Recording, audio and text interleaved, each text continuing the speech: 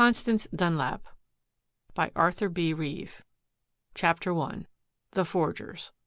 There was something of the look of the hunted animal brought to bay at last in Carlton Dunlap's face as he let himself into his apartment late one night toward the close of the year.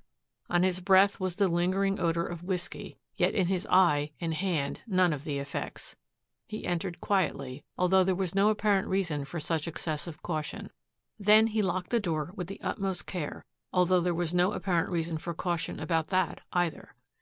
Even when he had thus barricaded himself, he paused to listen with all the elemental fear of the caveman who dreaded the footsteps of his pursuers. In the dim light of the studio apartment, he looked anxiously for the figure of his wife. Constance was not there, as she had been on other nights, uneasily awaiting his return. What was the matter? His hand shook a trifle now as he turned the knob of the bedroom door and pushed it softly open. She was asleep. He leaned over, not realizing that her every faculty was keenly alive to his presence, that she was acting a part. "Throw something around yourself, Constance," he whispered hoarsely into her ear, as she moved with a little well-feigned start at being suddenly wakened. "And come into the studio. There's something I must tell you tonight, my dear." "My dear!" she exclaimed bitterly, now seeming to rouse herself with an effort and pretending to put back a stray wisp of her dark hair in order to hide from him the tears that still lingered on her flushed cheeks. "You can say that, Carlton, when it has been every night the same old threadbare excuse of working at the office until midnight?" She set her face in hard lines, but could not catch his eye. "Carlton Dunlap," she added in a tone that rasped his very soul, "I am nobody's fool. I may not know much about bookkeeping and accounting, but I can add. And two, when the same man but different women compose each two, do not make 4, according to my arithmetic, but 3, from which," she finished almost hysterically the little speech she had prepared, but it seemed to fall flat before the man's curiously altered manner, "from which I shall subtract 1. She burst into tears. "Listen," he urged, taking her arm gently to lead her to an easy chair.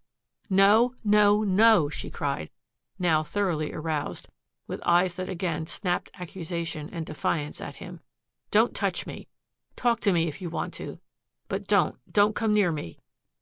She was now facing him, standing in the high-ceilinged studio, as they called the room where she had kept up in a desultory manner, for her own amusement, the art studies which had interested her before her marriage. "What is it that you want to say? The other nights you said nothing at all. Have you at last thought up an excuse? I hope it is at least a clever one." "Constance," he remonstrated, looking fearfully about. Instinctively she felt that her accusation was unjust. Not even that had dulled the hunted look in his face. Perhaps if it were that of which you suspect me, we could patch it up. I don't know. But Constance, I must leave for the West on the first train in the morning." He did not pause to notice her startled look, but raced on. "I have worked every night this week, trying to straighten out those accounts of mine by the first of the year, and I can't do it. An expert begins on them in a couple of days. You must call up the office tomorrow and tell them that I am ill. Tell them anything. I must get at least a day or two start before they—" "Carlton," she interrupted, "what is the matter? What have you—" She checked herself in surprise. He had been fumbling in his pocket and now laid down a pile of green and yellow banknotes on the table. "I have scraped together every last cent I can spare," he continued, talking jerkily to suppress his emotion. "They cannot take those away from you, Constance. And when I am settled in a new life—" He swallowed hard and averted his eyes further from her startled gaze. "Under a new name, somewhere. If you have just a little spot in your heart that still responds to me, no, it is too much even to hope. Constance, the accounts will not come out right because I am an embezzler." He bit off the word viciously and then sank his head into his hands and bowed it to a depth that alone could express his shame. Why did she not say something, do something? Some women would have fainted. Some would have denounced him. But she stood there, and he dared not look up to read what was written in her face. He felt alone, all alone, with every man's hand against him, he who had never in all his life felt so or had done anything to make him feel so before. He groaned as the sweat of his mental and physical agony poured coldly out on his forehead. All that he knew was that she was standing there, silent, looking him through and through, as cold as a statue. Was she the personification of justice? Was this but a foretaste of the ostracism of the world? "When we were first married, Constance," he began sadly, "I was only a clerk for Green and Company, at $2,000 a year. We talked it over. I stayed, and in time became cashier at $5,000. But you know as well as I that $5,000 does not meet the social obligations laid on us by our position in the circle in which we are forced to move." His voice had become cold and hard, but he did not allow himself to be betrayed into adding, as he might well have done in justice to himself, that to her even $1,000 a month would have been only a beginning. It was not that she had been accustomed to so much in the station of life from which he had taken her. The plain fact was that New York had had an overtonic effect on her. "You were not a nagging woman, Constance," he went on in a somewhat softened tone. "In fact, you have been a good wife. You have never thrown it up at me that I was unable to make good to the degree of many of our friends in purely commercial lines. All you have ever said is the truth. A banking house pays low for its brains." "My God!" he cried, stiffening out in the chair and clenching his fists. "It pays low for its temptations, too." There had been nothing in the world Carlton would not have given to make happy the woman who stood now, leaning on the table in cold silence, with averted head, regarding neither him nor the pile of greenbacks. "Hundreds of thousands of dollars pass through my hands every week," he resumed. "That business owed me for my care of it. It was taking the best in me, and in return was not paying what other businesses paid for the best in other men. When a man gets thinking that way, with a woman whom he loves as I love you, something happens." He paused in the bitterness of his thoughts. She moved as if to speak. "No, no," he interrupted. "Hear me out first. All I asked was a chance to employ a little of the money that I saw about me. Not to take it, but to employ it for a little while, a few days, perhaps only a few hours. Money breeds money. Why should I not use some of this idle money to pay me what I ought to have? When Mr. Green was away last summer, I heard some inside news about a certain stock. So it happened that I began to juggle the accounts. It is too long a story to tell how I did it. Anybody in my position could have done it for a time. It would not interest you anyhow, but I did it. The first venture was successful. Also, the spending of the money was very successful in its way. That was the money that took us to the fashionable hotel in Atlantic City, where we met so many people. Instead of helping me, it got me in deeper. When the profit from this first deal was spent, there was nothing to do but to repeat what I had done successfully before. I could not quit now. I tried again. A little hypothecation of some bonds. Stocks went down. I had made a bad bet, and $5,000 was wiped out, a whole year's salary. I tried again and wiped out $5,000 more. I was at my wits' end. I have borrowed under fictitious names, used names of obscure persons as borrowers, have put up dummy security. It was possible because I controlled the audits, but it has done no good. The losses have far outbalanced the winnings, and today I am in for $25,000. She was watching him now with dilating eyes as the horror of the situation was burned into her soul. He raced on, afraid to pause lest she should interrupt him. "Mr. Green has been talked into introducing scientific management and a new system into the business by a certified public accountant, an expert in installing systems and discovering irregularities. Here I am, faced by certain exposure," he went on, pacing the floor and looking everywhere but at her face. "What should I do? Borrow? It is useless. I have no security that anyone would accept. There is just one thing left." He lowered his voice until it almost sank into a hoarse whisper. "I must cut loose. I have scraped together what I can, and I have borrowed on my life insurance. Here on the table is all that I can spare. Tonight, the last night, I have worked frantically in a vain hope that something, some way would at last turn up. It has not. There is no other way out. In despair, I have put this off until the last moment, but I have thought of nothing else for a week.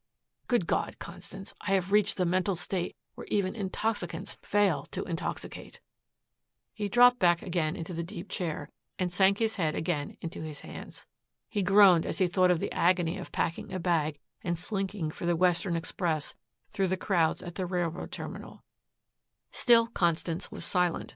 Through her mind was running the single thought that she had misjudged him. There had been no other woman in the case. As he spoke, there came flooding into her heart the sudden realization of the truth. He had done it for her. It was a rude and bitter awakening after the past months when the increased income, with no questions asked, had made her feel that they were advancing. She passed her hands over her eyes, but there it was still, not a dream, but a harsh reality. If she could only have gone back and undone it! But what was done was done. She was amazed at herself. It was not horror of the deed that sent an icy shudder over her. It was horror of exposure. He had done it for her. Over and over again that thought raced through her mind. She steeled herself at last to speak. She hardly knew what was in her own mind, what the conflicting, surging emotions of her own heart meant. "And so you are leaving me with what is left, leaving me in disgrace, and you are going to do the best you can to get away safely. You want me to tell one last lie for you." There was an unnatural hollowness in her voice which he did not understand, but which cut him to the quick. He had killed love. He was alone. He knew it. With a final effort he tried to moisten his parched lips to answer. At last, in a husky voice, he managed to say, "Yes." But with all his power of will, he could not look at her. "Carlton Dunlap," she cried, leaning both hands for support on the table, bending over and at last forcing him to look her in the eyes. "Do you know what I think of you? I think you are a damned coward. There." Instead of tears and recriminations, instead of the conventional, "How could you do it?" instead of burning denunciation of him for ruining her life, he read something else in her face. What was it? "Coward?" he repeated slowly. "What would you have me do? Take you with me?"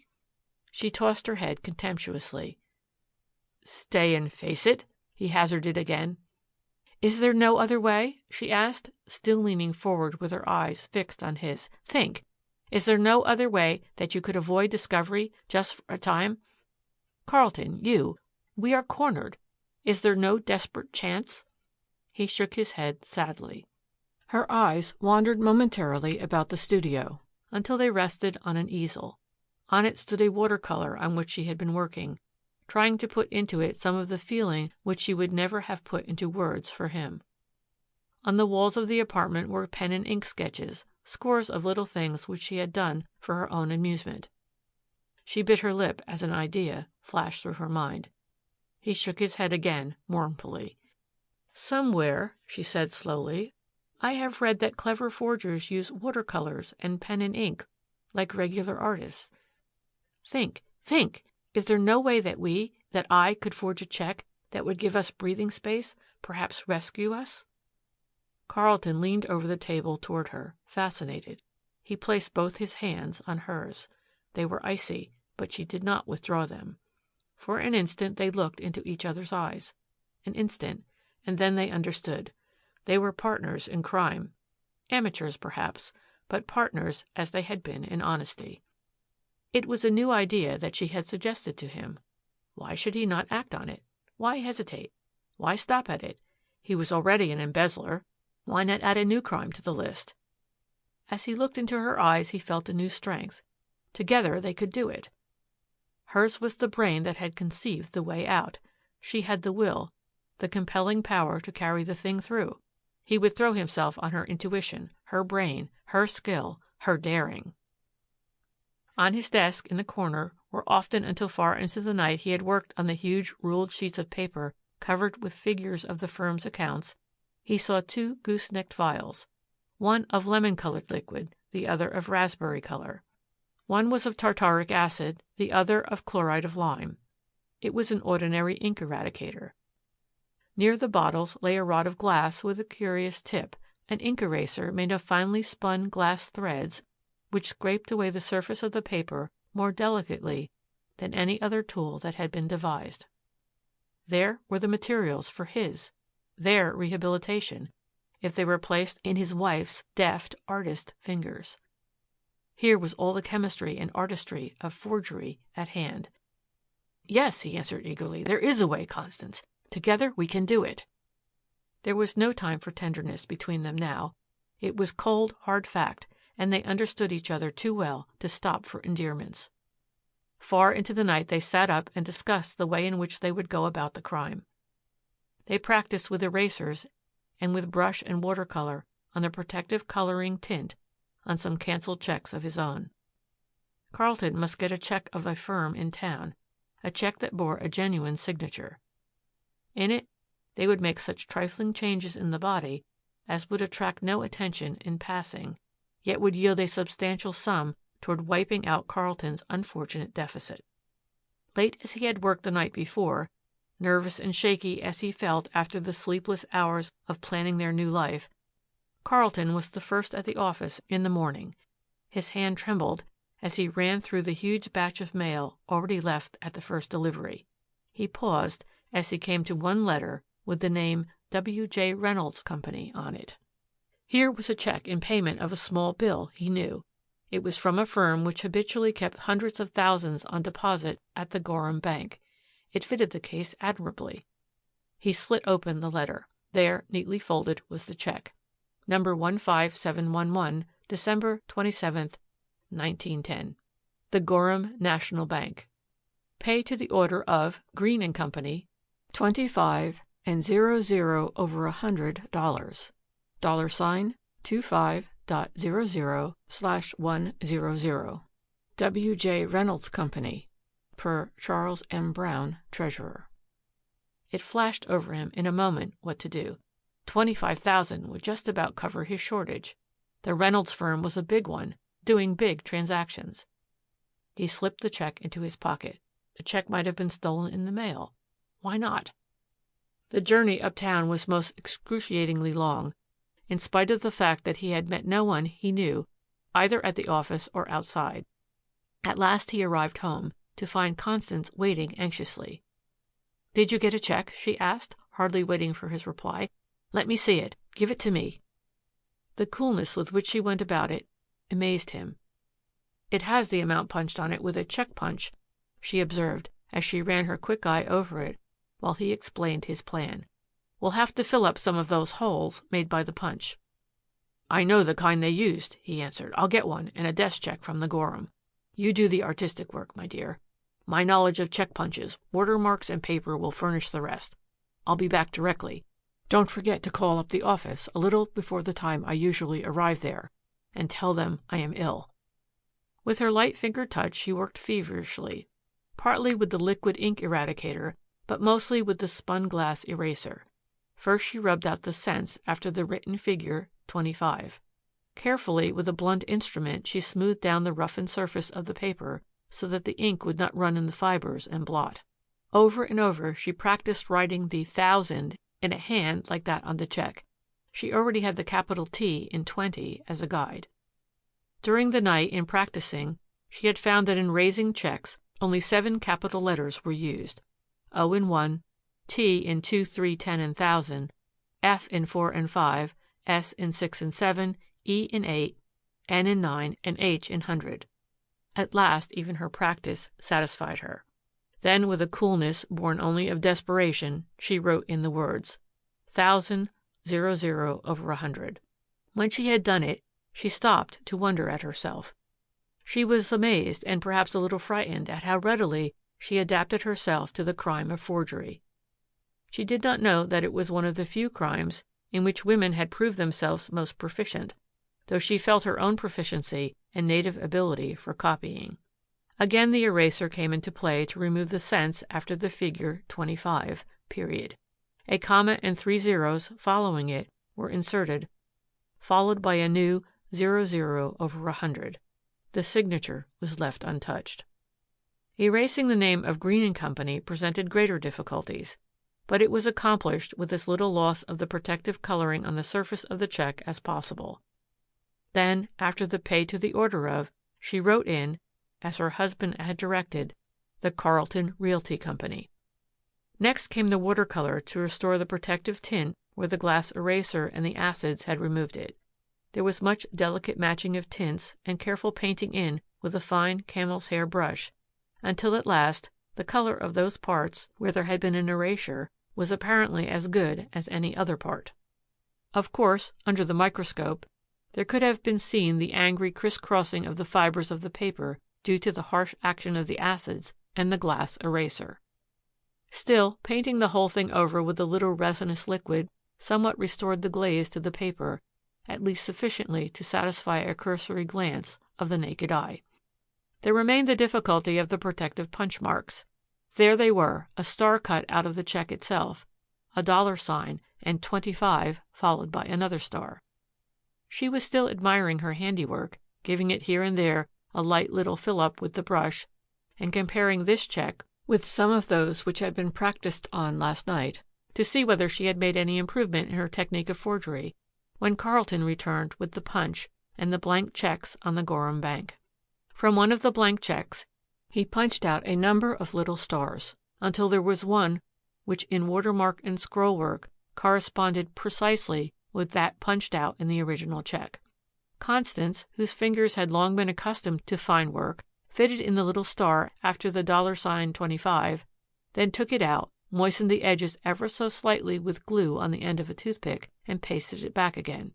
A hot iron completed the work of making the edges smooth, and unless a rather powerful glass had been used, no one could have seen the pasted-in insertion after the $25.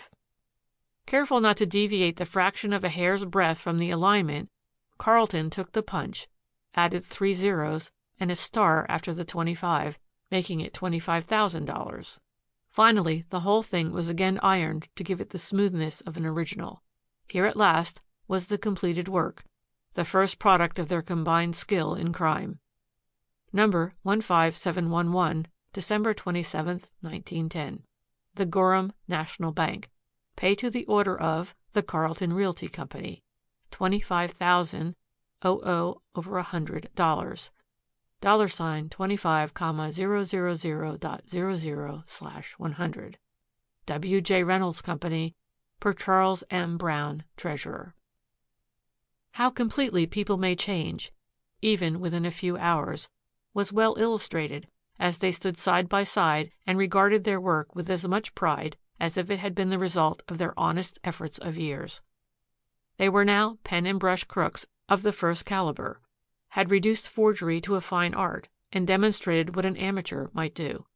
For although they did not know it, nearly half the 15 millions or so lost by forgeries every year was the work of amateurs such as they. The next problem was presenting the check for collection. Of course, Carlton could not put it through his own bank unless he wanted to leave a blazed trail straight to himself. Only a colossal bluff would do, and in a city where only colossal bluffs succeed, it was not so impossible as might have been first imagined. Luncheon over, they sauntered casually into a high-class office building on Broadway, where there were offices to rent. The agent was duly impressed by the couple who talked of their large real estate dealings. Where he might have been thoroughly suspicious of a man and might have asked many embarrassing but perfectly proper questions, he accepted the woman without a murmur. At her suggestion, he even consented to take his new tenants around to the Uptown Bank and introduce them. They made an excellent impression by a first cash deposit of the money Carlton had thrown down on the table the night before. A check for the first month's rent more than mollified the agent, and talk of a big deal that was just being signed up today duly impressed the bank. The next problem was to get the forged check certified. That also proved a very simple matter. Anyone can walk into a bank and get a check for $25,000 certified, while if he appears, a stranger, before the window of a paying teller to cash a check for $25, he would almost be thrown out of the bank. Banks will certify at a glance practically any check that looks right, but they pass on the responsibility of cashing them. Thus, before the close of banking hours, Dunlap was able to deposit in his new bank the check certified by the Gorham. 24 hours must elapse before he could draw against the check, which he had deposited. He did not propose to waste that time, so that the next day found him at Green & Company's, feeling much better. Really, he had come prepared now to straighten out the books, knowing that in a few hours he could make good. The first hesitation due to the newness of the game had worn off by this time.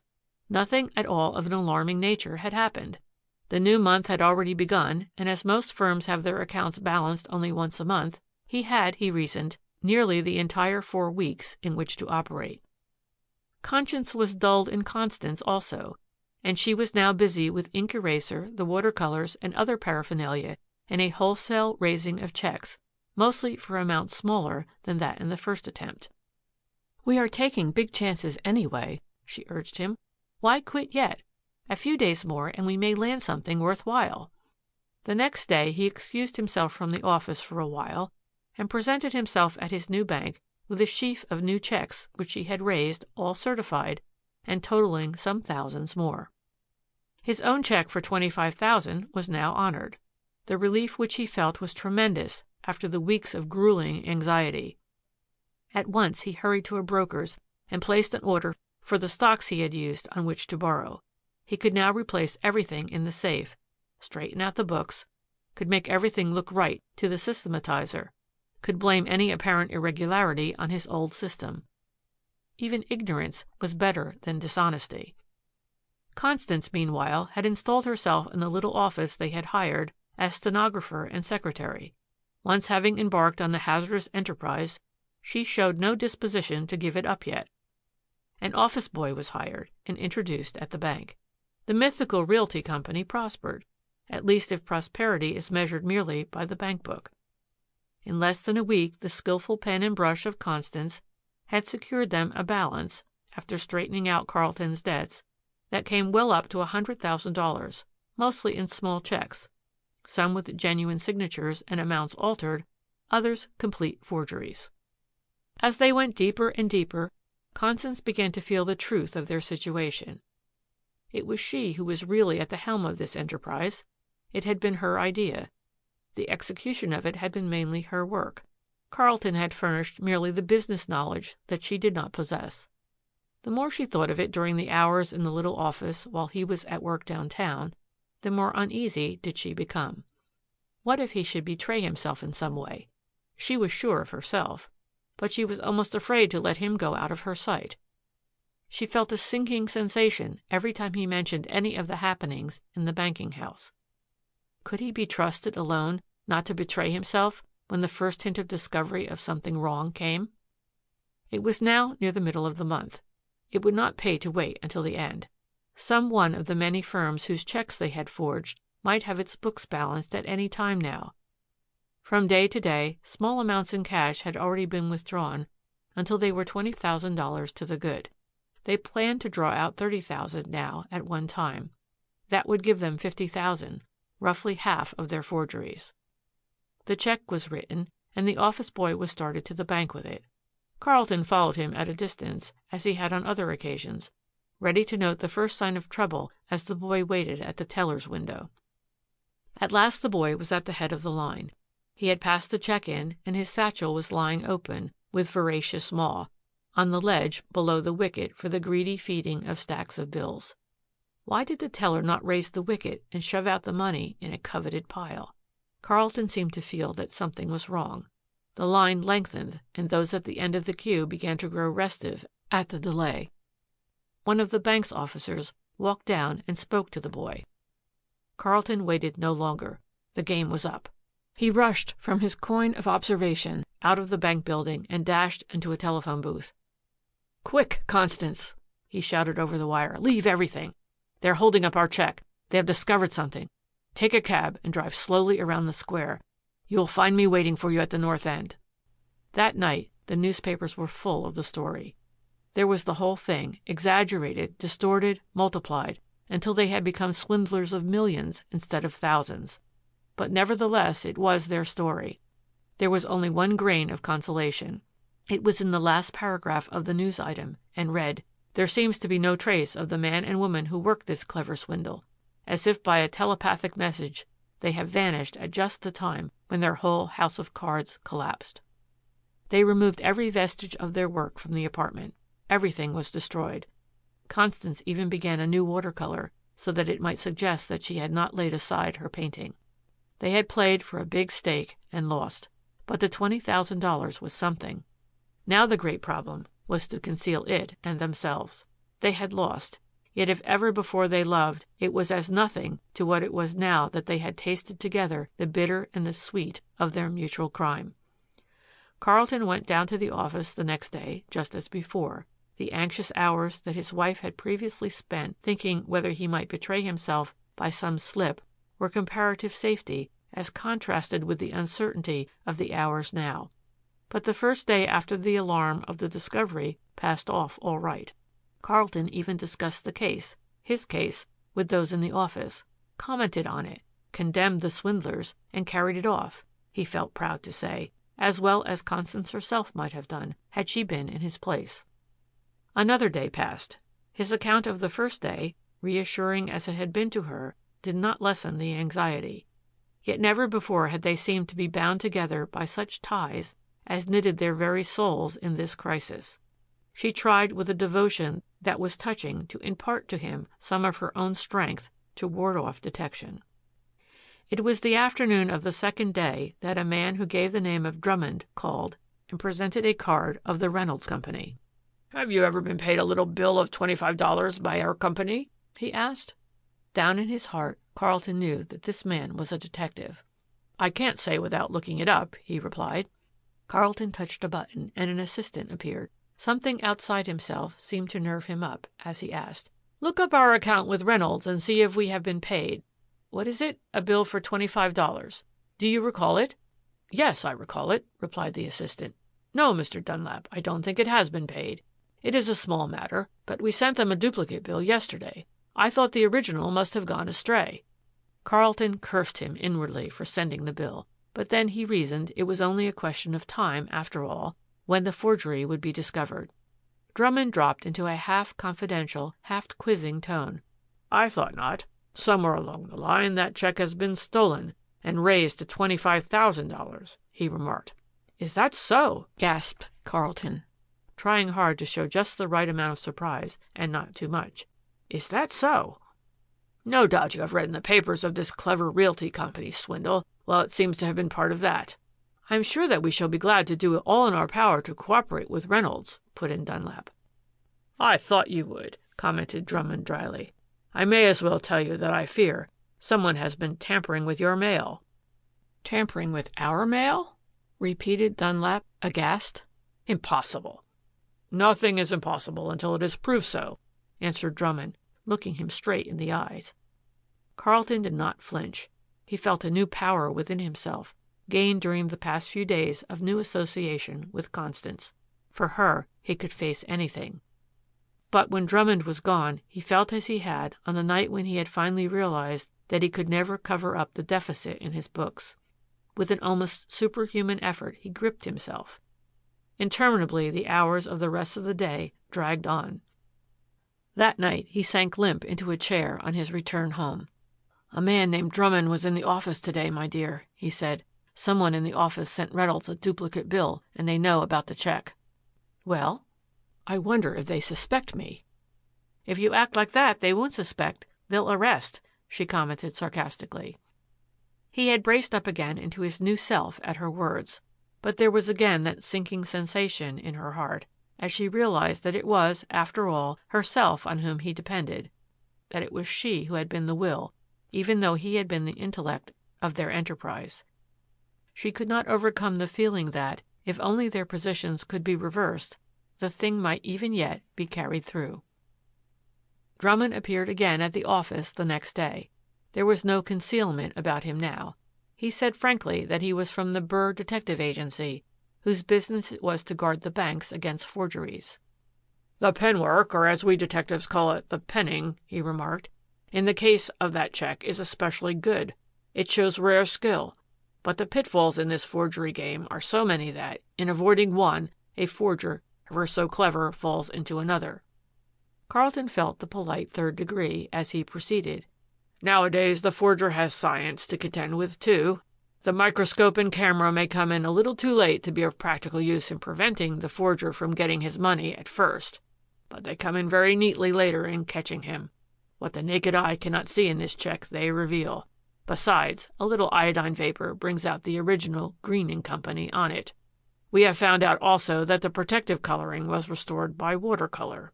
That was easy. Where the paper was scratched and the sizing taken off, it has been painted with a resinous substance to restore the glaze to the eye. Well, a little alcohol takes that off, too. Oh, the amateur forger may be the most dangerous kind, because the professional regularly follows the same line, leaves tracks, has associates. But, he concluded impressively, all are caught sooner or later. Sooner or later. Dunlap managed to maintain his outward composure admirably. Still, the little lifting of the curtain on the hidden mysteries of the new detective art produced its effect. They were getting closer, and Dunlap knew it, as Drummond intended he should. And, as in every crisis, he turned naturally to Constance. Never had she meant so much to him as now. That night, as he entered the apartment, he happened to glance behind him. In the shadow down the street, a man dodged quickly behind a tree. The thing gave him a start.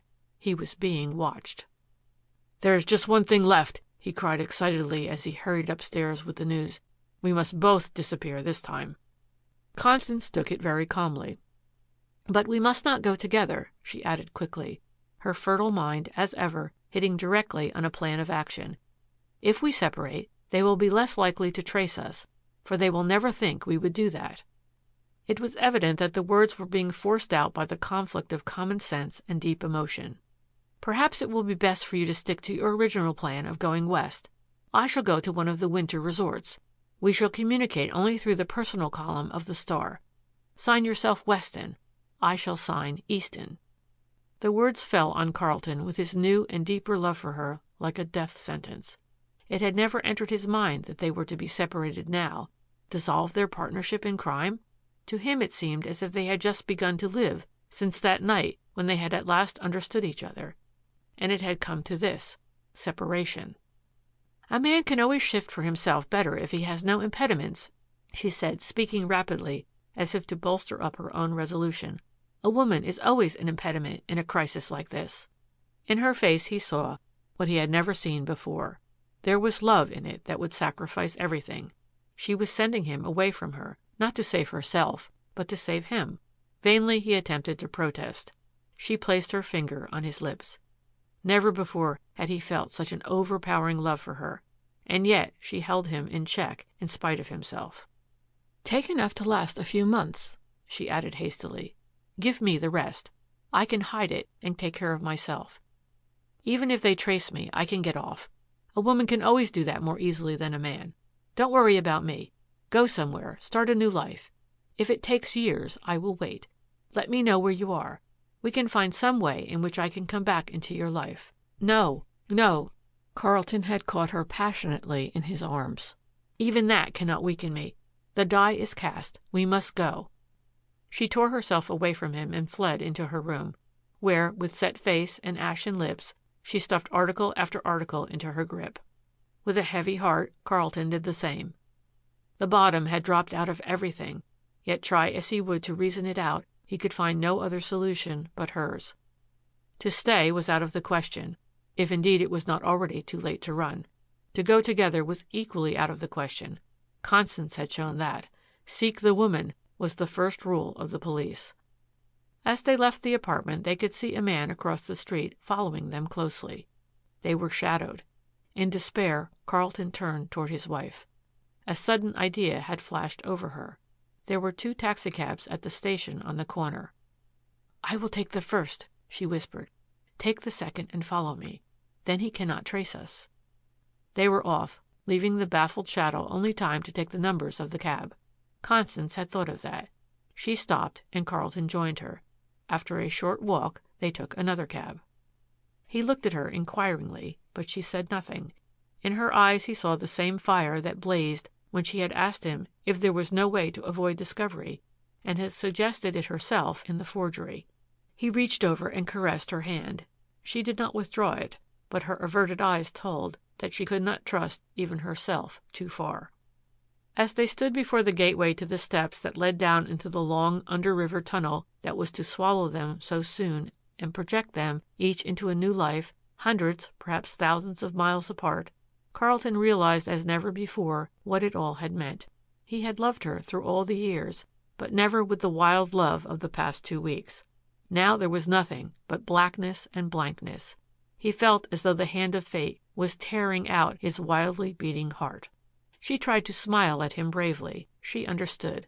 For a moment she looked at him in the old way, and all the pent-up love that would have, that had done and dared everything for him, struggled in her rapidly rising and falling breast. It was now or never. She knew it. The supreme effort. One word or look too many from her, and all would be lost. She flung her arms about him and kissed him. "Remember, 1 week from today, a personal, in the Star," she panted. She literally tore herself from his arms, gathered up her grip, and was gone. A week passed. The quiet little woman at the Ocean View house was still as much a mystery to the other guests as when she arrived, travel-stained and worn with the repressed emotion of her sacrifice. She had appeared to show no interest in anything, to take her meals mechanically, to stay most of the time in her room, never to enter into any of the recreations of the famous winter resort. Only once a day did she betray the slightest concern about anything around her. That was when the New York papers arrived. Then she was always first at the newsstand, and the boy handed out to her, as a matter of habit, the Star. Yet no one ever saw her read it. Directly afterward she would retire to her room. There she would pore over the first page, reading and rereading every personal in it.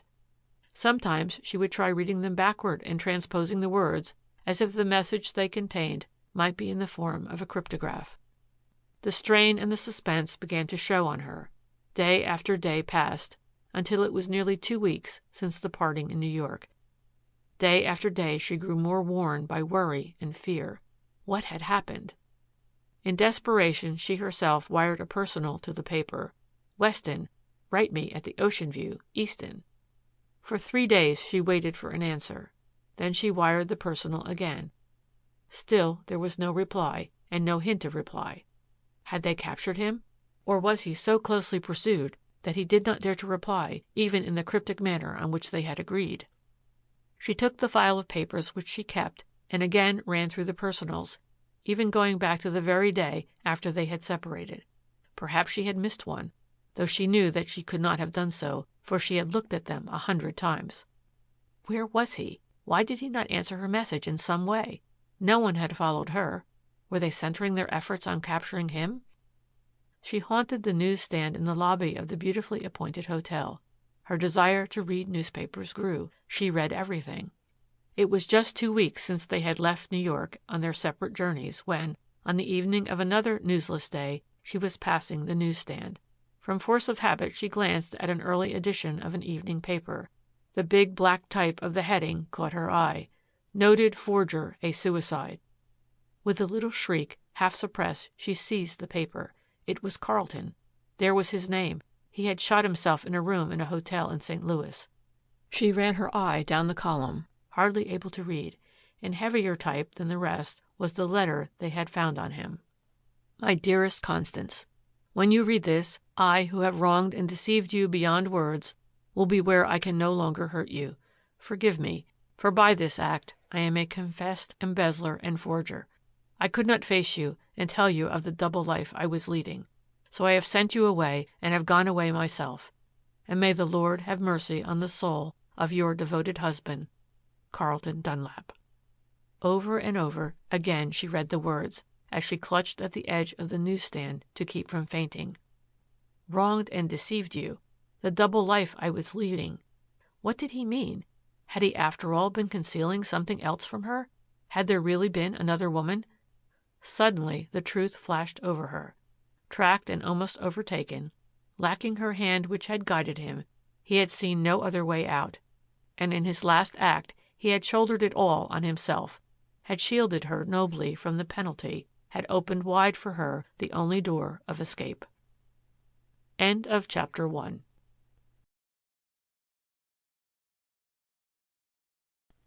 Chapter 2. The Embezzlers. I came here to hide, to vanish forever from those who know me. The young man paused a moment to watch the effect of his revelation of himself to Constance Dunlap. There was a certain cynical bitterness in his tone which made her shudder. "If you were to be discovered, what then?" she hazarded. Murray Dodge looked at her significantly, but said nothing. Instead, he turned and gazed silently at the ruffled waters of Wood Lake.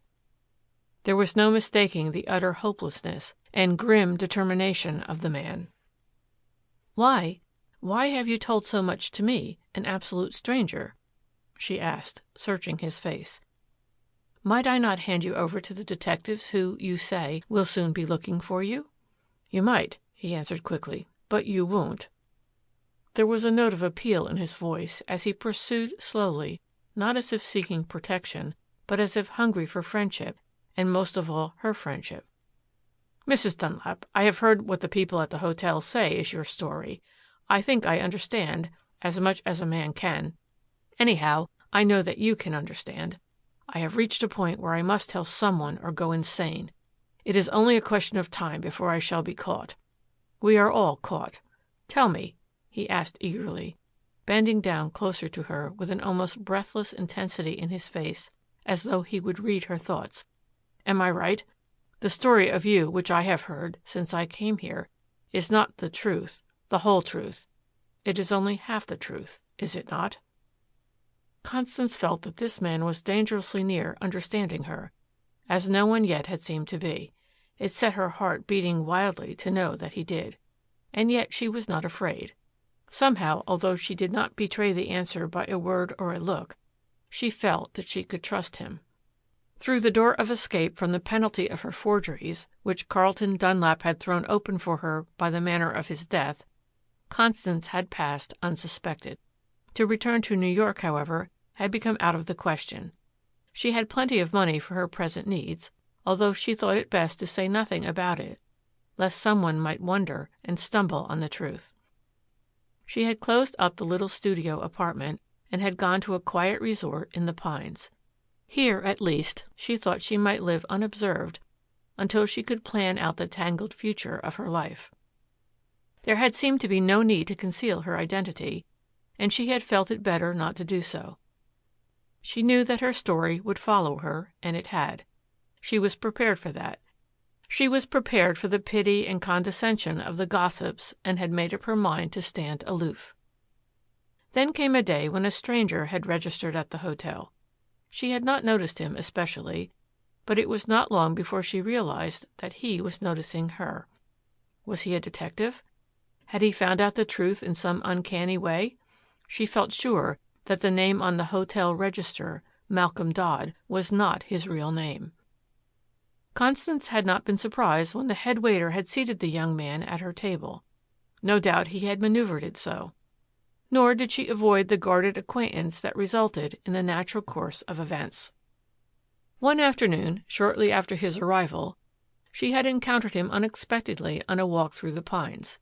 He appeared surprised to meet her, yet she knew intuitively that he had been following her.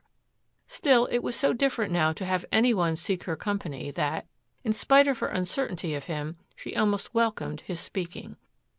There was a certain deference in his manner, too, which did not accord with Constance's idea of a detective. Yet he did know something of her. How much? Was it merely what the rest of the world knew? She could not help seeing that the man was studying her, while she studied him. There was a fascination about it, a fascination that the human mystery always possesses for a woman. On his part, he showed keenly his interest in her. Constance had met him with more frankness as she encountered him often during the days that followed. She had even tried to draw him out to talk of himself. "I came here," he said one day when they were passing the spot where he had overtaken her first, "without knowing a soul, not expecting to meet anyone I should care for, indeed hoping to meet no one." Constance had said nothing, but she felt that at last he was going to crash down the barrier of reserve. He continued earnestly, "Somehow or other I have come to enjoy these little walks." "So have I," she admitted, facing him. "But, do you know, sometimes I have thought that Malcolm Dodd is not your real name." "Not my real name?" he repeated. "And that you are here for some other purpose than just to rest. You know, you might be a detective." He had looked at her searchingly. Then, in a burst of confidence, he had replied, "No, my name is not Dodd, as you guessed. But I am not a detective, as you suspected at first. I have been watching you because, ever since I heard your story here, I have been, well, not suspicious, but attracted. You seem to me to have faced a great problem. I, too, have come to the parting of the ways. Shall I run or shall I fight?" He had handed her a card without hesitation. It bore the name Murray Dodge, Treasurer, Globe Importing Company.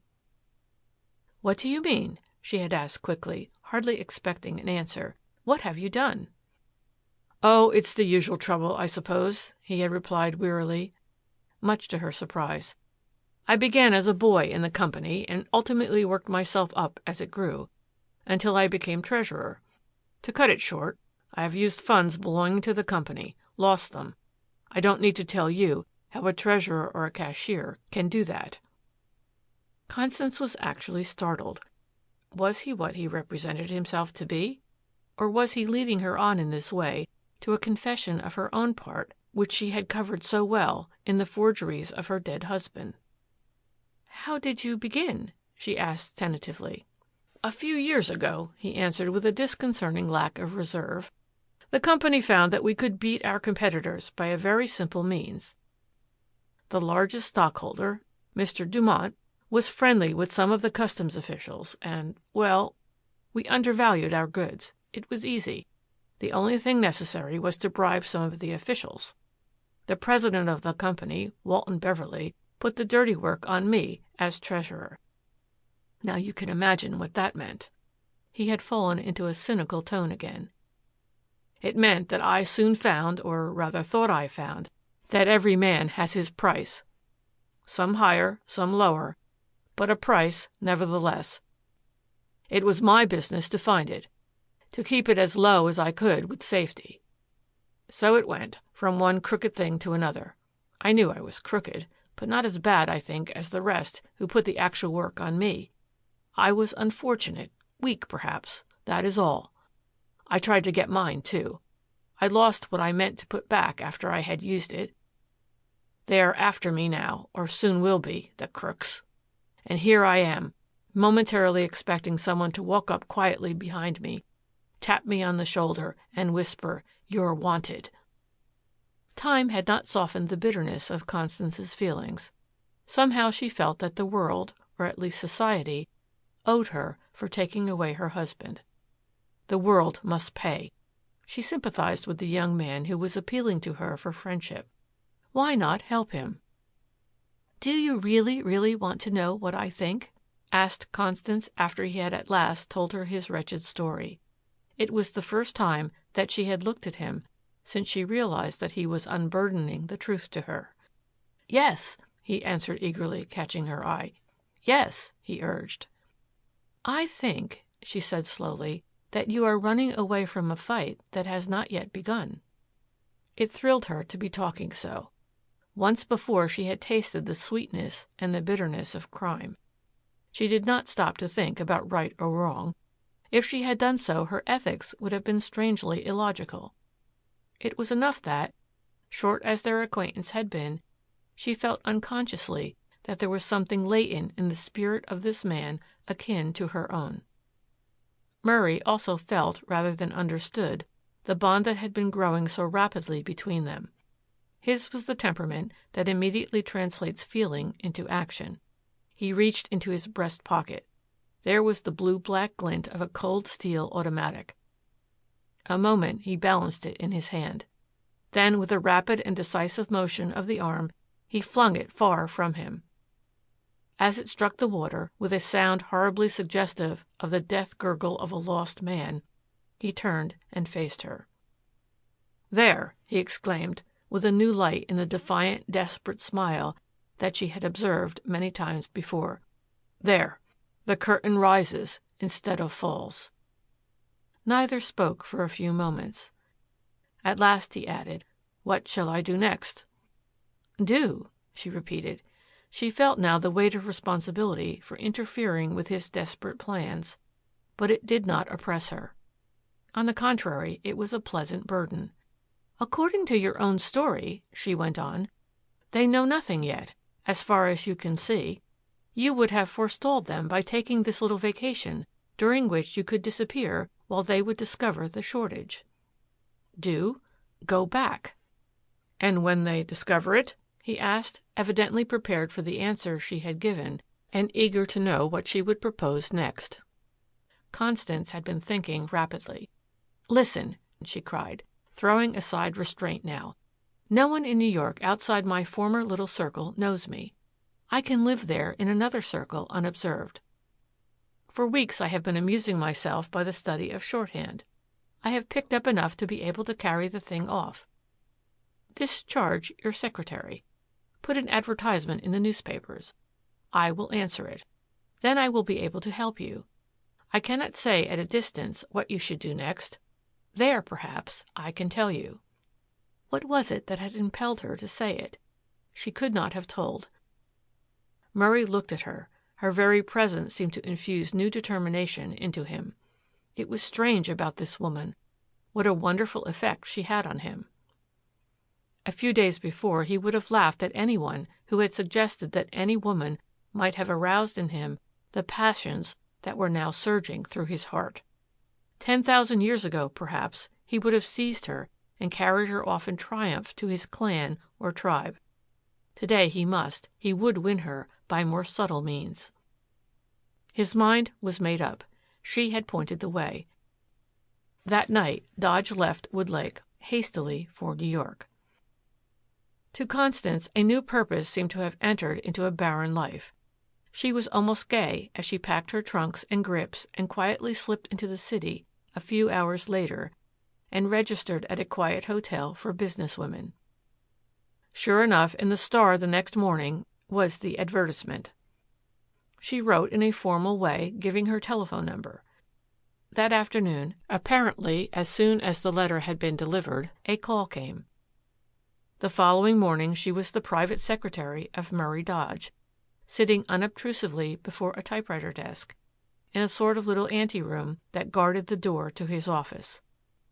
She took pains to act the part of private secretary and no more.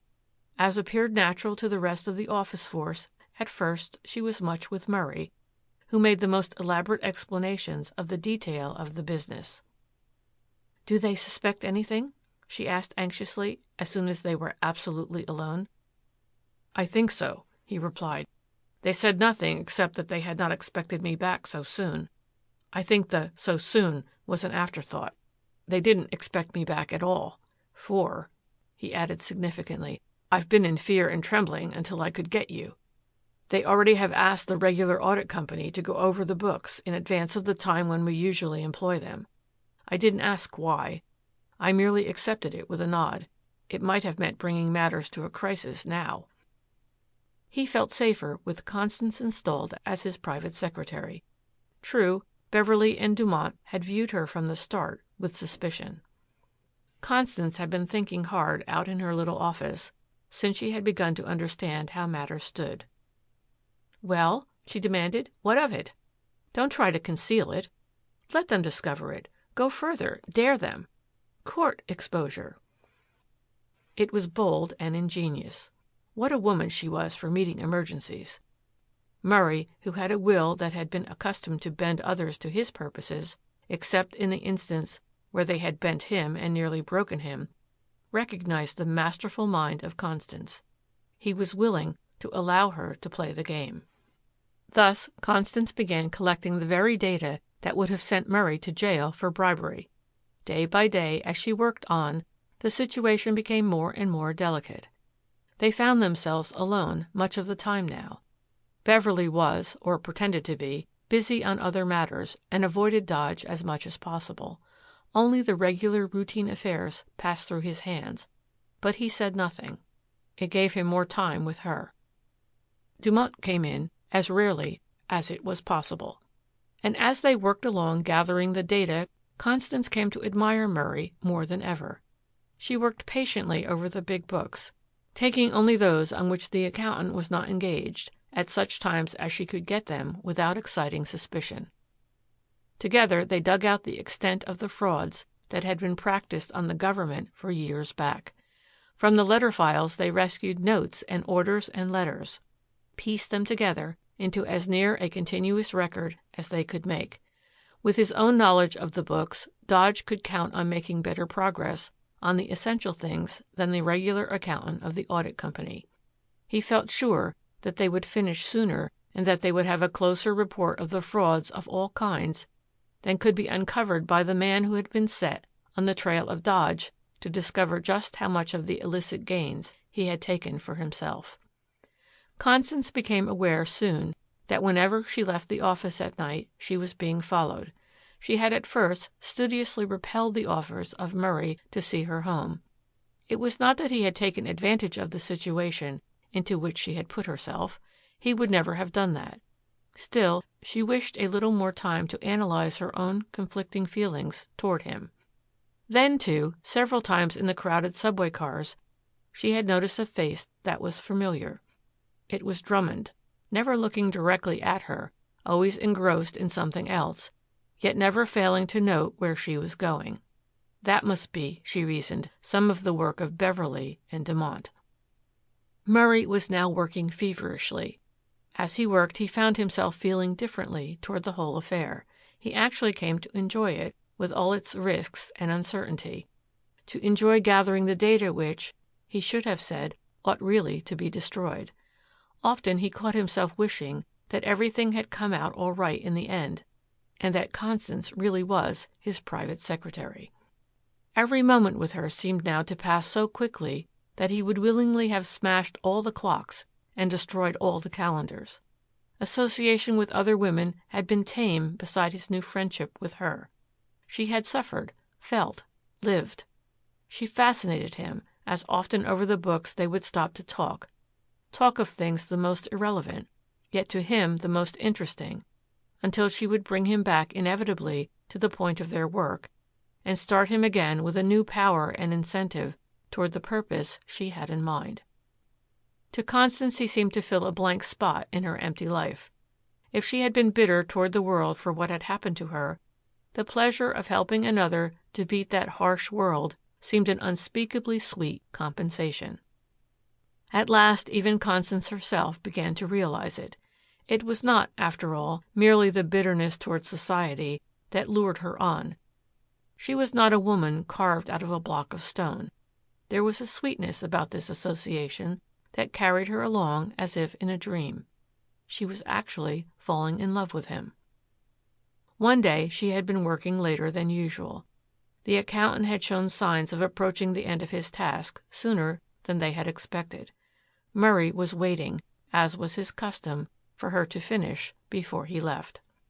There was no sound in the almost deserted office building save the banging of a door echoing now and then, or an insistent ring of the elevator bell as an anxious office boy or stenographer sought to escape after an extra period of work.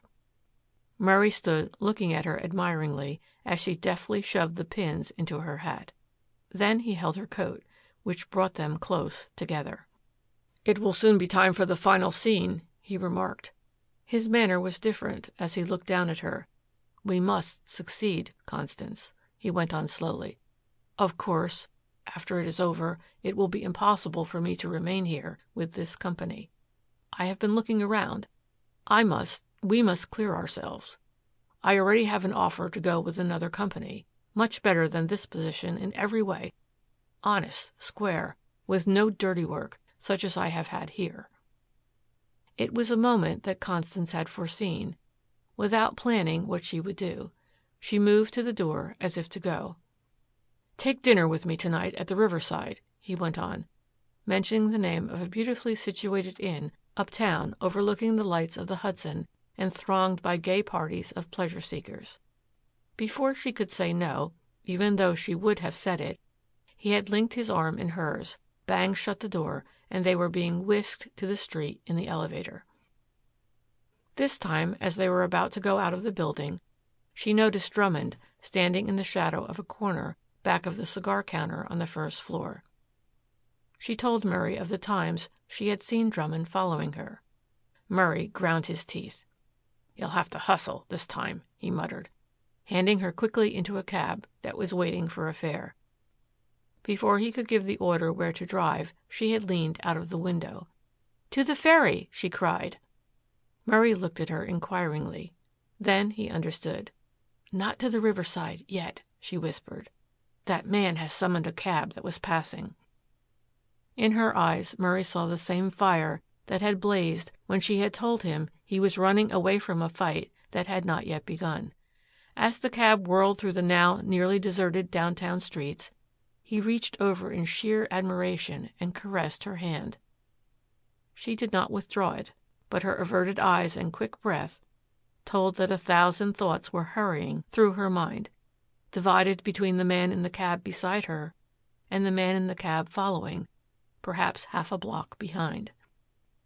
At the ferry they halted and pretended to be examining a timetable, though they bought only ferry tickets.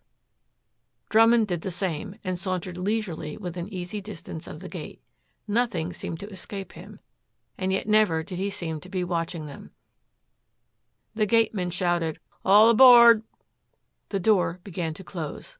"Come!" She tugged at his sleeve. They dodged in just in time. Drummond followed. They started across the wagon way to the opposite side of the slip. He kept on the near side. Constance swerved back again to the near side. Drummond had been opposite them, and they now had fallen in behind him. He was now ahead, but going slowly. Murray felt her pulling back on his arm. With a little exclamation, she dropped her purse, which contained a few coins. She had contrived to open it, and the coins ran in every possible direction. Drummond was now on the boat. "All aboard," growled the guard surlily. "All aboard."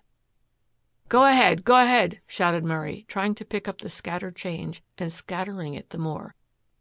At last he understood. "Go ahead. We'll take the next boat. Can't you see the lady has dropped her purse?" The gates closed, the warning whistle blew, and the ferry boat departed, bearing off Drummond alone. Another cab took them to the riverside. A new bond of experience had been established between them.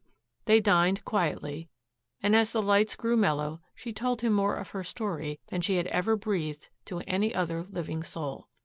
As Murray listened, he looked his admiration for the daring of the little woman opposite him at the table. They drifted. It was the day of the threatened exposure. Curiously enough, Dodge felt no nervousness. The understanding which he had reached or felt that he had reached with Constance made him rather eager than otherwise to have the whole affair over with at once. Drummond had been shut up for some time in the office of Beverley with Dumont, going over the report which the accountant had prepared and other matters. He had come in without seeing either Constance or Murray, though they knew he must be nursing his chagrin over the episode of the night before. "They are waiting to see you," reported Constance to Dodge half an hour later, after one of the office boys had been sent over as a formal messenger to their office. "We are ready for them?" he asked, smiling at her. Constance nodded. "Then I shall go in. Wait a moment. When they have hurled their worst at me, I shall call on you. Have the stuff ready." There was no hesitation, no misgiving on the part of either, as he strode into Beverley's office. Constance had prepared the record which they had been working on, and for days had been momentarily expecting this crisis. She felt that she was ready. An ominous silence greeted Dodge as he entered. "We have experts on your books, Dodge," began Beverley, clearing his throat, as Murray seated himself, waiting for them to speak first. "I have seen that," he replied dryly. "They are $50,000 short," shot out Dumont. "Indeed." Dumont gasped at the coolness of the man. "What? You have nothing to say? Why, sir," he added, raising his voice, "you have actually made no effort to conceal it." Dodge smiled cynically. "A consultation will rectify it," was all he said. "A conference will show you that it is all right." "A consultation?" broke in Beverley in rage. "A consultation in jail?" Still Dodge merely smiled. "Then you consider yourself trapped. You admit it," ground out Dumont. "Anything you please," repeated Dodge. "I am perfectly willing—" "Let us end this farce now," cried Beverley hotly. "Drummond." The detective had been doing some rapid thinking. "Just a moment," he interrupted. "Don't be too precipitate. Hear his side if he has any. I can manage him. Besides, I have something else to say about another person that will interest us all." "Then you are willing to have the consultation?" Drummond nodded. Miss Dunlap, called Murray, taking the words almost from the detective's lips as he opened the door and held it for her to enter. No, no, alone, almost shouted Beverly. The detective signaled to him and he subsided, muttering. As she entered, Drummond looked hard at her. Constance met him without wavering an instant. I think I have seen you before, Mrs. Dunlap, insinuated the detective. Perhaps, replied Constance, still meeting his sharp ferret eyes squarely, which increased his animosity. Your husband was Carlton Dunlap, cashier of Green and Company, was he not? She bit her lip. The manner of his raking up old scores, though she had expected it, was cruel. It would have been cruel in court if she had had a lawyer to protect her rights. It was doubly cruel, merciless here. Before Dodge could interrupt, the detective added, Who committed suicide after forging checks to meet his... Murray was at Drummond like a hound. Another word from you and I'll throttle you, he blurted out. No, Murray, no, don't, pleaded Constance. She was burning with indignation, but it was not by violence that she expected to prevail. Let him say what he has to say. Drummond smiled. He had no scruples about a third degree of this kind, and besides, there were 3 of them to Dodge. You were, both of you, at Wood Lake not long ago, were you not? He asked calmly. There was no escaping the implication of the tone. Still, Drummond was taking no chances of being misunderstood. There was one man, he went on, who embezzled for you. Here is another who has embezzled. How will that look when it goes before a jury? He concluded. The fight had shifted before it had well begun. Instead of being between Dodge on the one side and Beverly and Dumont on the other, it now seemed to be a clash between a cool detective and a clever woman. Mrs. Dunlap, interrupted Murray, with a mocking smile at the detective, will you tell us what you have found out since you have been my private secretary? Constance had not lost control of herself for a moment. I have been looking over the books a little bit myself, she began slowly, with all eyes riveted on her. I find, for instance, that your company has been undervaluing its imported goods. Undervaluing merchandise is considered, I believe, one of the meanest forms of smuggling. The undervaluer has frequently to make a tool of a man in his employ. Then that tool must play on the frailties of an unfortunate or weak examiner at the public stores, where all invoices and merchandise from foreign countries are examined. Drummond had been trying to interrupt, but she had ignored him, and was speaking rapidly so that he could get no chance. You have cheated the government of hundreds of thousands of dollars, she hurried on, facing Beverly and Dumont. It would make a splendid newspaper story. Dumont moved uneasily. Drummond was now staring. It was a new phase of the matter to him. He had not counted on handling a woman like Constance, who knew how to take advantage of every weak spot in the armor. We are wasting time, he interrupted brusquely. Get back to the original subject. There is a $50,000 shortage on these books. The attempt clumsily to shift the case away again from Constance to Dodge was apparent.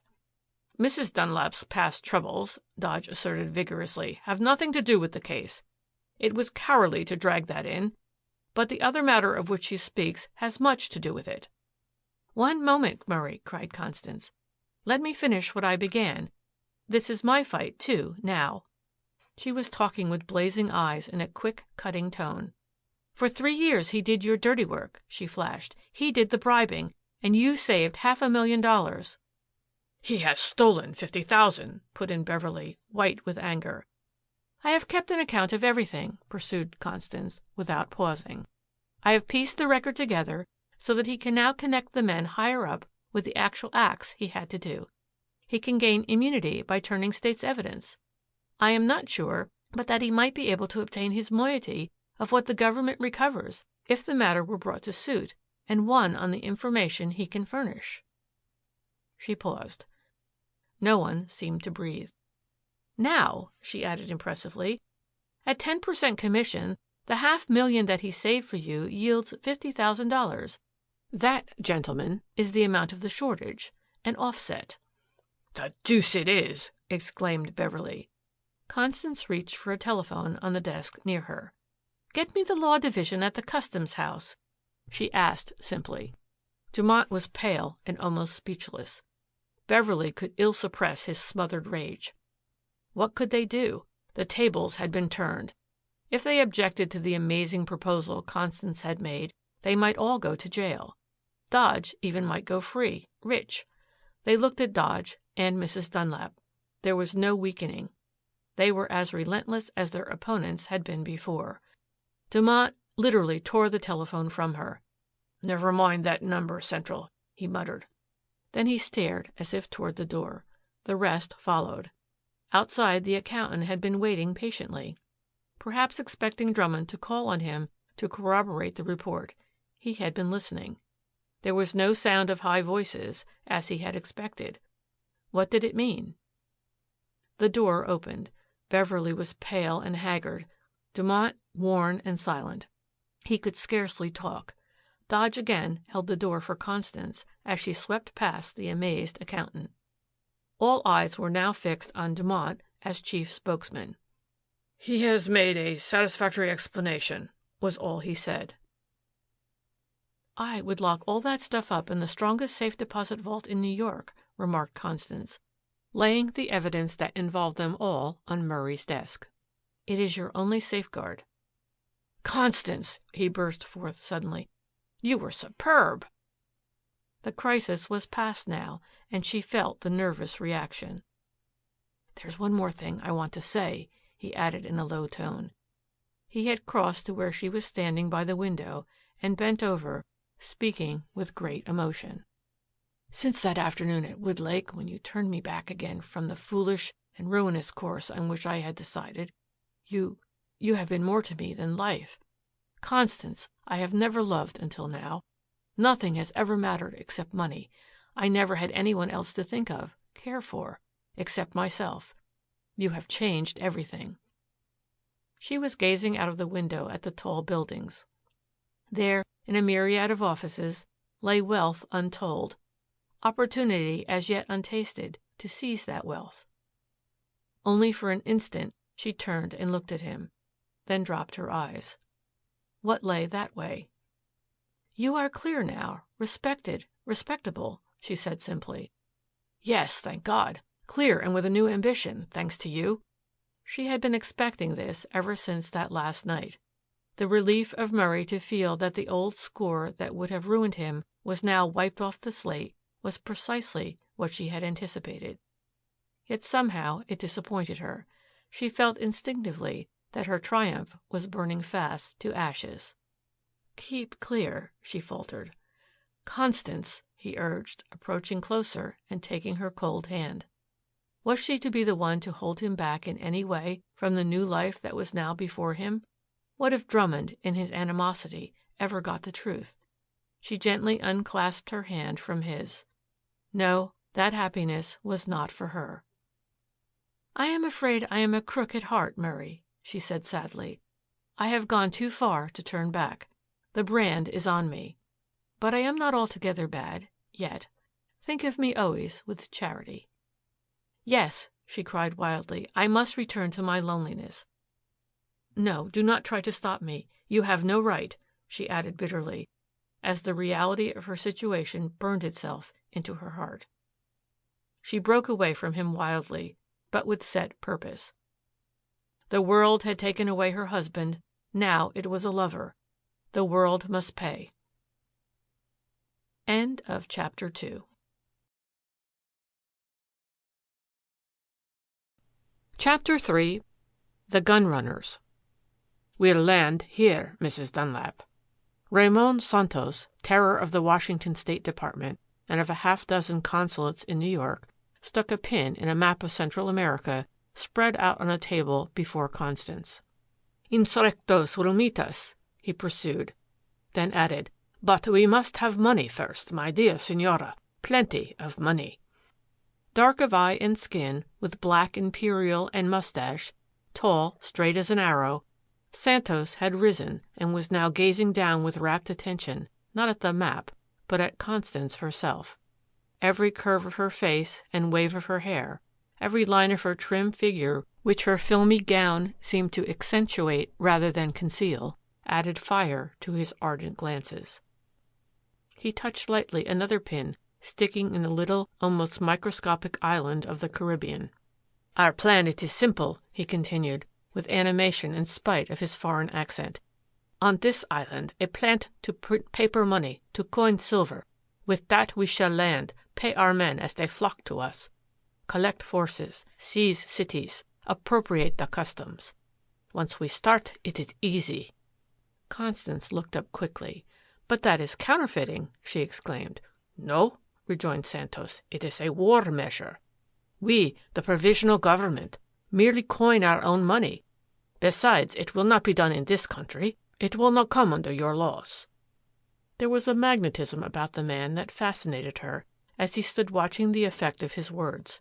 Instinctively she knew that it was not alone enthusiasm over his scheme that inspired his confidences.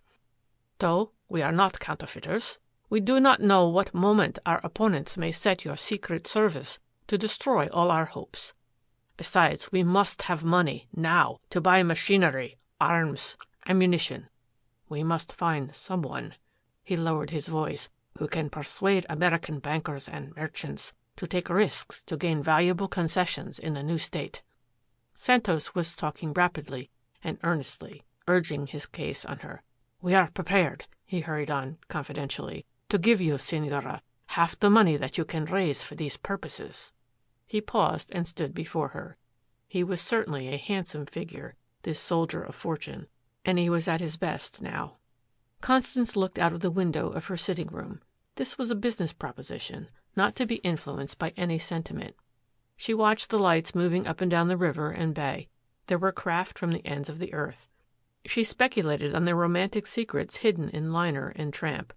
Surely they could scarcely be more romantic than the appeal Santos was making. "Will you help us?" urged Santos, leaning further over the map to read her averted face. In her loneliness after she had given up Murray Dodge, life in New York had seemed even more bitter to Constance than before. Yet the great city cast a spell over her, with its countless opportunities for adventure. She could not leave it, but had taken a suite in a quiet boarding house overlooking the bay from the Heights in Brooklyn. One guest in particular had interested her. He was a Latin American, Ramon Santos. She noticed that he seldom appeared at breakfast or luncheon, but at dinner he often ordered much as if it were 7 o'clock in the morning instead of the evening. He was a mystery, and mysteries interested her. Did he work all night and sleep all day? What was he doing? She was astonished a few nights after her arrival to receive a call from the mysterious evening breakfaster. "Pardon, I intrude," he began gracefully, presenting his card. "But I have heard how clever you are, Senora Dunlap. A friend in an importing firm has told me of you, a Mr. Dodge." Constance was startled at the name. Murray had indeed written a little note expressing his entire confidence in Mr. Santos. Formal as it was, Constance thought she could read between the lines the same feeling toward her that he had expressed at their parting. Santos gave her no time to live over the past. "You see, Mrs. Dunlap," he explained, as he led up to the object of his visit, "the time has come to overthrow the regime in Central America, for a revolution which will bring together all the countries in a union like the old United States of Central America." He had spread out the map on the table. "Only," he added, "we would call the new state Vespuccia." "We?" queried Constance. "Yes, my colleagues you call it in English. We have a junta with headquarters in an old loft on South Street in New York." Santos indicated the plan of campaign on the map. "We shall strike a blow," he cried, bringing his fist down on the table as if the blow had already fallen. "That will paralyze the enemy at the very start." He paused. "Will you help us raise the money?" he repeated earnestly. Constance had been inactive long enough. The appeal was romantic, almost irresistible. Besides, no, at the outset she put out of consideration any thought of the fascinating young soldier of fortune himself. The spirit of defiance of law and custom was strong upon her. That was all. "Yes," she replied, "I will help you." Santos leaned over and with a graceful gesture that she could not resent, raised her fingertips gallantly to his lips. "Thank you," he said with a courtly smile. "We have already won." The next day Ramon introduced her to the other members of the Junta.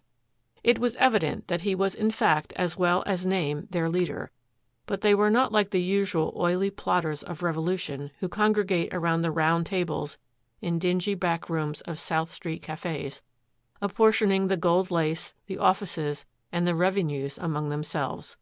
There was an air about them that was different.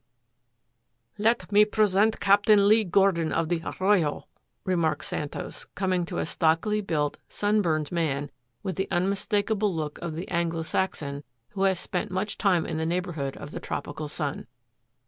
"The Arroyo is the ship that is to carry the arms and the plant to the island from Brooklyn. We chose Brooklyn because it is quieter over there. Fewer people late at night on the streets." Captain Gordon bowed without taking his eyes off Constance.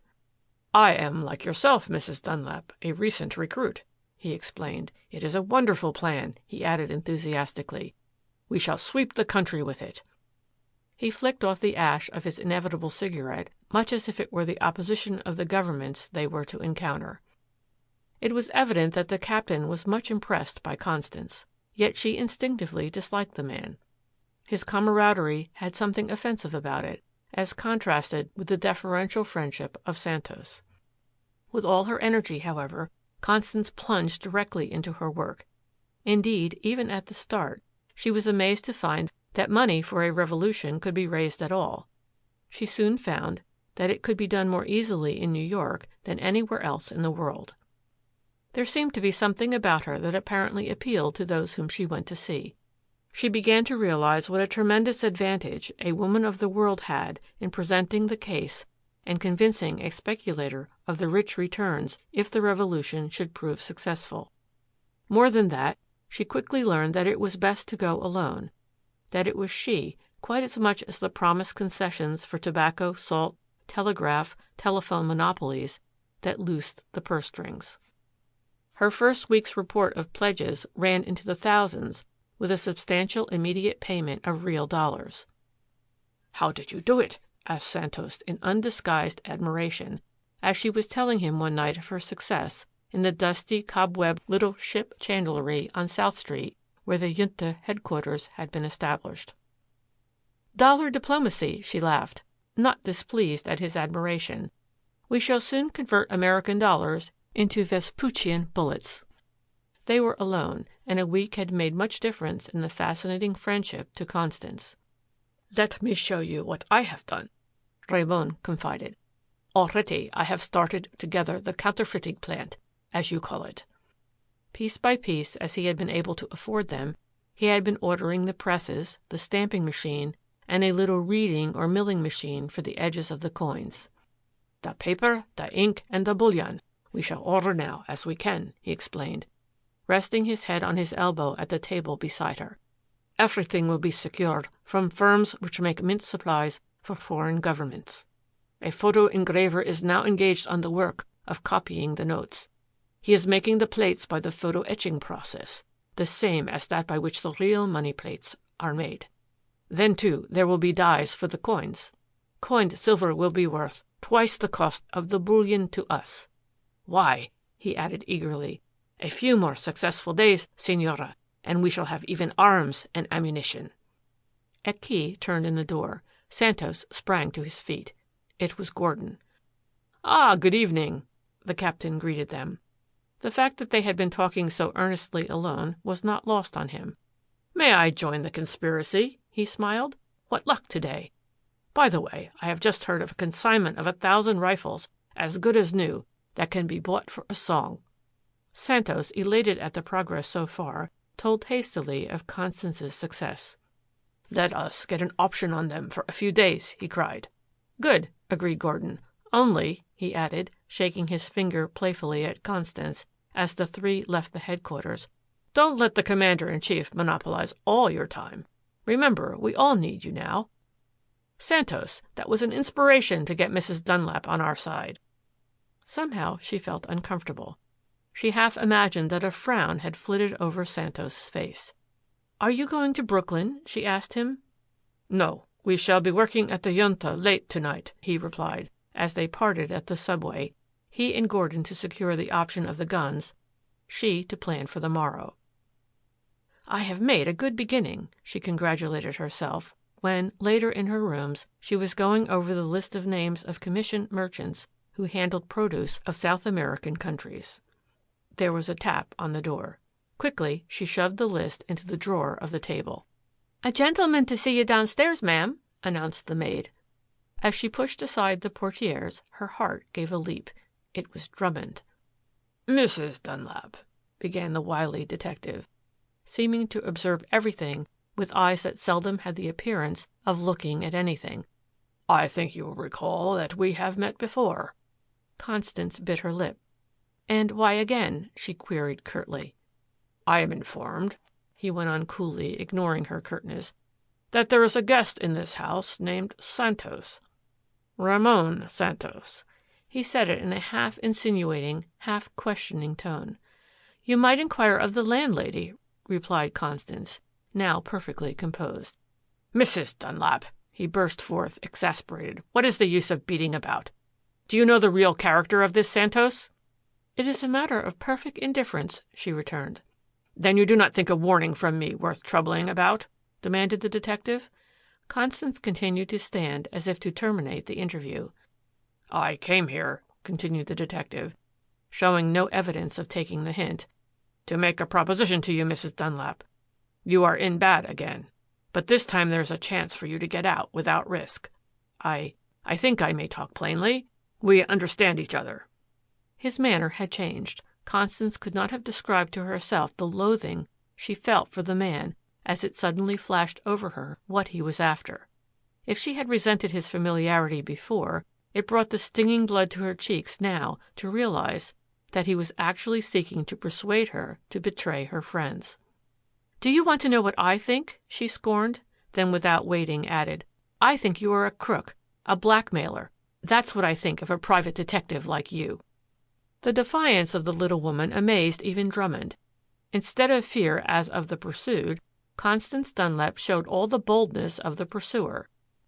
"You have to stop this swindling," the detective raged, taking a step closer to her. "I know the bankers you have fooled. I know how much you have worked them for." "Swindling?" she repeated coolly in assumed surprise. "Who says I am swindling?" "You know well enough what I mean. This revolution that is being planned to bring about the new state of Vespuccia, as your friends Santos and Gordon call it." "Vespuccia? Santos? Gordon?" "Yes," he shouted. "Vespuccia, Santos, Gordon. And I'll go further. I'll tell you something you may not care to hear." Drummond leaned over closer to her in his favorite bulldozing manner when he dealt with a woman. All the malevolence of the human bloodhound seemed concentrated in his look. "Who forged those Carlton Realty checks?" he hissed. "Who played off the weakness of Dumont and Beverly against the clever thefts of Murray Dodge? Who is using a counterfeiter and a soldier of fortune and swindling honest American bankers and businessmen as no man crook, you seem to like that word, crook, could ever do?" Constance met him calmly. "Oh," she laughed airily, "I suppose you mean to imply that it is I." "I don't imply," he ground out. "I assert, accuse." Constance shrugged her pretty shoulders. "I want to tell you that I'm employed by the Central American consulates in this city," blustered Drummond, "and I am waiting only for one thing, the moment an order is given for the withdrawal of that stuff from the little shop in South Street. You know what I mean. I am ready. I shall not be alone then. You will have the power of the United States Secret Service to deal with this time, my clever lady." "Well, what of that?" "There is this much of it. I warn you now against working with this Santos. You can make no move that we do not know." Why had Drummond come to see her? Constance was asking herself.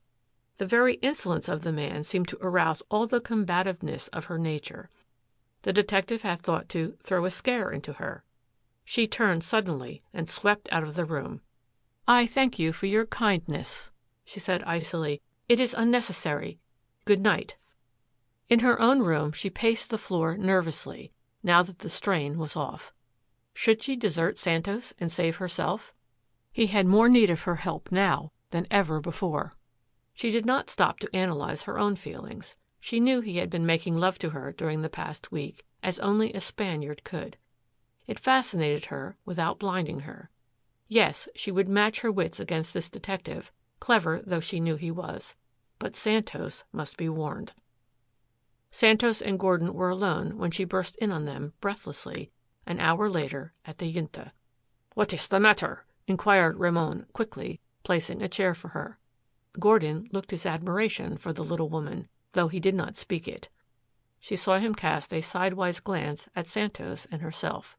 Though the three were friends, it was evident to her that Gordon did not trust Santos any further than the suspicious Anglo-Saxon trusts a foreigner, usually when there is a woman in the case. "The Secret Service!" exclaimed Constance. "I have just had a visit from a private detective employed by one of the consulates. They know too much. He has threatened to tell all to the Secret Service, has even had the effrontery to ask me to betray you." "The scoundrel!" burst out Santos impulsively. "You are not frightened?" Gordon asked quickly. "On the contrary, I expected something of the sort soon. But not from this man. I can meet him." "Good!" exclaimed the captain. There was that in his voice that caused her to look at him quickly. Santos had noticed it too, and a sullen scowl spread over his face. Intuitively, Constance read the two men before her. She had fled from one problem to a greater. Both Santos and Gordon were in love with her. In the whirl of this new discovery, two things alone crowded all else from her mind. She must contrive to hold off Drummond until that part of the expedition which was ready could be got off. And she must play the jealous rivals against each other with such finesse as to keep them separated. Far into the night after she had left the Junta, she debated the question with herself. She could not turn back now. The attentions of Gordon were offensive. Yet she could have given no other reason than that she liked Santos the better. Yet what was Santos to her, after all? Once she had let herself go too far. She must be careful in this case. She must not allow this to be other than a business proposition. The crisis for her came sooner than she had anticipated. It was the day after the visit of Drummond. She was waiting at the Junta alone for Santos when Gordon entered. She had dreaded just that. There was no mistaking the man. "Mrs. Dunlap," began Gordon, bending down close over her. She was almost trembling with emotion, and he saw it. "You can read me like a book," he hurried on, mistaking her feelings. "I can see that you know how much I think of you, how much I—" "No, no," she implored. "Don't talk to me that way. Remember, there's work to do. After it is over, then—" "Work!" he scorned. "What is the whole of Central America to me, compared to you?" "Captain Gordon," she stood facing him, "you must not. Listen to me. You do not know. Please, please, leave me. Let me think." She did not dare accept him. She could not reject him. It seemed that with an almost superhuman effort, Gordon gripped himself. But he did not go. Constance was distracted. What if Santos, with his fiery nature, should find Gordon talking to her alone? She must temporize. "1 week," she murmured. "When the Arroyo sails, that night I shall give you my answer." Gordon shot a peculiar glance at her, half doubt, half surprise. But she was gone.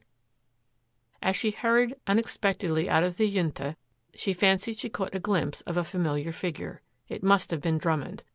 Every move at the Junta was being watched. At the boarding house all night she waited. She must see Santos. Plan after plan whirled through her brain as the hours dragged. It was not until almost morning that, seeing a light, he tapped cautiously at her door. "You are not at the Junta tonight," he remarked. There was something of jealousy in the tone. "No, there is something I wanted to say to you where we should not be interrupted," she answered as he sat down. A fold of her flimsy house dress fluttered near him. Involuntarily he moved closer. His eyes met hers. She could feel the passion surging in the man beside her. "I saw Drummond again today," she began. "Captain Gordon—" The intense look of hatred that blazed in the eyes of Santos frightened her. What might have happened if he, instead of Gordon, had met her at the Junta, she could not have said. But now she must guard against it. It flashed over her that there was only one thing to be done. She rose and laid her hand on his arm. As quickly the look changed. There was only one way to do it. She must make this man think they understood each other without saying so. You must get the counterfeiting plant down on the island immediately. Alone. Don't tell any of the others until it is there safely. You were going to send it down on the Arroyo next week. It must not go from New York at all. It must be shipped by rail, and then from New Orleans. You must— But Gordon? His voice was hoarse. She looked at Santos long and earnestly. I will take care of him, she said in a tone that Santos could not mistake. No, Raymond, no. After the revolution, perhaps. Who shall say? But now to work. It was with a sigh of relief that she sank to rest at last when he had gone. For the moment she had won. Piece by piece, Santos and she secretly carried out the goods that had already been collected at the Junta during the next few days. Without a word to a soul, they were shipped south. The boxes and barrels remained in the musty shop, apparently undisturbed. Next, the order for the arms and ammunition was quietly diverted, so that they, too, were on their way to New Orleans. Instead, cases resembling them were sent to the Junta headquarters. Drummond, least of all, must be allowed to think that there was any change in their plans. While Santos was at work gathering the parts, the stamping machine, the press, the dies, the plates, and the rest of the counterfeiting plant, which had not yet been delivered, Constance, during the hours that she was not collecting money from the concession grabbers, haunted the Junta. There was every evidence of activity there as the week advanced. She was between two fires, yet never had she enjoyed the tang of adventure more than now. It was a keen pleasure to feel that she was outwitting Drummond when, as some apparently insurmountable difficulty arose, she would overcome it. More delicate was it, however, to preserve the balance between Santos and Gordon. In fact, it seemed that the more she sought to avoid Gordon, the more jealously did he pursue her. It was a tangled skein of romance and intrigue that Constance was weaving. At last all was ready. It was the night before the departure of Santos for the South. Constance had decided on the last interview in her own rooms, where the first had been. I shall go ahead preparing as if to ship the things on the Arroyo, she said. Let me know by the code the moment you are ready. Santos was looking at her, oblivious of everything else. He reached over and took her hand. She knew this was the moment against which she had steeled herself. Come with me, he said suddenly. She could feel his breath hotly on her cheek. It was the final struggle. If she let go of herself, all would be lost. No, Ramon, she said softly, but without withdrawing her hand. It can never be. Listen. It was terrific to hold in check a nature such as his.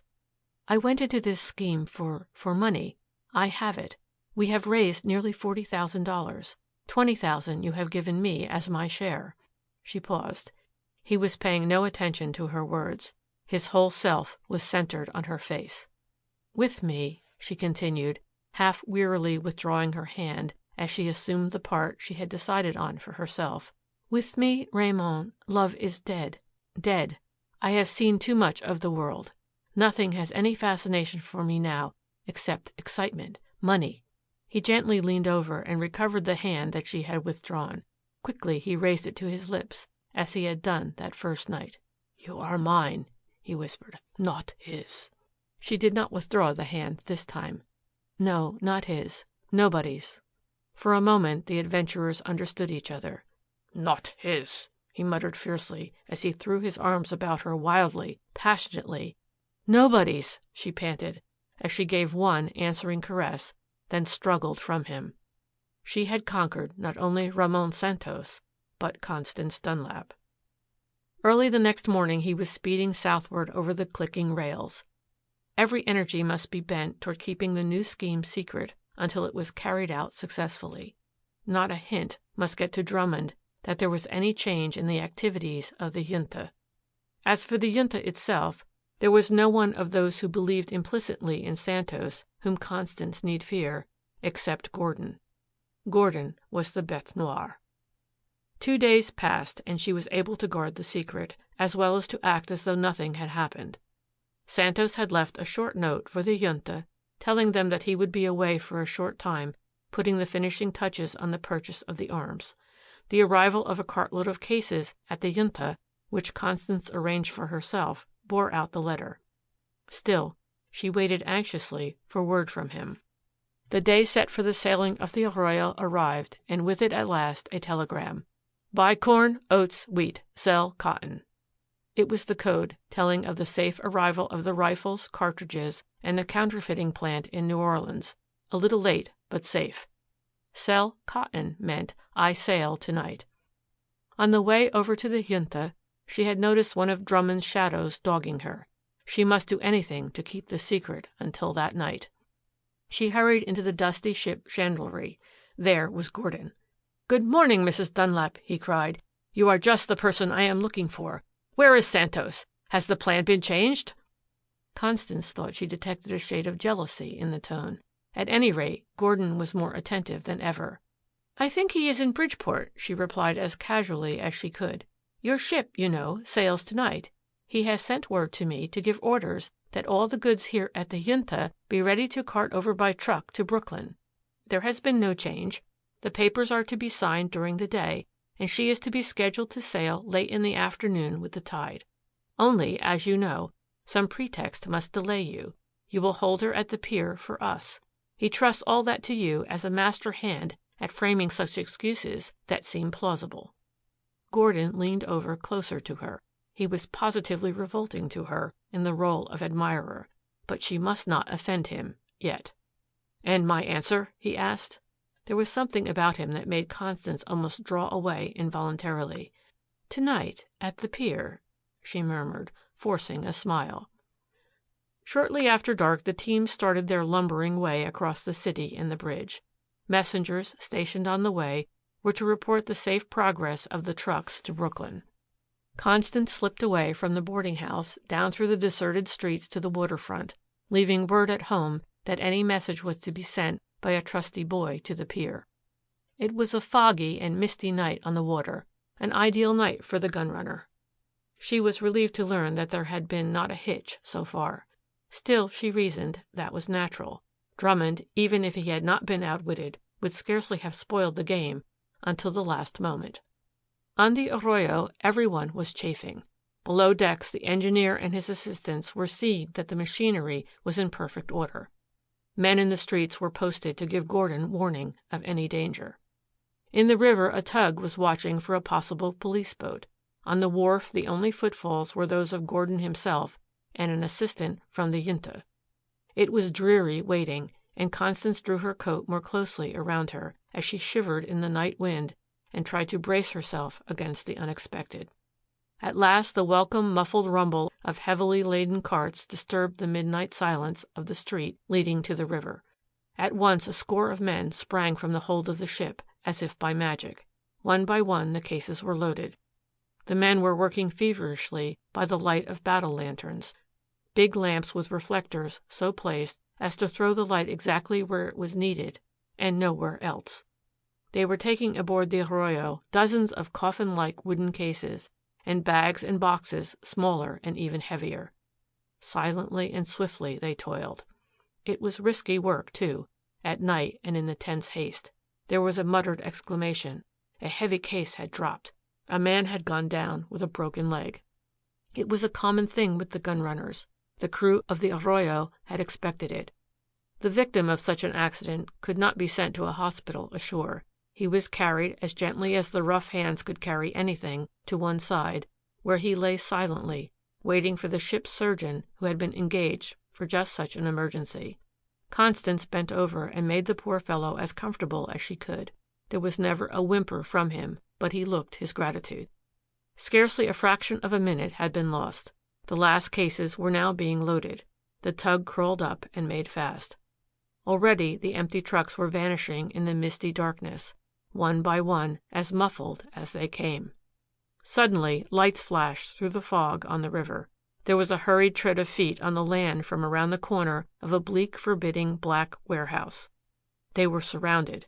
On one side was the police boat patrol. On the other was Drummond. With both was the Secret Service. The surprise was complete. Constance turned to Gordon. He was gone. Before she could move, someone seized her. "Where's Santos?" demanded a hoarse voice in her ear. She looked up to see Drummond. She shut her lips tightly, secure in the secret that Ramon was at the moment or soon would be on the Gulf, out of reach. Across in the fog she strained her eyes. Was that the familiar figure of Gordon moving in the dim light? There he was now, with Drummond, the police, and the Secret Service. It was exactly as she had suspected to herself, and a smile played over her face. All was excitement, shouts, muttered imprecations. Constance was the calmest in the crowd, deaf even to Drummond's third degree. They had begun to break open the boxes marked salt and corn. A loud exclamation above the sharp crunching of the axes escaped Gordon. "Damn them! They've put one across on us!" The boxes of salt and corn contained salt and corn. Not a stock of a rifle, not a barrel, not a cartridge was in any of them, as the axes crashed in one case after another. A boy with a telegram emerged indiscreetly from the misty shadows. Drummond seized it, tore it open, and read, "Buy cotton." It was the code. "I am off safely." The double cross had worked. Constance was thinking, as she smiled to herself, of the money, her share, which she had hidden. There was not a scrap of tangible evidence against her, except what Santos had carried with him in the filibustering expedition already off from New Orleans. Her word would stand against that of all of the victims combined before any jury that could be impaneled. "You thought I needed a warning," she cried, facing Drummond with eyes that flashed scorn at the skulking figure of Gordon behind him. "But the next time you employ a stool pigeon to make love," she added, "reckon in that thing you detectives scorn, a woman's intuition." End of chapter 4.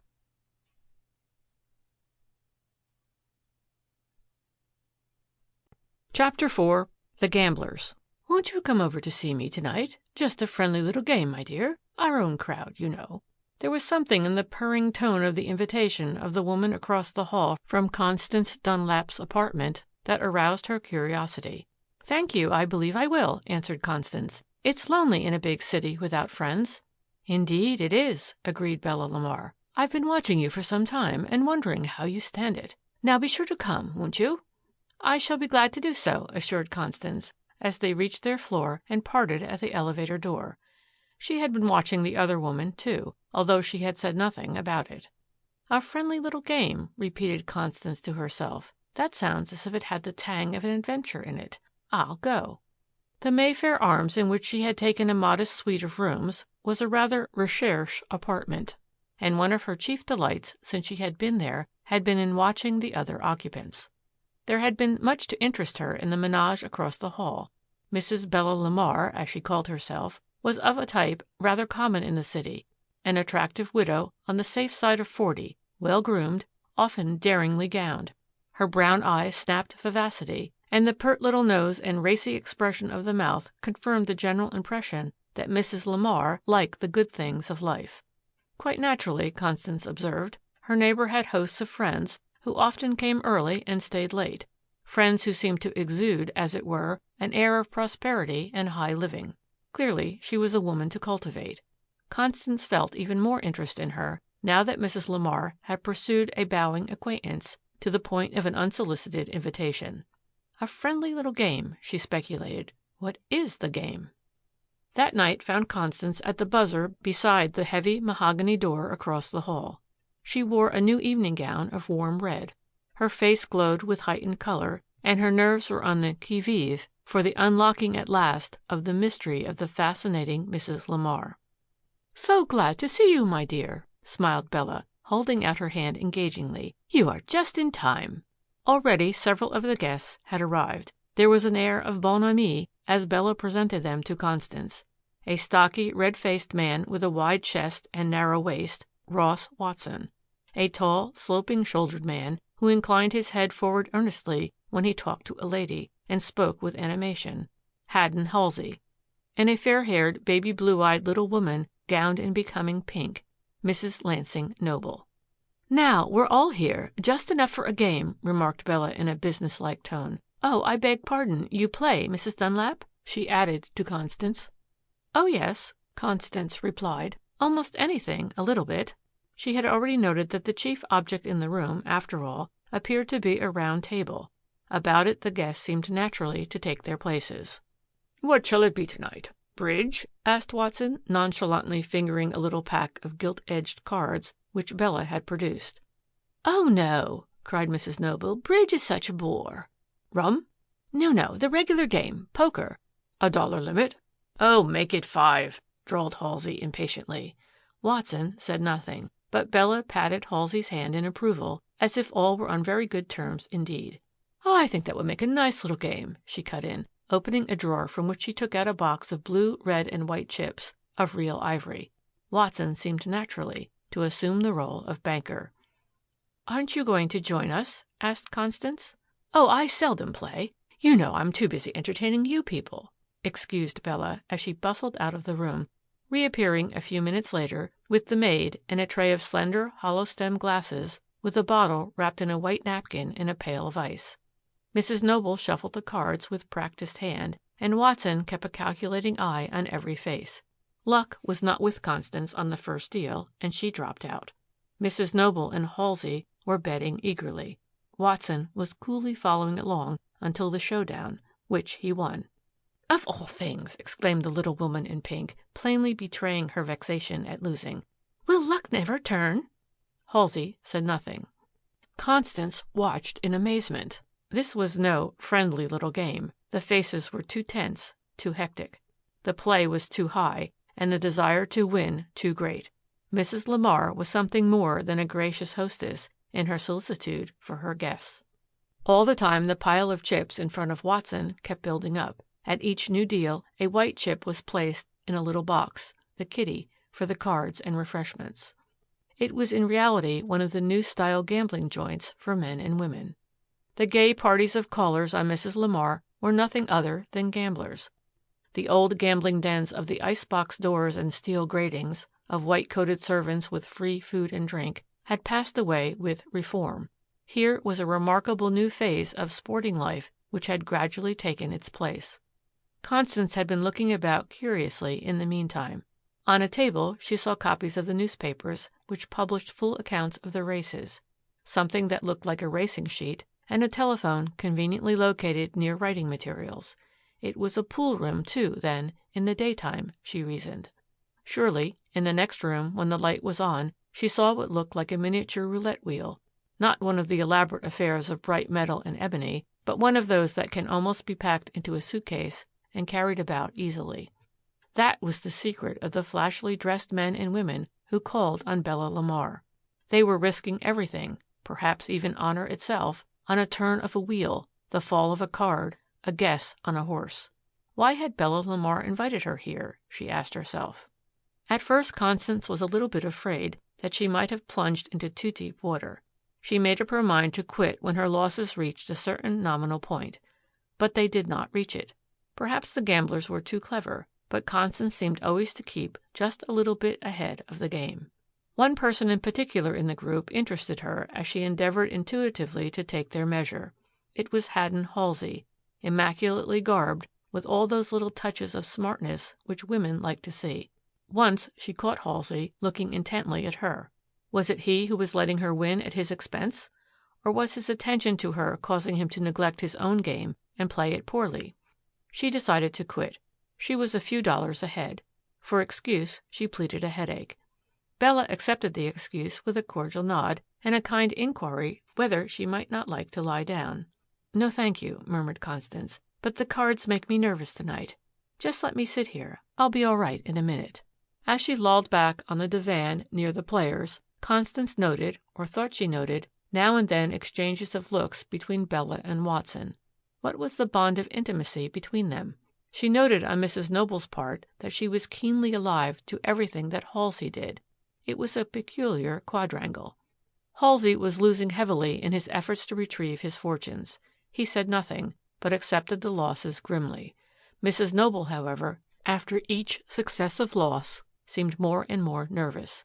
At last, With a hasty look at her wristwatch, she gave a little suppressed scream. "How the time flies!" she cried. "Who would have thought it as late as that? Really, I must go.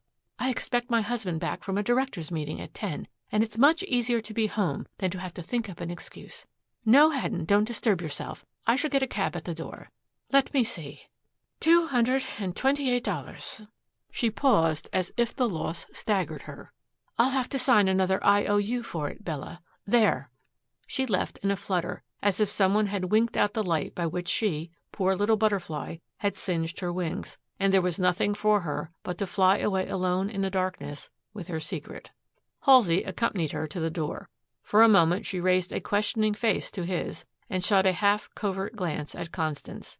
Then, as if with an effort, adhering to her first resolution to go alone, she whispered earnestly, "I hope you win. Luck must turn." Halsey plunged back into the game, now with Bella holding a hand. He played recklessly, then conservatively. It made no difference. The cards seemed always against him. Constance began really to feel alarmed at his manner. Once, however, he chanced to look up at her. Something in her face must have impressed him. Turning, he flung down the cards in disgust. "That's enough for tonight," he exclaimed, rising and draining another glass on the tray. "Luck will come your way soon," urged Bella. "It all averages up in the end, you know. It has to." "How did you enjoy the evening?" insinuated Bella. "Very much," replied Constance enthusiastically. "It's so exciting, you know." "You must come again when more of my friends are here." "I should like to, but tonight was very nice." Halsey looked at her contemplatively. She had risen to go. As she took a step or two toward the door, still facing them, she found Halsey at her side. "Shall we go over to Jack's for a bite to eat?" he whispered. There was as much of appeal in his undertone as of invitation.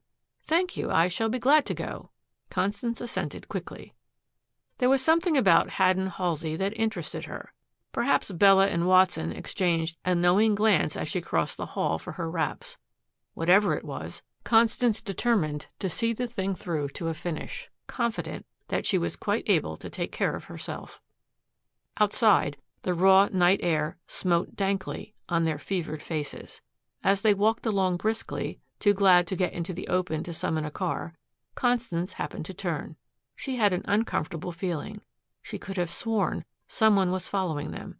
She said nothing about a figure a few feet behind them. The lively all-night restaurant was thronged. Halsey seemed to throw himself into the gaiety with reckless abandon, ordering about twice as much as they could eat and drink. But in spite of the fascination of the scene, Constance could not forget the dark figure skulking behind them in the shadow of the street. Once she looked up.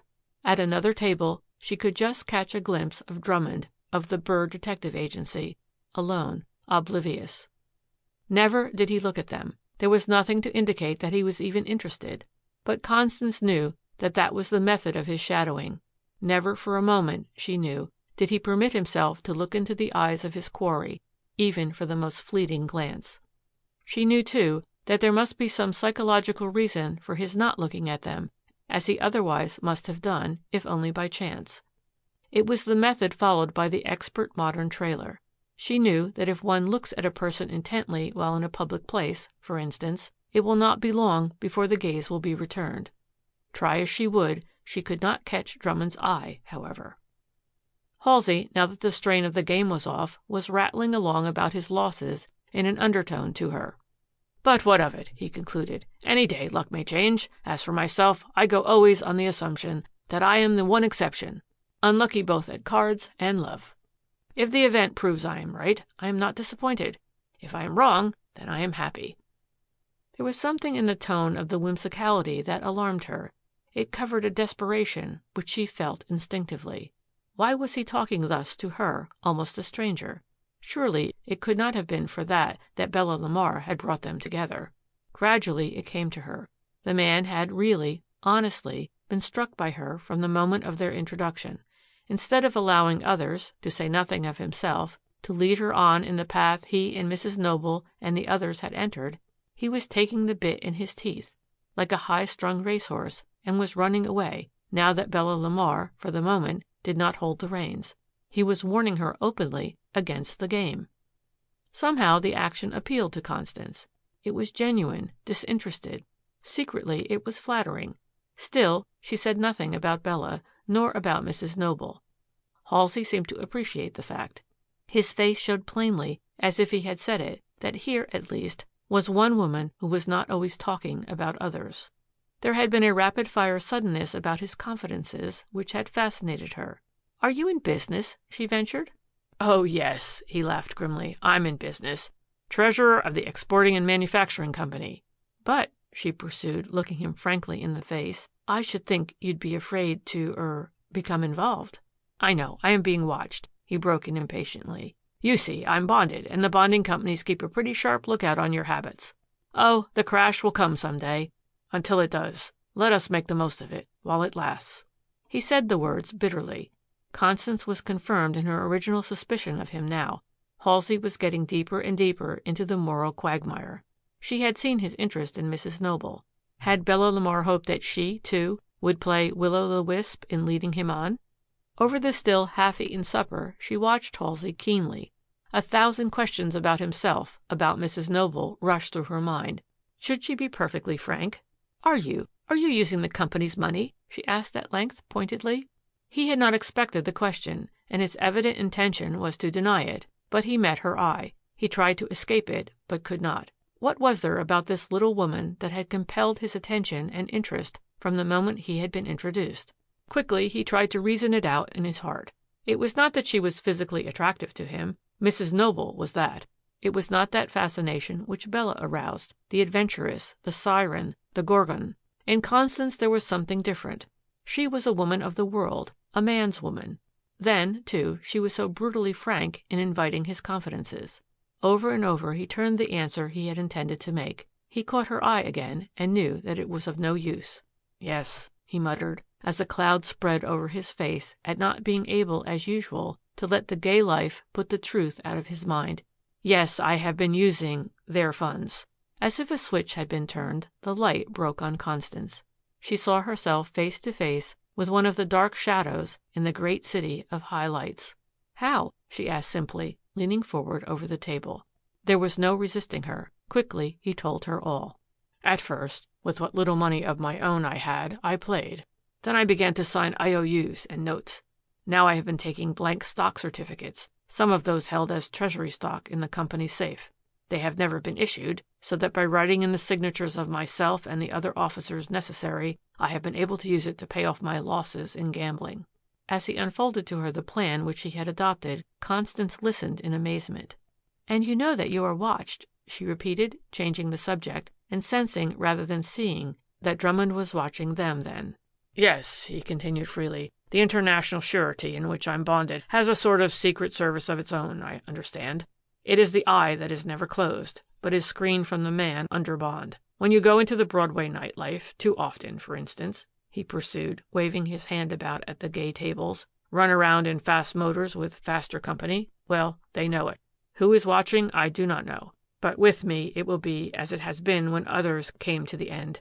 Some day they will come to me, and they are going to say, 'We don't like your conduct. Where do you get this money?' They will know then, too. But before that time comes, I want to win, to be in a position to tell them to go." Halsey clenched his fist. It was evident that he did not intend to quit, no matter what the odds against him. Constance thought of the silent figure of Drummond at the other table, watching, watching.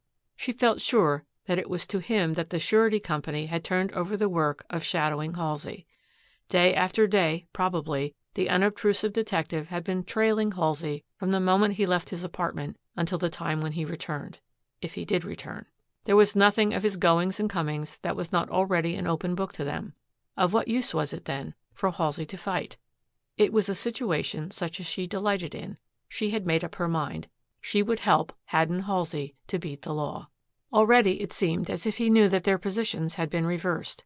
He had started to warn her. She now was saving him. Yet even then he showed the better side of his nature. "There is someone else, Mrs. Dunlap," he remarked earnestly, "who needs your help even more than I do." It had cost him something to say that. He had not been able to accept her help, even under false pretenses. Eagerly he watched to see whether jealousy of the other woman played any part with her. "I understand," she said, with a hasty glance at her watch and a covert look at Drummond. Let us go. If we are to win, we must keep our heads clear.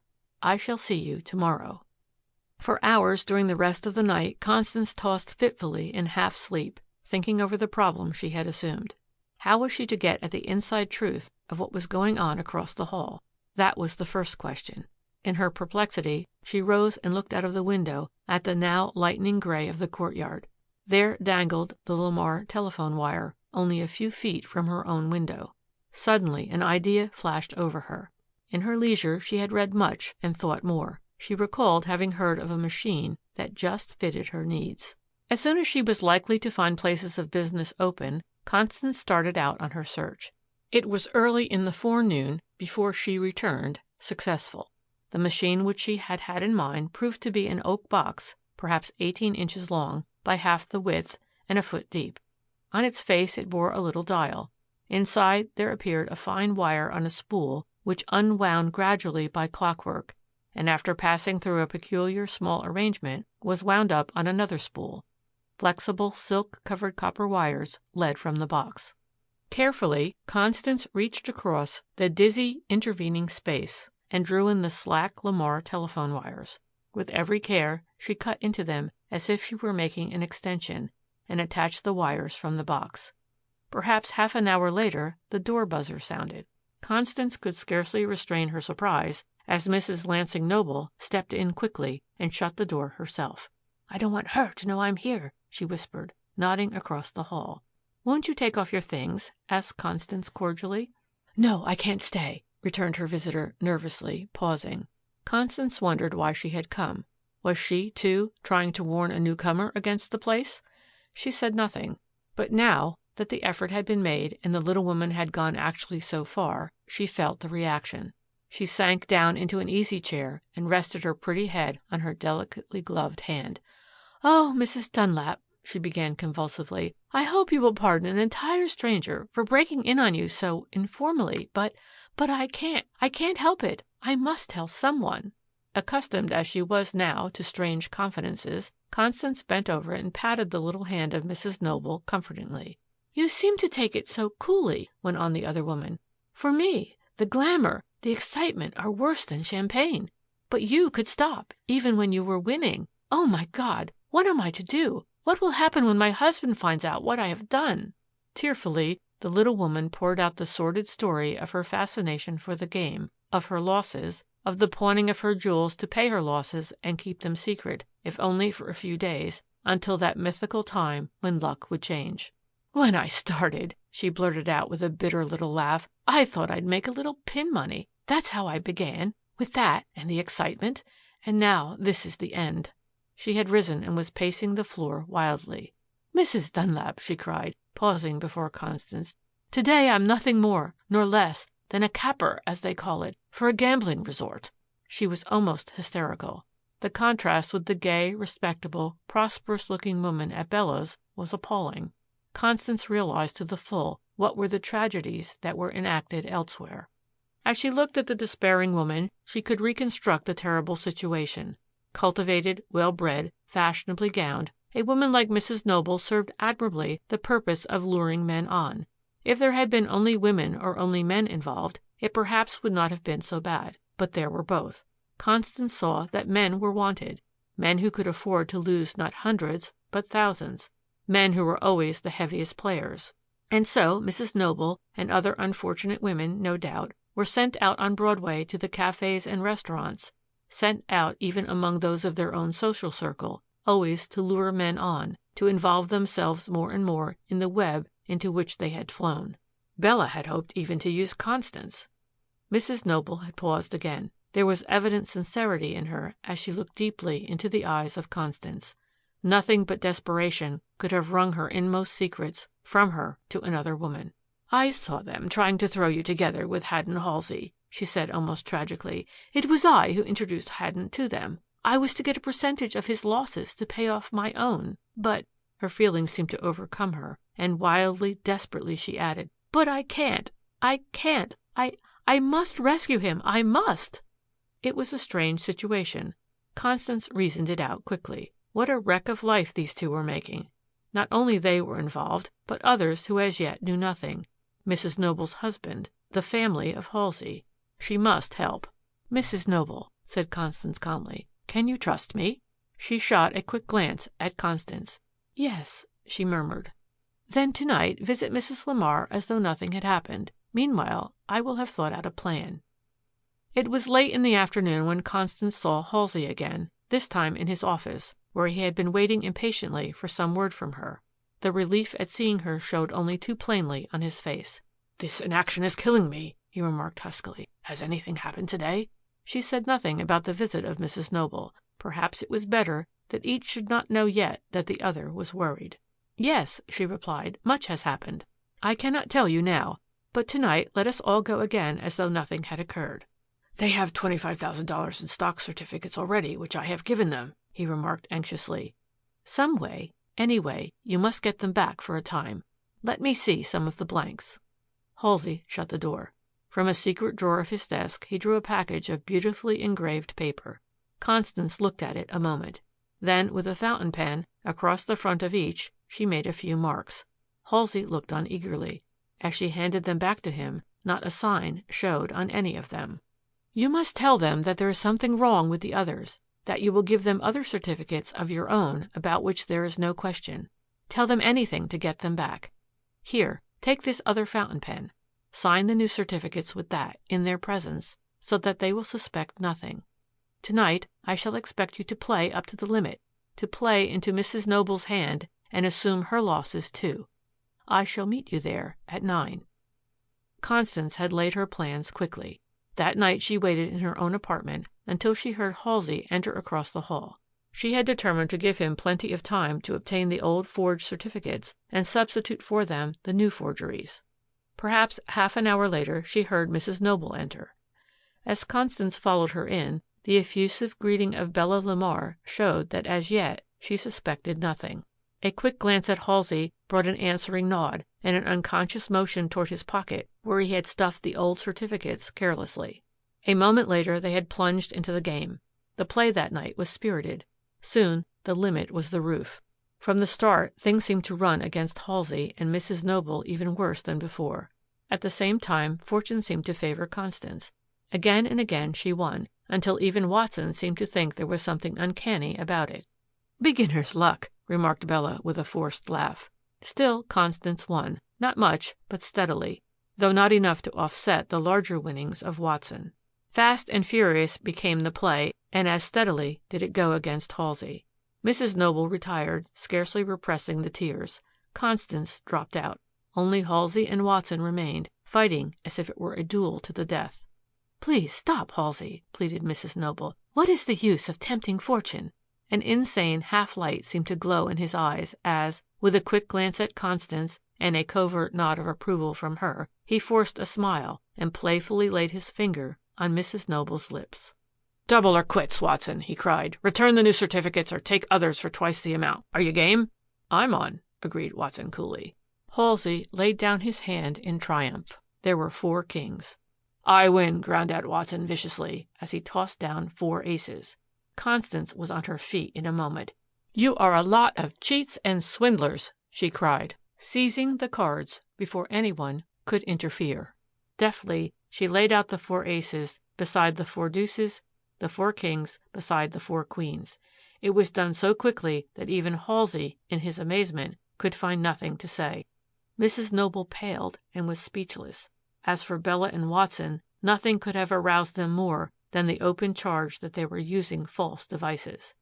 Yet never for a moment did Watson lose his iron cynicism. "Prove it," he demanded. "As for Mr. Halsey, he may pay, or I'll show the stock I already hold to the proper people." Constance was facing Watson, as calm as he. "Show it," she said quietly. There was a knock at the door.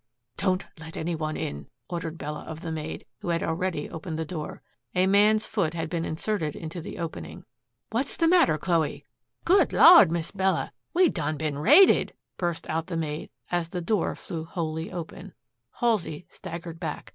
"A detective!" he exclaimed.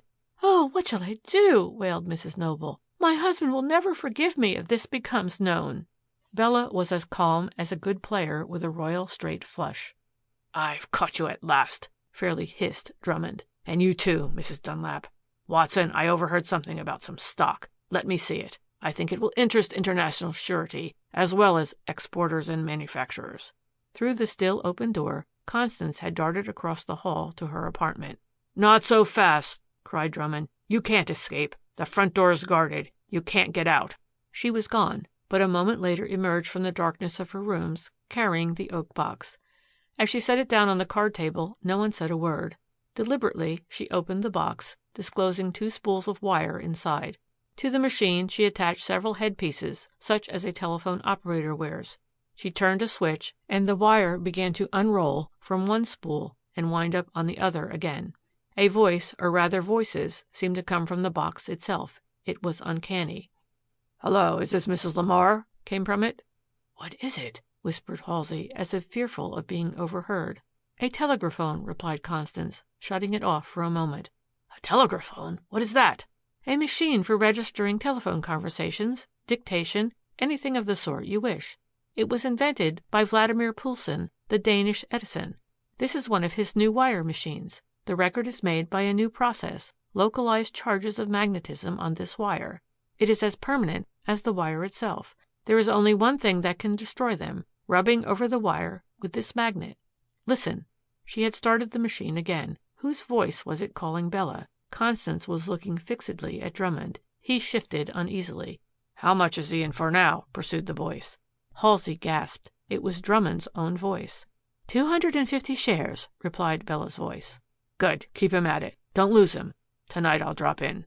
"And your client will make good?" she, anxiously. "Absolutely. We will pay $5,000 for the evidence that will convict him."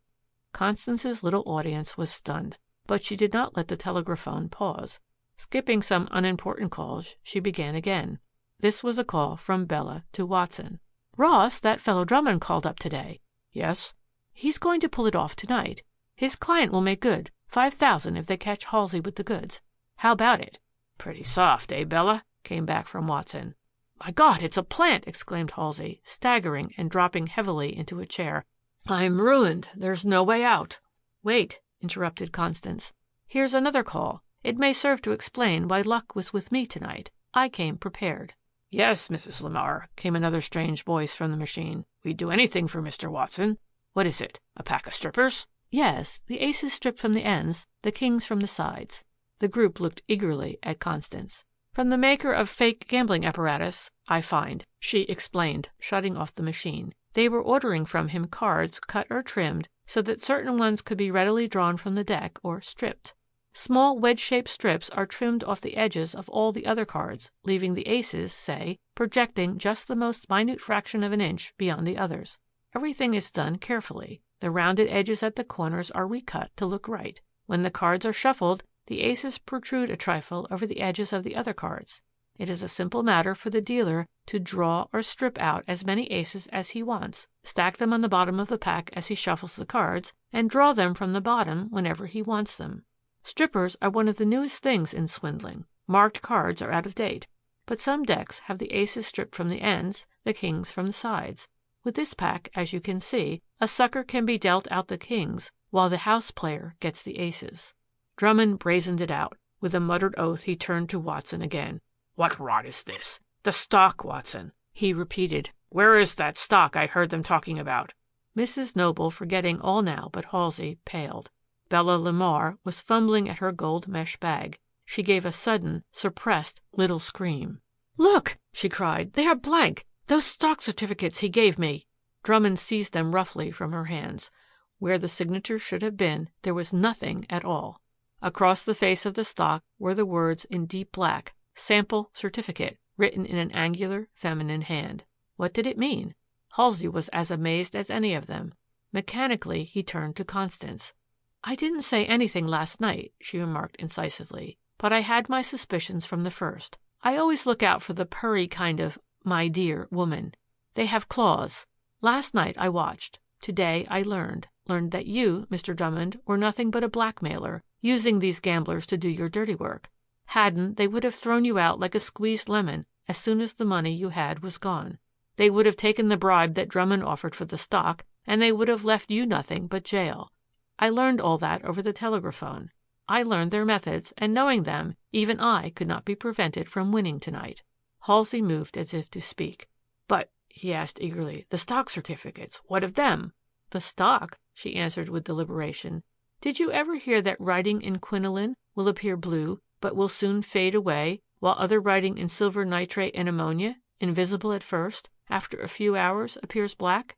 You wrote on those certificates in sympathetic ink that fades, I in ink that comes up soon." Mrs. Noble was crying softly to herself. They still had her notes for thousands.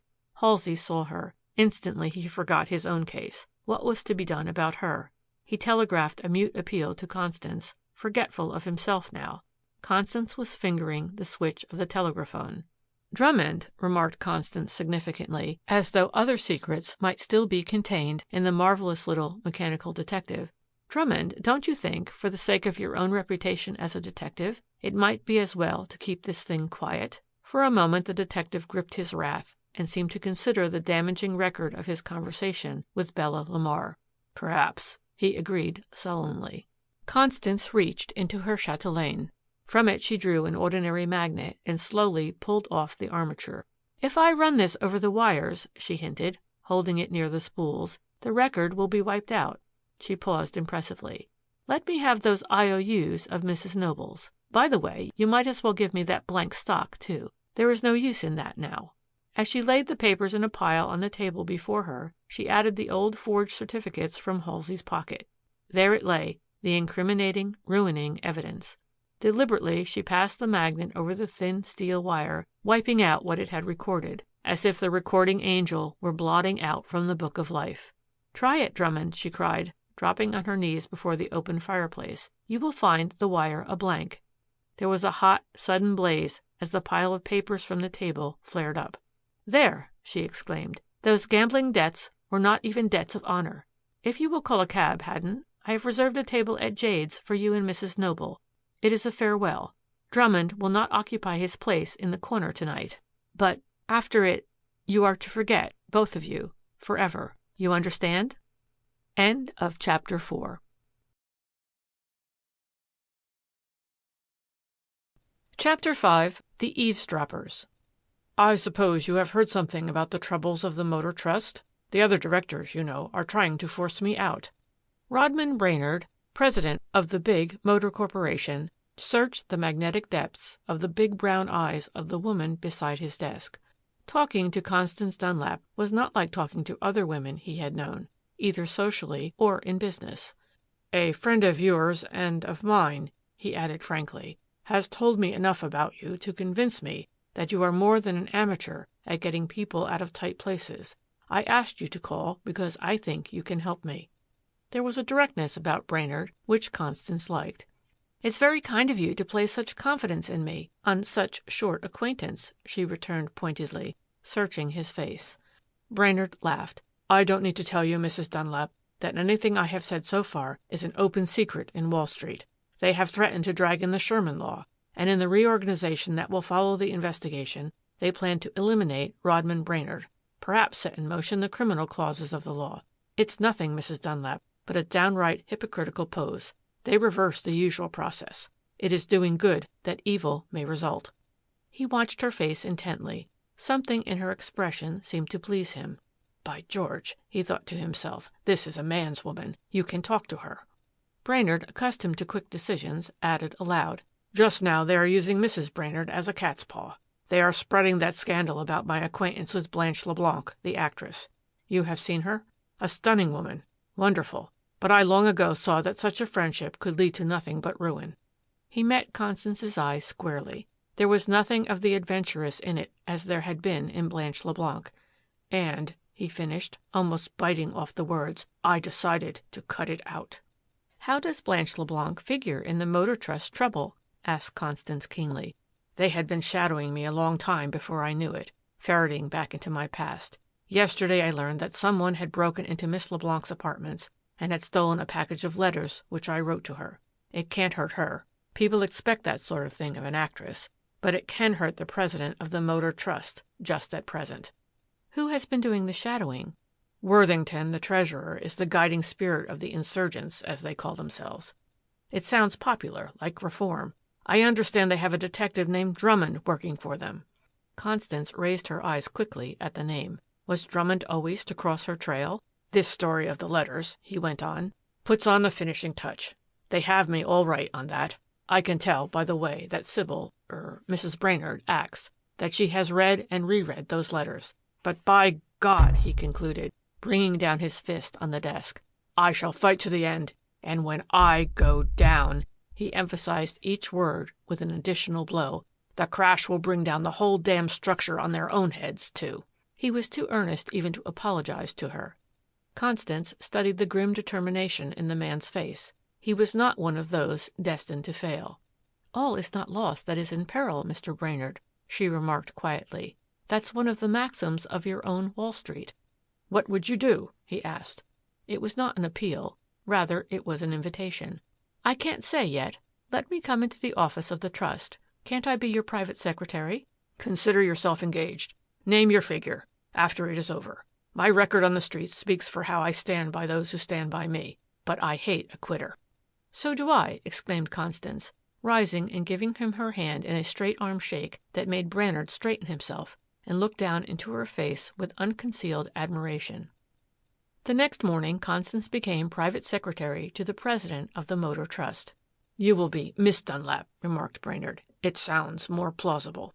Quietly he arranged her duties so that she would seem to be very busy without having anything which really interfered with the purpose of her presence. She had been thinking rapidly. Late in the forenoon she reached a decision. A little errand uptown kept her longer than she expected, but by the late afternoon she was back again at her desk, on which rested a small package which had been delivered by messenger for her. "I beg you won't think as badly of me as it seems on the surface, Miss Dunlap," remarked Brainard, stopping beside her desk. "I don't think badly of you," she answered in a low voice. "You are not the only man who has been caught with a crowd of crooks who plan to leave him holding the bag." "Oh, it isn't that," he hastened. "I mean this Blanche LeBlanc affair. May I be frank with you?" It was not the first time Constance had been made a confidant of the troubles of the heart, and yet there was something fascinating about having a man like Brainard consider her worthy of being trusted with what meant so much to him. "I'm not altogether to blame," he went on slowly. "The estrangement between my wife and myself came long before that little affair. It began over what they call a serious difference in temperament. You know, a man, an ambitious man, needs a partner, a woman who can use the social position that money gives not alone for pleasure, but as a means of advancing the partnership. I never had that. The more I advanced, the more I found her becoming a butterfly, and not as attractive as the other butterflies either. She went one way, I another. Oh, well, what's the use? I went too far. The wrong way. I must pay. Only let me save what I can from the wreck." It was not Constance the woman to whom he was talking. It was Constance the secretary. Yet it was the woman, not the secretary, who listened. Brainard stopped again beside her desk. "All that is neither here nor there," he remarked, forcing a change in his manner. "I am in for it. Now the question is, what are we going to do about it?" Constance had unwrapped the package on her desk, disclosing an oblong box. "What's that?" he asked curiously. "Mr. Brainard," she answered, tapping the box. "There's no limit to the use of this little machine for our purposes. We can get at their most vital secrets with it. We can discover every plan which they have against us. We may even learn the hiding place of those letters. Why, there is no limit. This is one of those new microphone detectives." "A microphone?" he repeated as he opened the box, looked sharply at the two black little storage batteries inside, the coil of silk-covered wire, a little black rubber receiver, and a curious black disc whose face was pierced by a circular row of holes. "Yes, you must have heard of them. You hide that transmitter behind a picture or under a table or desk. Then you run the wire out of the room, and by listening in the receiver you can hear everything." "But that is what detectives use." "Well," she interrupted coolly, "what of it? If it is good for them, is it not just as good for us?" "Better!" he exclaimed. "By George, you are the goods." It was late before Constance had a chance to do anything with the microphone. It seemed as if Worthington were staying, perversely, later than usual. At last, however, he left with a curt nod to her. The moment the door was closed, she stopped the desultory clicking of her typewriter with which she had been toying in the appearance of being busy. With Brainard she entered the boardroom where she had noticed Worthington and Sheppard often during the day. It was, without exaggeration, one of the most plainly furnished rooms she had ever seen. A long mahogany table with 8 large mahogany chairs, a half-inch pile of velvety rug on the floor, and a huge chandelier in the middle of the ceiling constituted the furniture.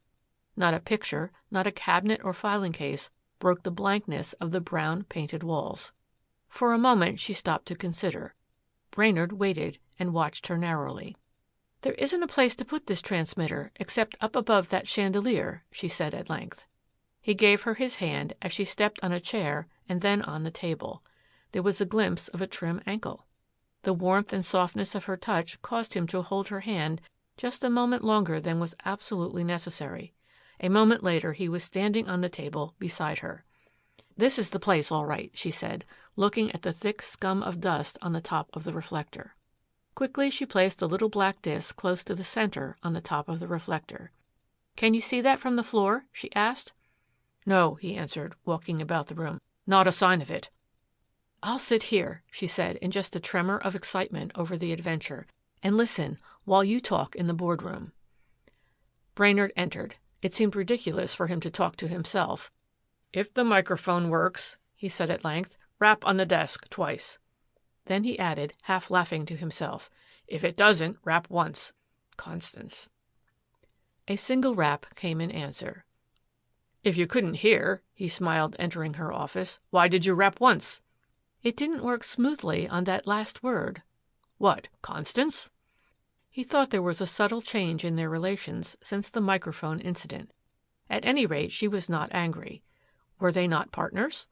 "I think it will be better if I turn that microphone around," she remarked. "I placed it face downwards. Let me change it." Again he helped her as she jumped up on the boardroom table. This time his hand lingered a little longer in hers, and she did not withdraw it so soon. When she did, there was a quick twinkle in her eyes as she straightened the microphone and offered her hand to him again. "Jump," he said, as if daring her. A moment she paused. "I never could take a dare," she answered. She leaped lightly to the floor. For just a moment she seemed about to lose her balance. Then she felt an arm steadying her. He had caught her, and for an instant their eyes met. "Well, Rodman, I scarcely thought it was as brazen as this." They turned in surprise. Mrs. Brainard was standing in the doorway.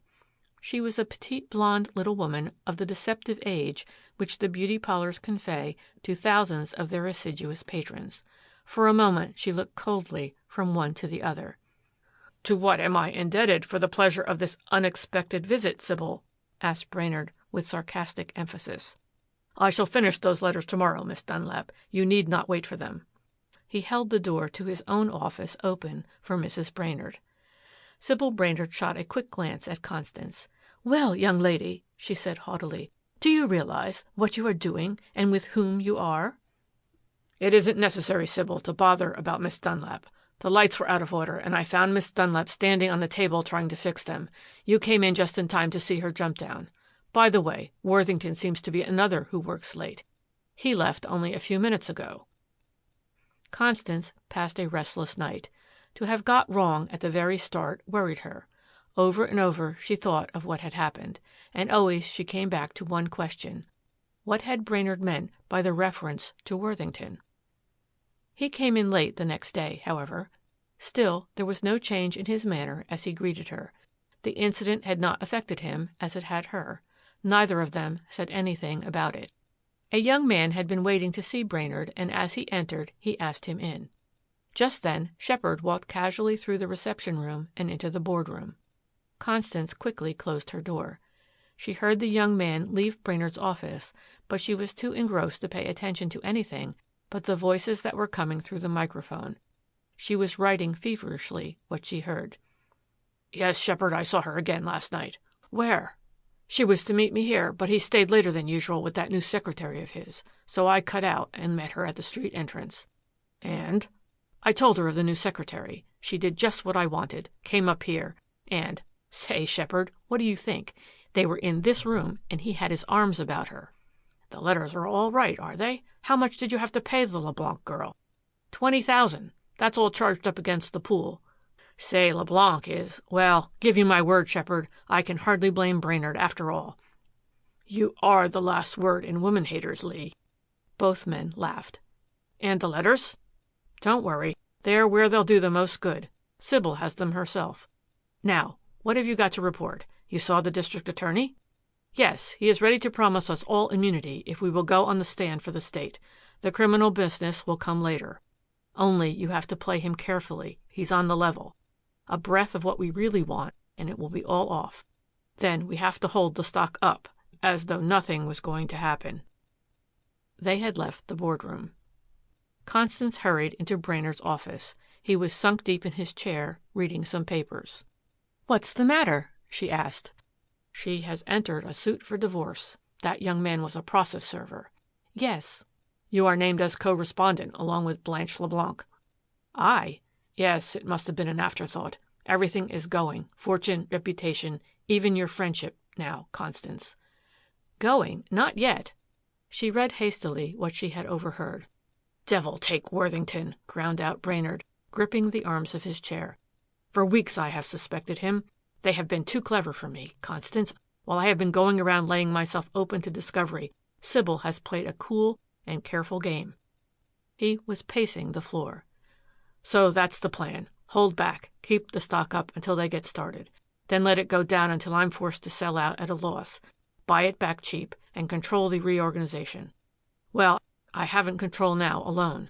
I wish I did have, but neither have they. The public owns the stock now. I need it. Who'll get it first? That's the question. He was thinking rapidly. If you could do a little bear manipulation yourself, she suggested, that might get the public scared. You could get enough to control, perhaps, then. They wouldn't dare sell, or if they did, they would weaken their own control. Either way, you get them, going or coming. Exactly what I was thinking. Play their own game, ahead of them, accelerate it. It was just after the lunch hour that Constance resumed her place at her desk, with the receiver at her ear. There were voices again in the boardroom. My God, Shepard, what do you think? Someone is selling Motors, 5 points off and still going down. Who is it? What shall we do? Who? Brainard, of course. Someone has peached. What are you going to do? Wait, let's call up the news agency. Hello? Yes? What? Unofficial rumor of prosecution of Motors by the government. Large selling orders placed in advance. The deuce. Say we'll have to meet this or... Meet nothing. It's Brainard. He's going down in a big crash. We pour our money into his pockets now and let him sell at the top and grab back control with our money. Not much. I sell, too. Already boys were on the street with extras crying the great crash in Motors. It was only a matter of minutes before all the news-reading public were thoroughly scared at the apparently bursting bubble. Shares were dug up in small lots, in huge blocks, and slammed on the market for what they would bring. All day the pounding went on. Thousands of shares were poured out until Motors, which had been climbing toward par in the neighborhood of 79, had declined 40 points. Brainard had jumped in first and had realized the top price for his holdings. Yet during all the wild scenes when the telephone was ringing insistently for him, Brainard, having set the machinery in motion and having been ostentatiously in the office when it started in order to avert suspicion, could not now be found. The market had closed, and Constance was reading the account of the collapse as it was interpreted in the Wall Street editions of the papers, when the door opened and Brainard entered. This has been a good day's work, Constance, he said, flinging himself into a chair. Yes, I was just reading of it in the papers. The little microphone has put an entirely new twist on affairs, and the best of it is that the financial writers all seem to think it was planned by Worthington and the rest. Oh, hang Worthington! Hang Motors! That is what I meant. He slapped down a packet of letters on the desk. You found them? Gasped Constance. She looked at him keenly. It was evident that a great weight had been taken off his mind. Yes, indeed. I knew there was only one place where she would put them, in her safe with her jewels. She would think I would never suspect that she had them, and besides, she had the combination changed. I went up to the house this afternoon when she was out. I had an expert with me. He worked 2 hours, steady, but he opened it. Here they are. Now for the real game. What do you mean? I mean that I noticed the name of the manufacturer on your microphone. I have had one installed in the room which she uses most of all. The wires run to the next house where I've hired an apartment. I intend to listen in there. I'll get this Worthington yet." That night Constance and Brainard sat for hours in the empty apartment, patiently waiting for word over the microphone. At last there was a noise as of a door opening. "Show them in here."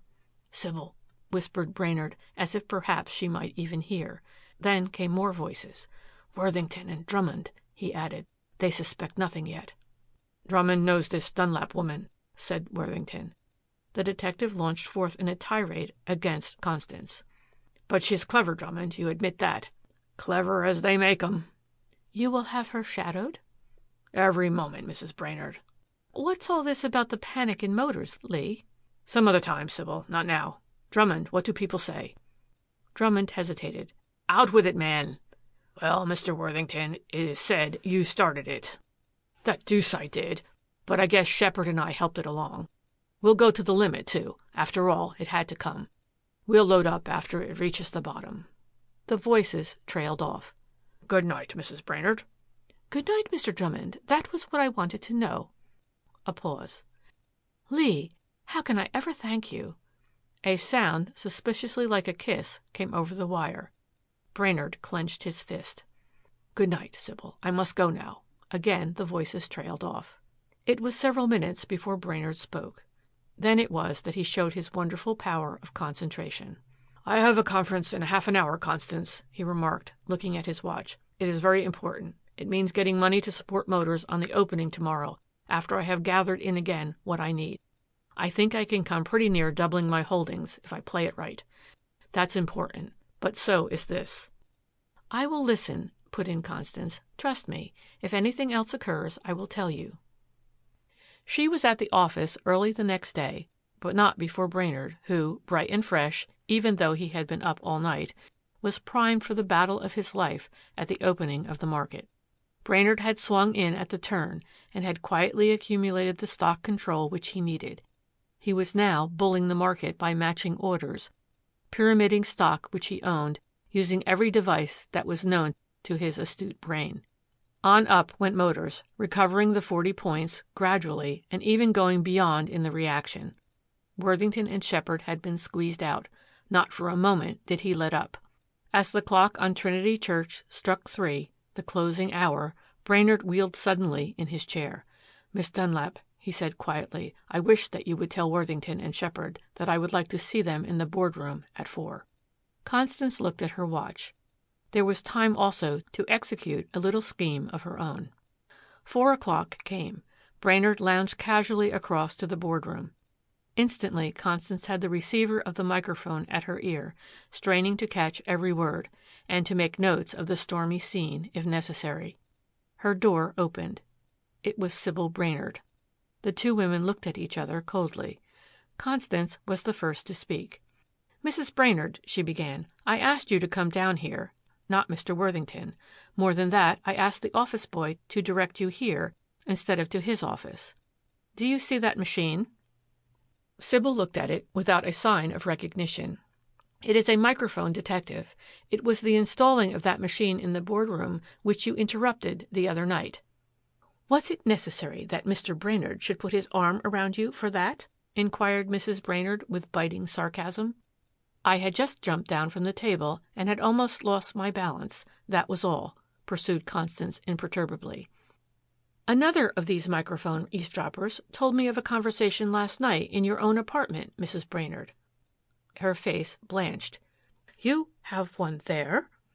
"Yes. Mr. Brainard heard the first conversation when Drummond and Mr. Worthington were there. After they left, he had to attend a conference himself. I alone heard what passed when Mr. Worthington returned." "You are at liberty to—" "Mrs. Brainard, you do not understand. I have no reason to want to make you—" An office boy tapped on the door and entered. "Mr. Brainard wants you, Miss Dunlap." "I cannot explain now," resumed Constance. "Won't you sit here at my desk and listen over the microphone to what happens?" She was gone before Mrs. Brainard could reply. What did it all mean? Sybil put the black disc receiver to her ear as she had seen Constance do. Her hand trembled. Why did she tell me that? She murmured. You can't prove it, shouted a voice through the black disk at her ear. She was startled. It was the voice of Worthington. Miss Dunlap, have you that notebook? Came the deep tones of her husband. Constance read from her first notes that part relating to the conspiracy to control motors, carefully omitting the part about the LeBlanc letters. It's a lie, a lie.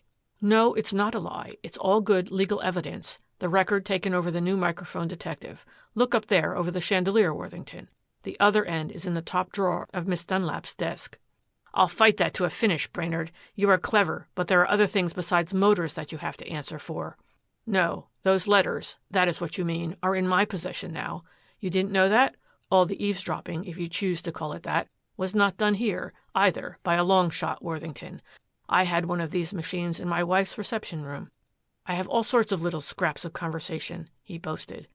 I also have an account of a visit there from two scoundrels.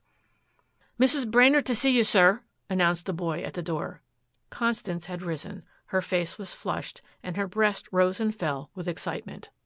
Mr. Brainerd, she interrupted, I must explain, confess.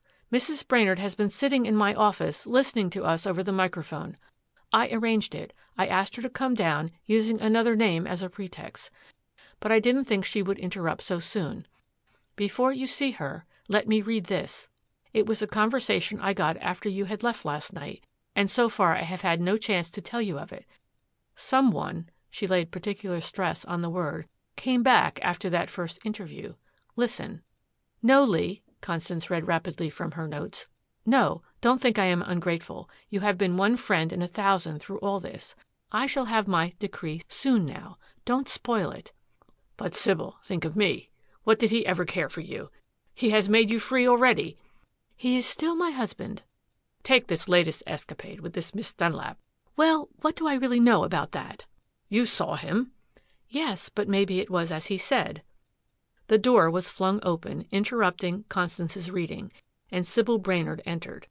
The artificiality of the beauty parlor was all gone. She was a woman who had been wronged and deceived. Next friend, a true next friend. Fiend would be better, Lee Worthington, she scorned. How can you stand there and look me in the face? How could you tell me of your love for me when all the time you cared no more for me or for any other woman than for that LeBlanc? You knew that I, who was as jealous as I could be of Rodman, had heard a little. You added more. Yet when you had played on my feelings, you would have cast me off, too. I know it. I know your kind. She paused for breath, then turned slowly to Brainerd, with a note of pathos in her voice. Our temperaments may have been different, Rodman. They were not when we were poor. Perhaps I have not developed with you the way you want of me. But, Rodman, did you ever stop to think that perhaps if I had ever had the chance to be taken into your confidence more often? Will you forgive me? Brainerd managed to blurt out. Will you forgive me? She returned frankly. I forgive? I have nothing to forgive. I could have understood, Rodman, if it had been Miss Dunlap. She is clever, wonderful, but that LeBlanc, never. Sybil Brainerd turned to Constance. Miss Dunlap, Mrs. Dunlap, she sobbed, forgive me. You are a better woman than I am. End of chapter 5.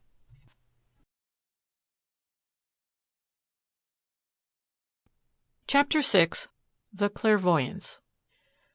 Do you believe in dreams? Constance Dunlap looked searchingly at her interrogator, as if her face or manner betrayed some new side of her character. Mrs. DeForest Caswell was an attractive woman verging on 40, a chance acquaintance at a shopper's tea-room downtown, who had proved to be an uptown neighbor. I have had some rather strange experiences, Mildred, confessed Constance tentatively. Why? Because, the other woman hesitated, then added, why should I not tell you? Last night, Constance, I had the strangest dream. It has left such an impression on me that I can't shake it off, although I have tried all day. Yes, tell me about it. Mildred Caswell paused a moment, then began slowly, as if not to omit anything from her story. I dreamt that Forrest was dying. I could see him, could see the doctor and the nurse, everything. And yet somehow I could not get to him. I was afraid, with such an oppressive fear. I tried, oh, how I tried. I struggled, and how badly I felt. and she shuddered at the very recollection. "There seemed to be a wall," she resumed, "a narrow wall in the way, and I couldn't get over it. As often as I tried, I fell.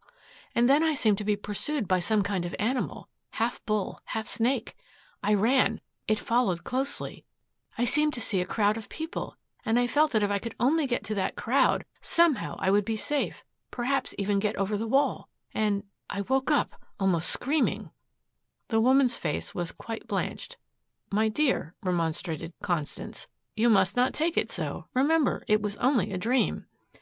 "I know it was only a dream," she said, "but you don't know what is back of it." Mildred Caswell had from time to time hinted to Constance of the growing incompatibility of her married life, but as Constance was getting used to confidences, she had kept silent, knowing that her friend would tell her in time.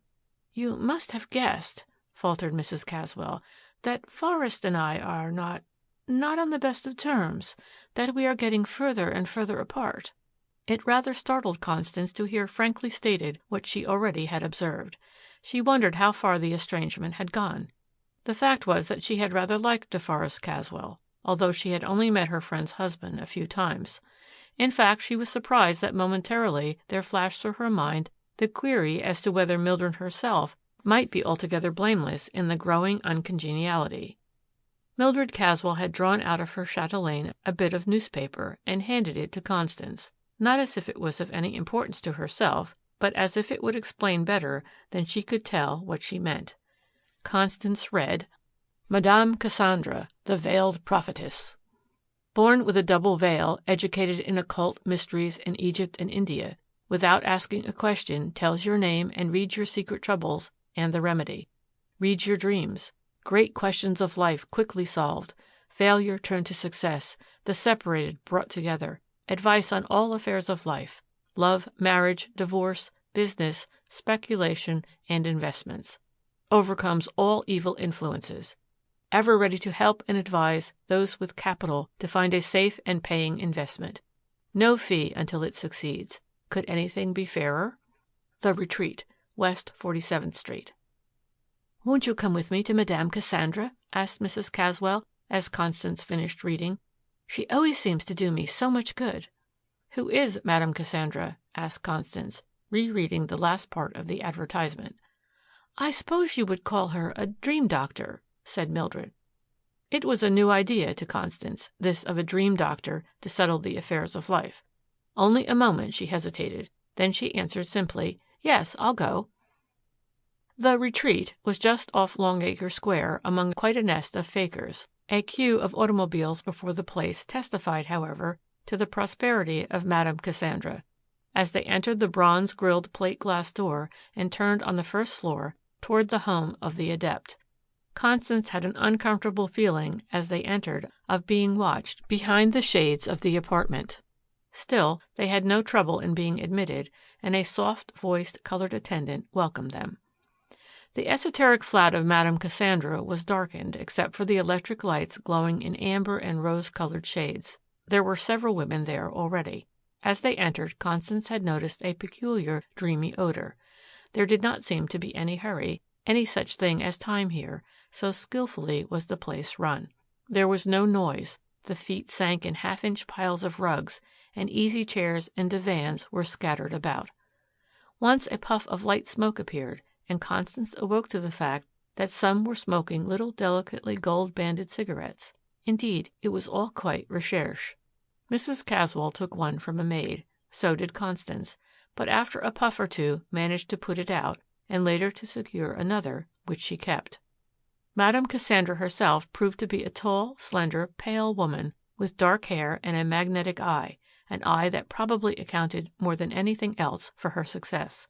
She was clad in a house gown of purplish silk, which clung tightly to her, and at her throat a diamond pendant sparkled, as well as other brilliants on her long, slender fingers. She met Mildred and Constance with outstretched hands. "So glad to see you, my dears," purred Madame, leading the way into an inner sanctum. Mrs. Caswell had seated herself with the air of one who worshipped at the shrine, while Constance gazed about curiously. "Madame," she began a little tremulously, "I have had another of those dreadful dreams." You poor dear soul, soothed Madame, stroking her hand. Tell me of it, all. Quickly Mrs. Caswell poured forth her story, as she had already told it to Constance. My dear Mrs. Caswell, remarked the high priestess slowly, when the story was complete, it is all very simple. His love is dead. That is what you fear, and it is the truth. The wall is the wall that he has erected against you. Try to forget it, to forget him. You would be better off. There are other things in the world. Ah, but I cannot live as I am used to without money, murmured Mrs. Caswell. I know, replied Madame. It is that keeps many a woman with a brute. When financial and economic independence come, then woman will be free, and only then. Now, listen. Would you like to be free financially? You remember that delightful Mr. Davies who has been here? Yes? Well, he is a regular client of mine now. He is a broker and never embarks in any enterprise without first consulting me. Just the other day I read his fortune in United Traction. It has gone up 5 points already and will go 15 more. If you want, I will give you a card to him. Let me see. Yes, I can do that. You too will be lucky in speculation. Constance, with one ear open, had been busy looking about the room. In a bookcase she saw a number of books and paused to examine their titles. She was surprised to see, among the old-style dream books, several works on modern psychology, particularly on the interpretation of dreams. Of course, Mrs. Caswell, I don't want to urge you, Madame was saying. I have only pointed out a way in which you can be independent. And you know Mr. Davies is a perfect gentleman, so courteous and reliable. I know you will be successful if you take my advice and go to him. Mildred said nothing for a few moments, but as she rose to go, she remarked, Thank you very much. I'll think about it. Anyhow, you've made me feel better. So kind of you to say it, murmured the adept. I'm sorry you must go, but really I have other appointments. Please come again, with your friend. Goodbye. What do you think of her? Asked Mrs. Caswell on the street. Very clever, answered Constance dubiously. Mrs. Caswell looked up quickly. You don't like her? To tell the truth, confessed Constance quietly, I have had too much experience in Wall Street myself to trust a clairvoyant. They had scarcely reached the corner before Constance again had that peculiar feeling which some psychologists have noted of being stared at. She turned but saw no one. Still the feeling persisted. She could stand it no longer. Don't think me crazy, Mildred, she said, but I just have a desire to walk back a block. Constance had turned suddenly. As she glanced keenly about, she was aware of a familiar figure gazing into the window of an art store across the street. He had stopped so that although his back was turned, he could, by a slight shift of his position, still see by means of a mirror in the window what was going on across the street behind him. One look was enough. It was Drummond, the detective. What did it mean? Neither woman said much as they rode uptown and parted on the respective floors of their apartment house. Still, Constance could not get out of her head the recollection of the dream doctor and of Drummond. Restless, she determined that night to go down to the public library and see whether any of the books of the clairvoyants were on the shelves. Fortunately, she found some, found indeed that they were not all, as she had half suspected, the works of fakers, but that quite a literature had been built up around the new psychology of dreams. Deeply she delved into the fascinating subjects that had been opened by the studies of the famous Dr. Sigmund Freud of Vienna, and as she read she found that she began to understand much about Mrs. Caswell, and, with a start, about her own self. At first she revolted against the unpleasant feature of the new dream philosophy, the irresistible conclusion that all humanity, underneath the shell, is sensuous or sensual in nature, that practically all dreams portray some delight of the senses, and that sexual dreams are a large proportion of all visions. But the more she thought of it, the more clearly was she able to analyze Mrs. Caswell's dream, and to get back at the causes of it, in the estrangement from her husband, and perhaps the brutality of his ignorance of woman. And then, too, there was Drummond. What was he doing in the case? She did not see Mildred Caswell again until the following afternoon, but then she seemed unusually bright in contrast with the depression of the day before. Constance was not surprised. Her intuition told her that something had happened, and she hardly needed to guess that Mrs. Caswell had followed the advice of the clairvoyant and had been to see the wonderful Mr. Davies, to whom the mysteries of the stock market were an open book. "Have you had any other dreams?" asked Constance casually. "Yes," replied Mildred, "but not like the one that depressed me. Last night I had a very pleasant dream. It seemed that I was breakfasting with Mr. Davies. I remember that there was a hot coal fire in the grate. Then suddenly a messenger came in with news that United Traction had advanced 20 points. Wasn't it strange?" Constance said nothing. In fact, it did not seem strange to her at all. The strange thing to her, now that she was a sort of amateur dream reader herself, was that Mrs. Caswell did not seem to see the real import of her own dream. "You have seen Mr. Davies today?" Constance ventured. Mrs. Caswell laughed. "I wasn't going to tell you. You seem so set against speculating in Wall Street. But since you ask me, I may as well admit it." "When did you see him before?" went on Constance. "Did you have much invested with him already?" Mrs. Caswell glanced up, startled. "My, you are positively uncanny, Constance. How did you know I had seen him before?"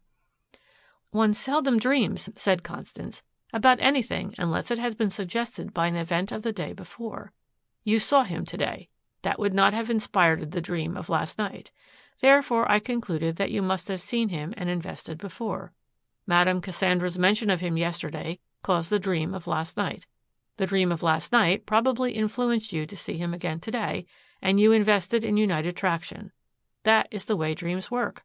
Probably more of conduct than we know is influenced by dream life. Now, if you should get 15 or 20 points, you would be in a fair way to join the ranks of those who believe that dreams do come true." Mrs. Caswell looked at her almost alarmed, then attempted to turn it off with a laugh. "And perhaps breakfast with him?" "When I do sit up as an interpreter of dreams," answered Constance simply, "I'll tell you more." On one point she had made up her mind. That was to visit Mr. Davies herself the next day. She found his office a typical bucket shop, even down to having a section partitioned off for women clients of the firm. She had not intended to risk anything, and so was prepared when Mr. Davies himself approached her courteously. Instinctively, Constance distrusted him. He was too cordial, too polite. She could feel the claws hidden in his velvety paw, as it were. There was a debonair assurance about him, the air of a man who thought he understood women, and indeed did understand a certain type. But to Constance, who was essentially a man's woman, Davies was only revolting. She managed to talk without committing herself, and he in his complacency was glad to hope that he was making a new customer. She had to be careful not to betray any of the real and extensive knowledge about Wall Street which she actually possessed. But the glib misrepresentations about United Traction quite amazed her. When she rose to go, Davies accompanied her to the door, then out into the hall to the elevator. As he bent over to shake hands, she noted that he held her hand just a little longer than was necessary. "He's a swindler of the first water," she concluded as she was whisked down in the elevator. "I'm sure Mildred is in badly with this crowd. One urging her on in her trouble, the other making it worse, and fleecing her into the bargain." At the entrance she paused, undecided which was the quickest route home. As by chance she turned, just for a moment she thought she caught a fleeting glimpse of Drummond dodging behind a pillar. It was only for an instant, but even that apparition was enough. "I will get her out of this safely," resolved Constance. "I will keep one more fly from his web." Constance felt as if, even now, she must see Mildred, and, although she knew nothing, at least put her on her guard. She did not have long to wait for her chance. It was late in the afternoon when her door buzzer sounded. "Constance, I've been looking for you all day," sighed Mildred, dropping sobbing into a chair. "I am distracted." "Why, my dear, what's the matter?" asked Constance. "Let me make you a cup of coffee." Over the steaming little cups, Mildred grew more calm. "Forrest has found out in some way that I am speculating in Wall Street," she confided at length. "I suppose some of his friends, he has lots down there, told him." Momentarily, the picture of Drummond back of the post in Davies' building flashed over Constance. "And he is awfully angry. Oh, I never knew him to be so angry, and sarcastic, too." "Was it wholly over your money?" asked Constance. "Was there nothing else?" Mrs. Caswell started. "You grow more weird every day, Constance. Yes, there was something else." Mr. Davies? Mildred had risen. Don't, she cried. Then you do really care for him? Asked Constance mercilessly. No, 1,000 times no. How can I? I have put all such thoughts out of my mind long ago. She paused, then went on more calmly. Constance, believe me or not, I am just as good a woman today as I was the day I married Forrest. No, I would not even let the thought enter my head. Never. For perhaps an hour after her friend had gone, Constance sat thinking. What should she do? Something must be done, and soon. As she thought, suddenly the truth flashed over her. Caswell had employed Drummond to shadow his wife, in the hope that he might unearth something that might lead to a divorce. Drummond, like so many divorce detectives, was not averse to guiding events, to put it mildly. He had ingratiated himself, perhaps, with the clairvoyant and Davies. Constance had often heard before of clairvoyants and brokers who worked in conjunction to fleece the credulous. Now another and more serious element than the loss of money was involved. Added to them was a divorce detective, and honor itself was at stake. She remembered the doped cigarettes. She had heard of them before at clairvoyance. She saw it all. Madame Cassandra playing on Mildred's wounded affections, the broker on both that and her desire to be independent, and Drummond pulling the wires that all might take advantage of her woman's frailty. That moment Constance determined on action. First, she telephoned to DeForest Caswell at his office. It was an unconventional thing to do, to ask him to call, but she made some plausible pretext. She was surprised to find that he accepted it without hesitating. It set her thinking. Drummond must have told him something of her, and he had thought this was as good a time as any to face her. In that case, Drummond would probably come too. She was prepared. She had intended to have one last talk with Mildred, but had no need to call her. Utterly wretched, the poor little woman came in again to see her, as she had done scores of times before, to pour out her heart. Forrest had not come home to dinner, had not even taken the trouble to telephone. Constance did not say that she herself was responsible. "Do you really want to know the truth about your dreams?" asked Constance, after she had prevailed upon Mildred to eat a little. "I do know," she returned. "No, you don't," went on Constance, now determined to tell her the truth, whether she liked it or not. "That clairvoyant and Mr. Davies are in league, playing you for a sucker, as they say." Mrs. Caswell did not reply for a moment. Then she drew a long breath and shut her eyes. "Oh, you don't know how true what she says is to me. She—" "Listen," interrupted Constance. "Mildred, I'm going to be frank, brutally frank. Madame Cassandra has read your character. Not the character as you think it is, but your unconscious, subconscious self. She knows that there is no better way to enter into the intimate life of a client, according to the new psychology, than by getting at and analyzing the dreams. And she knows that you can't go far in dream analysis without finding sex. It is one of the strongest natural impulses, yet subject to the strongest repression, and hence one of the weakest points of our culture. She is actually helping along your alienation for that broker. You yourself have given me the clue in your dreams. Only I am telling you the truth about them. She holds it back and tells you plausible falsehoods to help her own ends. She is trying to arouse in you those passions which you have suppressed, and she has not scrupled to use drug cigarettes with you and others to do it. You remember the breakfast dream, when I said that much could be tracked back to dreams? A thing happens. It causes a dream. That, in turn, sometimes causes action. No, don't interrupt. Let me finish first. Take the first dream," continued Constance, rapidly thrusting home her interpretation so that it would have its full effect. "You dreamed that your husband was dying and you were afraid. She said it meant love was dead. It did not. The fact is that neurotic fear in a woman has its origin in repressed, unsatisfied love. Love which for one reason or another is turned away from its object and has not succeeded in being applied. Then his death. That simply means that you have a feeling that you might be happier if he were away and didn't devil you. It is a survival of childhood when death is synonymous with absence. I know you don't believe it, but if you had studied the subject as I have in the last few days, you'd understand. Madame Cassandra understands. And the wall, that was Wall Street probably, which does divide you two. You tried to get over it, and you fell. That means your fear of actually falling morally, of being a fallen woman." Mildred was staring wildly. She might deny, but in her heart she must admit. "The thing that pursued you, half bull, half snake, was Davies and his blandishments. I have seen him. I know what he is. The crowd in a dream always denotes a secret.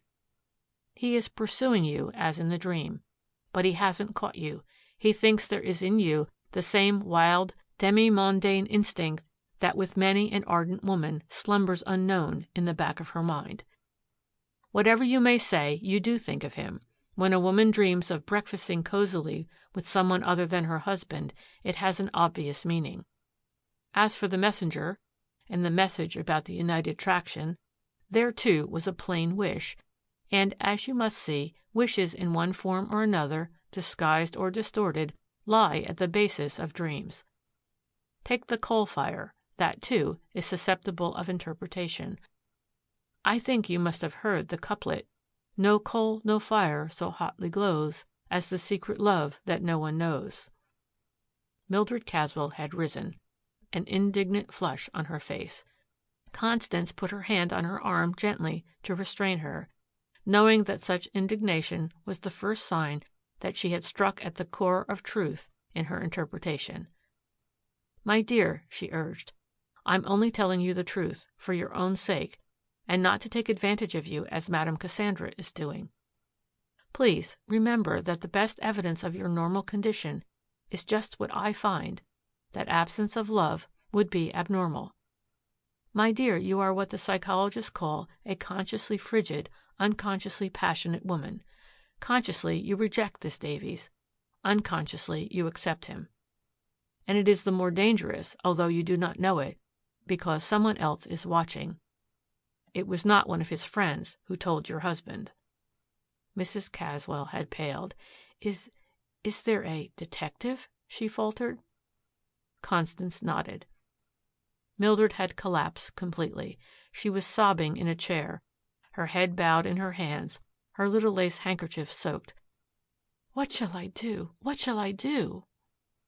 There was a sudden tap at the door. "Quick, in there," whispered Constance, shoving her through the portieres into the drawing-room. It was Forrest Caswell. For a moment Constance stood irresolute, wondering just how to meet him. Then she said, "Good evening, Mr. Caswell. I hope you will pardon me for asking you to call on me. But as you know, I've come to know your wife. Perhaps better than you do."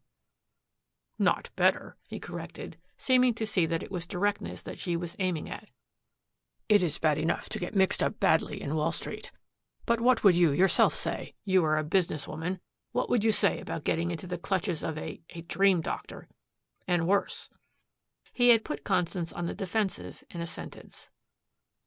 "Don't you ever dream?" she asked quietly. He looked at her a moment as if doubting even her mentality. "Lord!" he exclaimed in disgust. "You, too, defend it?" "But don't you dream?" she persisted. "Why, of course I dream," he answered somewhat petulantly. "What of it? I don't guide my actions by it." "Do you ever dream of Mildred?" she asked. "Sometimes." "Ever of other people?" she pursued. "Yes," he replied. "Sometimes of other people. But what has that got to do with it? I cannot help my dreams. My conduct I can help, and I do help." Constance had not expected him to be frank to the extent of taking her into his confidence. Still, she felt that he had told her just enough. She discerned a vague sense of jealousy in his tone, which told her more than words that whatever he might have said or done to Mildred, he resented, unconsciously, the manner in which she had striven to gain sympathy outside. "Fortunately, he knows nothing of the new theories," she said to herself. "Mrs. Dunlap," he resumed, "since you have been frank with me, I must be equally frank with you. I think you are far too sensible a woman not to understand in just what a peculiar position my wife has placed me." He had taken out of his pocket a few sheets of closely typewritten tissue paper. He did not look at them. Evidently he knew the contents by heart. Constance did not need to be told that this was a sheaf of the daily reports of the agency for which Drummond worked. He paused. She had been watching him searchingly. She was determined not to let him justify himself first. Mr. Caswell, she persisted in a low, earnest tone, don't be so sure that there is nothing in this dream business. Before you read me those papers from Mr. Drummond, let me finish. Forrest Caswell almost dropped them in surprise. Dreams, she continued, seeing her advantage, are wishes, either suppressed or expressed. Sometimes the dream is frank and shows an expressed wish. Other times it shows a suppressed wish, or a wish which in its fulfillment in the dream is disguised or distorted. You are the cause of your wife's dreams. She feels in them anxiety. And, according to the modern psychologists who have studied dreams carefully and scientifically, fear and anxiety represent love repressed or suppressed. She paused to emphasize the point, glad to note that he was following her. That clairvoyant, she went on, has found out the truth. True, it may not have been the part of wisdom for Mildred to have gone to her in the first place. I pass over that. I do not know whether you or she was most to blame at the start. But that woman, in the guise of being her friend, has played on every string of your wife's lonely heart, which you have wrung until it vibrates. Then, she hastened on, came your precious friend Drummond. Drummond who has, no doubt, told you a pack of lies about me. You see that? She had flung down on the table a cigarette which she had managed to get at Madame Cassandra's. Smoke it. He lighted it gingerly, took a puff or two, puckered his face, frowned, and rubbed the lighted end on the fireplace to extinguish it. What is it? He asked suspiciously. Hashish, she answered tersely. Things were not going fast enough to suit either Madame Cassandra or Drummond. Madame Cassandra helped along the dreams by a drug noted for its effect on the passions. More than that, added Constance, leaning over toward him and catching his eye, Madame Cassandra was working in league with a broker, as so many of the fakers do. Drummond knew it, whether he told you the truth about it or not. That broker was a swindler named Davies. She was watching the effect on him. She saw that he had been reserving this for a last shot at her, that he realized she had stolen his own ammunition and appropriated it to herself. They were only too glad when Drummond approached them. There you are, 3 against that poor little woman. No, 4, including yourself. Perhaps she was foolish, but it was not so much to her discredit as to those who cast her adrift when she had a natural right to protection. Here was a woman with passions which she herself did not understand, and a little money, alone. Her case appealed to me. I knew her dreams. I studied them. Caswell was listening in amazement. It is dangerous to be with a person who pays attention to such little things, he said. Evidently Drummond himself must have been listening. The door buzzer sounded, and he stepped in, perhaps to bolster up his client in case he should be weakening. As he met Constance's eye, he smiled superciliously and was about to speak. But she did not give him time even to say good evening. Ask him, she cried, her eyes flashing, for she realized that it had been part of the plan to confront her, perhaps worm out of her just enough to confirm Drummond's own story to Caswell. Ask him to tell the truth, if he is capable of it, not the truth that will make a good daily report of a hired shadow who colors his report the way he thinks his client desires it, but the real truth. Mr. Caswell, interrupted Drummond, this woman— Mr. Drummond, cried Constance, rising and shaking the burnt stub of the little gold-banded cigarette at him to impress it on his mind. Mr. Drummond, I don't care whether I am a she-devil, she almost hissed the words at him, but I have evidence enough to go before the district attorney of this city and the grand jury and get indictments for conspiracy against a certain clairvoyant and a bucket shop operator. To save themselves, they will probably tell all they know about a certain crook who has been using them. Caswell looked at her, amazed at her denunciation of the detective. As for Drummond, he turned his back on her, as if to ignore her utterly. Mr. Caswell, he said bitterly, in those reports— Forrest Caswell, insisted Constance, rising and facing him, if you have in that heart of yours one shred of manhood, it should move you. You, this man, the others, have placed in the path of a woman every provocation, every temptation for financial, physical, and moral ruin. She has consulted a clairvoyant, yes. She has speculated, yes. Yet she was proof against something greater than that. And I know, because I know her unconscious self which her dreams reveal, her inmost soul. I know her better than you do, better than she does herself. I know that even now she is as good and true and would be as loving as—" Constance had paused and taken a step toward the drawing room. Before she knew it, the portieres flew apart and an eager little woman had rushed past her and flung her arms about the neck of the man. Caswell's features were working as he gently disengaged her arms, still keeping one hand. Half shoving her aside, ignoring Constance, he had faced Drummond. For a moment the brazen detective flinched. As he did so, DeForest Caswell crumpled up the mass of tissue paper reports and flung them into the fireplace. "Get out," he said, suppressing his voice with difficulty. "Send me your bill. I'll pay it. But mind, if it is 1 penny more than it should be, I'll fight if it takes me from the district attorney and the grand jury to the highest court of the state. Now go." Caswell turned slowly again toward his wife. "I've been a brute," he said simply. Something almost akin to jealousy rose in Constance's heart as she saw Mildred safe at last. Then Caswell turned slowly to her. "You," he said, stroking his wife's hand gently, but looking at Constance, "you are a real clairvoyant." End of chapter 6.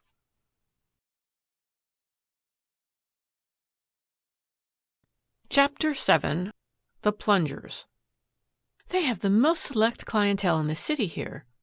Constance Dunlap was sitting in the white, steamy room of Charmant's beauty shop. Her informant, reclining dreamily in a luxurious wicker chair, bathed in the perspiring vapor, had evidently taken a fancy to her. "And no wonder, either. They fix you up so well," she rattled on. Then, confidingly, "Now, last night after the show, a party of us went to supper and a dance, and it was in the wee small hours when we broke up. But Madame here can make you all over again. Floretta," she called to an attendant who had entered, "if Mr. Warrington calls up on the phone, say I'll call him later." "Yes, Miss Larue." Constance glanced up quickly as Floretta mentioned the name of the popular young actress. Stella Larue was a pretty girl on whom the wild dissipation of the night life of New York was just beginning to show its effects. The name of Warrington, too, recalled to Constance instantly some gossip she had heard in Wall Street about the disagreement in the board of directors of the new rubber syndicate and the effort to oust the president whose escapades were something more than mere whispers of scandal. This was the woman in the case. Constance looked at Stella now with added interest as she rose languidly, drew her bathrobe about her superb figure carelessly in such a way as to show it at best advantage. "I've had more or less to do with Wall Street myself," observed Constance. "Oh, have you? Isn't that interesting?" cried Stella. "I hope you're not putting money in rubber?" queried Constance. "On the contrary," rippled Stella, then added, "You're going to stay? Let me tell you something. Have Floretta do your hair. She's the best here. Then come around to see me in the dormitory if I'm here when you are through. Won't you?" Constance promised, and Stella fluttered away like the pretty butterfly that she was, leaving Constance to wonder at the natural gravitation of plungers in the money market toward plungers in the white lights. Charmant's beauty parlor was indeed all its name implied, a temple of the cult of adornment, the last cry in the effort to satisfy what is more than health, wealth, and happiness to some women, the fundamental feminine instinct for beauty. Constance had visited the beauty specialist to have an incipient wrinkle smoothed out. Frankly, it was not vanity, but she had come to realize that her greatest asset was her personal appearance. Once that had a chance to work, her native wit and keen ability would carry her to success. Madame Charmant herself was a tall, dark-skinned, dark-haired, dark-eyed, well-groomed woman who looked as if she had been stamped from a die for a fashion plate, and then the die had been thrown away. All others like her were spurious copies, counterfeits. More than that, she affected the name of Vera, which in itself had the ring of truth. And so Charmant had prevailed on Constance to take a full course in beautification and withhold the wrinkle at the source. "Besides, you know, my dear," she purred, "there's nothing discovered by the greatest minds of the age that we don't apply at once." Constance was not impervious to feminine reason, and here she was. "Has Miss Larue gone?" she asked when at last she was seated in a comfortable chair, again sipping a little aromatic cup of coffee. "No, she's resting in one of the little dressing rooms." She followed Floretta down the corridor. Each little compartment had its neat, plain, white enameled bed, a dresser, and a chair. Stella smiled as Constance entered. "Yes," she murmured in response to the greeting. "I feel quite myself now." "Mr. Warrington on the wire," announced Floretta a moment later, coming down the corridor again with a telephone on a long, unwinding wire. "Hello, Alfred. Oh, rocky this morning," Constance overheard. "I said to myself, never again, until the next time. Vera? Oh, she was as fresh as a lark. Can I lunch with you downtown? Of course." Then, as she hung up the receiver, she called, "Floretta, get me a taxi." "Yes, Miss Larue." "I always have a feeling here," whispered Stella, "that I am being listened to. I mean to speak to Vera about it sometime. By the way, wouldn't you like to join us tonight? Vera will be along, and Mr. Warrington, and perhaps Diamond Jack Braden. You know him?" Constance confessed frankly that she did not have the pleasure of the acquaintance of the well-known turfman and first nighter. She hesitated. Perhaps it was that Stella liked. Almost anyone else would have been overeager to accept. But to Constance, sure of herself now, nothing of the sort was worth scrambling for. Besides, she was wondering how a man with the fight of his life on his hands could find time to lunch downtown, even with Stella. "I've taken quite a fancy to you," pressed Stella. "Thank you. It's very kind of you," Constance answered. "I shall try very hard to be there." "I'll leave a box for you at the office. Come around after the performance to my dressing room."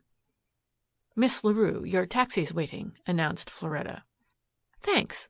Are you going now, Mrs. Dunlap? Yes? Then ride down in the elevator with me." They parted at the foot of the elevator, and Constance walked through the arcade of the office building in which the beauty parlor occupied the top floor. She stopped at a florist's stand to admire the flowers, but more for an excuse to look back at Stella. As Stella stepped into a taxicab, showing a generous wealth of silken hosiery beneath the tango gown, Constance was aware that the driver of another cab across the street was also interested. She noticed that he turned and spoke to his fare through the open window. The cab swung around to follow the other, and Constance caught a fleeting glimpse of a familiar face. "Drummond!" she exclaimed, almost aloud. What did it mean? Why had the detective been employed to follow Stella? Instinctively, she concluded that he must be engaged by Mrs. Warrington. "I must accept Stella's invitation," she said to herself excitedly. At least she should be put on her guard. That evening, as she was looking over the newspapers, her eye caught the item in the Wall Street edition. Rubber Syndicate Dissension. Break in stock follows effort of strong minority to oust Warrington from presidency. Then followed a brief account of the struggle of a powerful group of directors to force Warrington, Braden, and the rest out, with a hint at the scandal of which everyone now was talking. "I never yet knew a man who went in for that sort of thing that lasted long in business," she observed. "This is my chance, a crowd riding for a fall." Constance chose a modest orchestra seat in preference to the place in a box which Stella had reserved for her at the office, and aside from the purpose which was rapidly taking shape in her mind, she enjoyed the play very much. Stella Larue, as the grass widow, played her part with a piquancy which Constance knew was not wholly a matter of book knowledge. As the curtain went down, the audience, its appetite for the risque whetted, filed out on Broadway with its myriad lights and continuous film of motion. Constance made her way around to Stella's dressing room. She had scarcely been welcomed by Stella, whose cheeks beneath the grease paint were now genuinely ablaze with excitement, when a man entered. He was tall, spare, the type whose very bow is ingratiating and whose "delighted, I assure you" is suave and compelling. Alfred Warrington seemed to be on very good terms indeed with Stella as she introduced him to Constance. "You will join us, Mrs. Dunlap?" he asked, throwing an opera cloak over Stella's shoulders. "Vera Charmant and Jack Braden are waiting for us at the Little Montmartre." As he mentioned the famous cabaret, Constance took a little tighter grip on herself and decided to take the plunge and see the affair out. although that sort of thing had very little attraction for her. They were leaving the theater when she saw lurking in the crowd the familiar figure of Drummond. She turned her head quickly and sank back into the dark recesses of the limousine. Should she tell them now about him? She leaned over to Warrington. "I saw a man in the crowd just now who seemed to be quite interested in us," she said quickly. "Can't we drive around a bit to throw him off if he should get into a cab?" Warrington looked at her keenly. It was quite evident that he thought it was Constance who was being followed, not Stella or himself. Constance decided quickly to say nothing more that would prejudice Stella, but as Warrington directed his driver to run up through the park, she saw that, far from alarming him, the words had only added a zest of mystery about herself. They left the park, and the car jolted them quickly now over the uneven asphalt to the Palace of Pleasure, where already the 2 advance guards were holding one of the best tables in a house crowded with all classes, from debutantes to debauchees. Diamond Jack Braden was a heavy-set man with a debonair, dapper way about him. He wore a flower in his buttonhole, a smart touch which seemed very fetching, evidently, to the artistic Vera. Constance fell to studying him, as she did all men and women. "His hands betray him," she said to herself, as she was introduced. They were in fact shielded from view as he bowed, one with the thumb tucked in the corner of his trousers pocket, the other behind his back. "He is hiding something," flashed through her mind intuitively, and when she analyzed it, she felt still that there was nothing fanciful about the idea. It was simply a little unconscious piece of evidence. From the start, the cabaret was pretty rapid. When they entered, 2 of the performers were rendering the Apache dance with an abandon that improved on its namesake. Scarcely had they finished when the orchestra began all over again, and a couple of diners from the tables glided past them on the dancing floor, then another couple and another. "Tanguez-vous?" bowed Braden, leaning over to Stella. "Oui, je tanguerai," she nodded, catching the spirit of the place. It left Warrington and Constance at the table with Vera, and as Constance looked eagerly after the graceful form of the little actress, Warrington asked, "Will you dance?"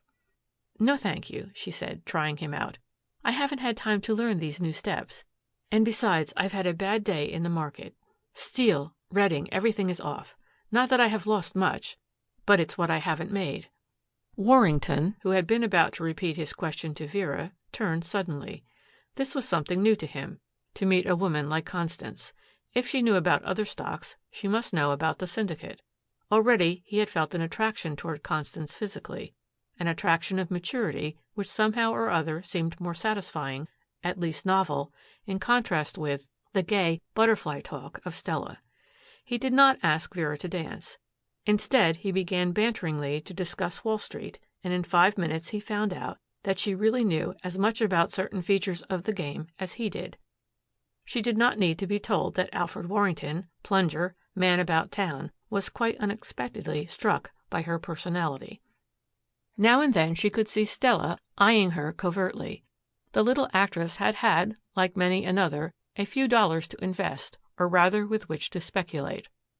Her method had been usually to make a quick profit on a tip from some Wall Street friend.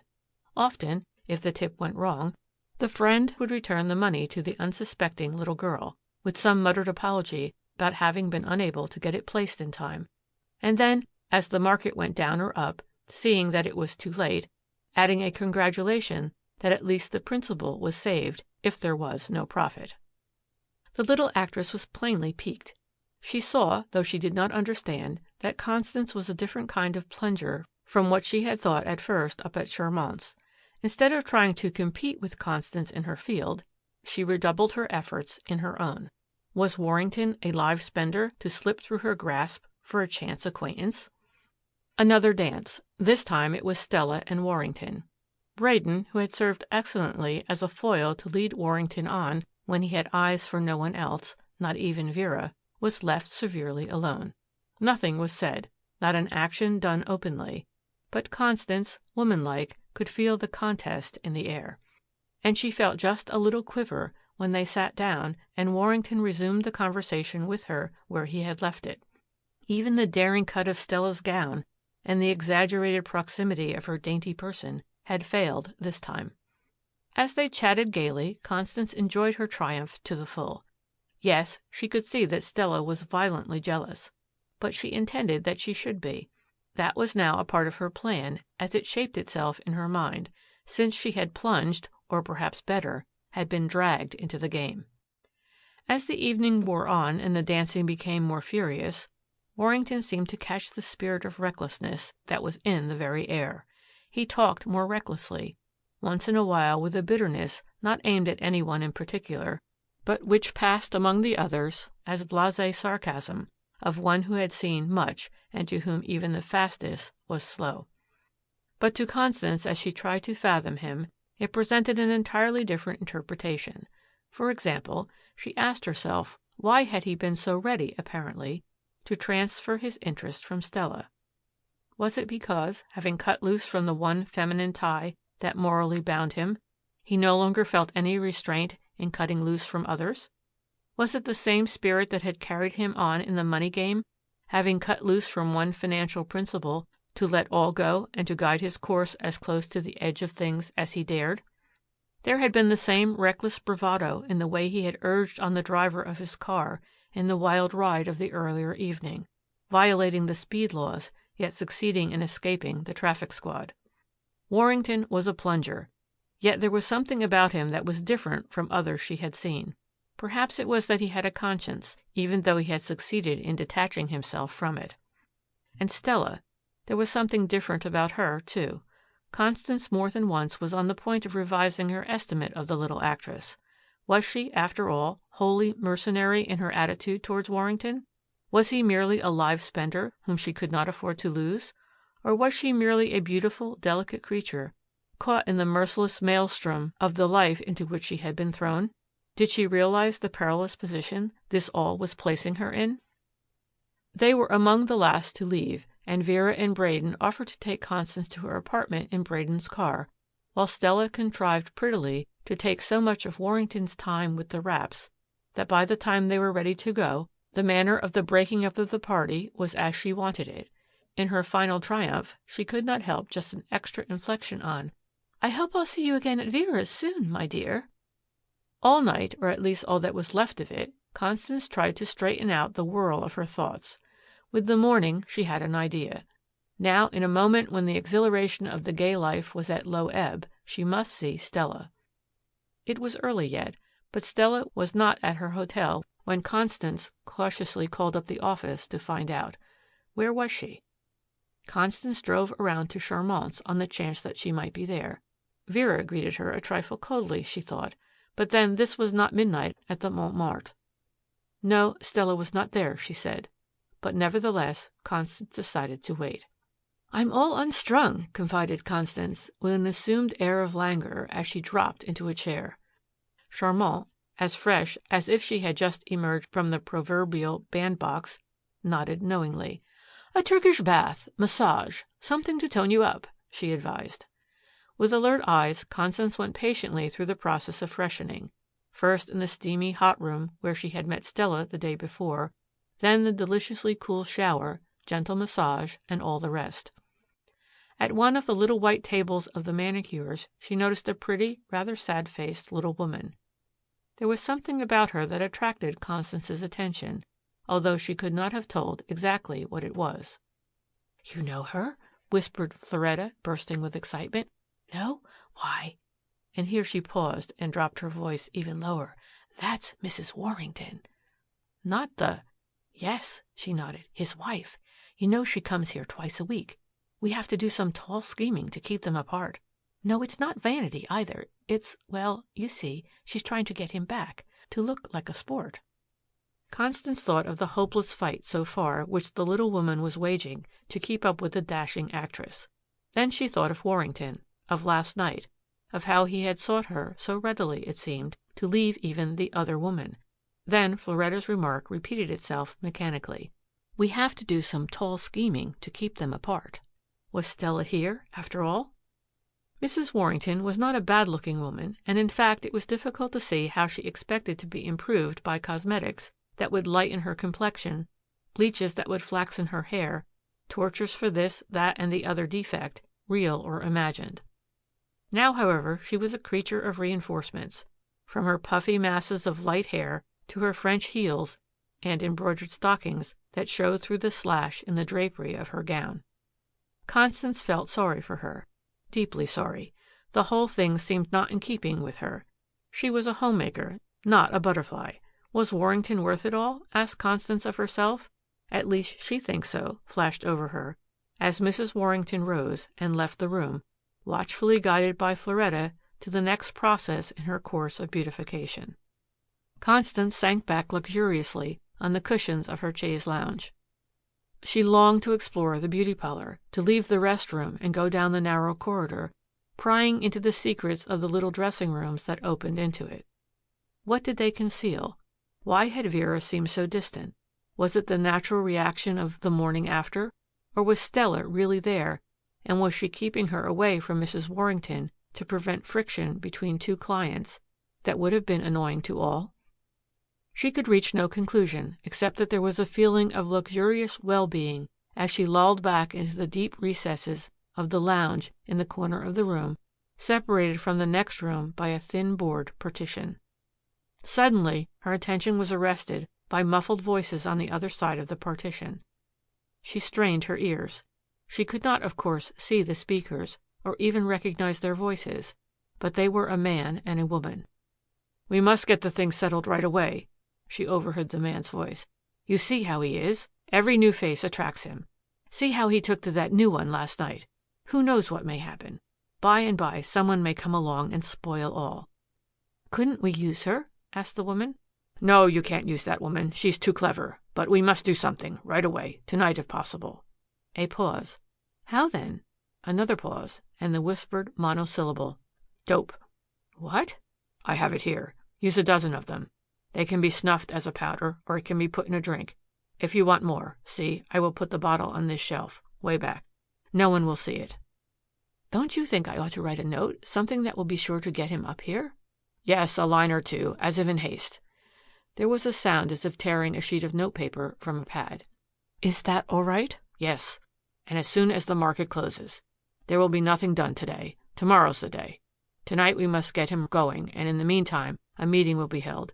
The plan arranged at the Prince Henry tonight. And then the smash. Between them all, he won't know what has struck him." "All right. You had better go out as you came in. It's better that no one up here should suspect anything." The voices ceased. What did it mean? Constance rose and sauntered around into the next room. It was empty, but when she looked hastily up on the shelf, there was a bottle of white tablets, and on the table a pad of notepaper from which a sheet had been torn. She picked up the bottle gingerly. Who had touched it? Her mind was working quickly. Somewhere she had read of fingerprints, and the subject had interested her because the system had been introduced in banks, and she saw that it was going to become more and more important. But how did they get them in a case like this?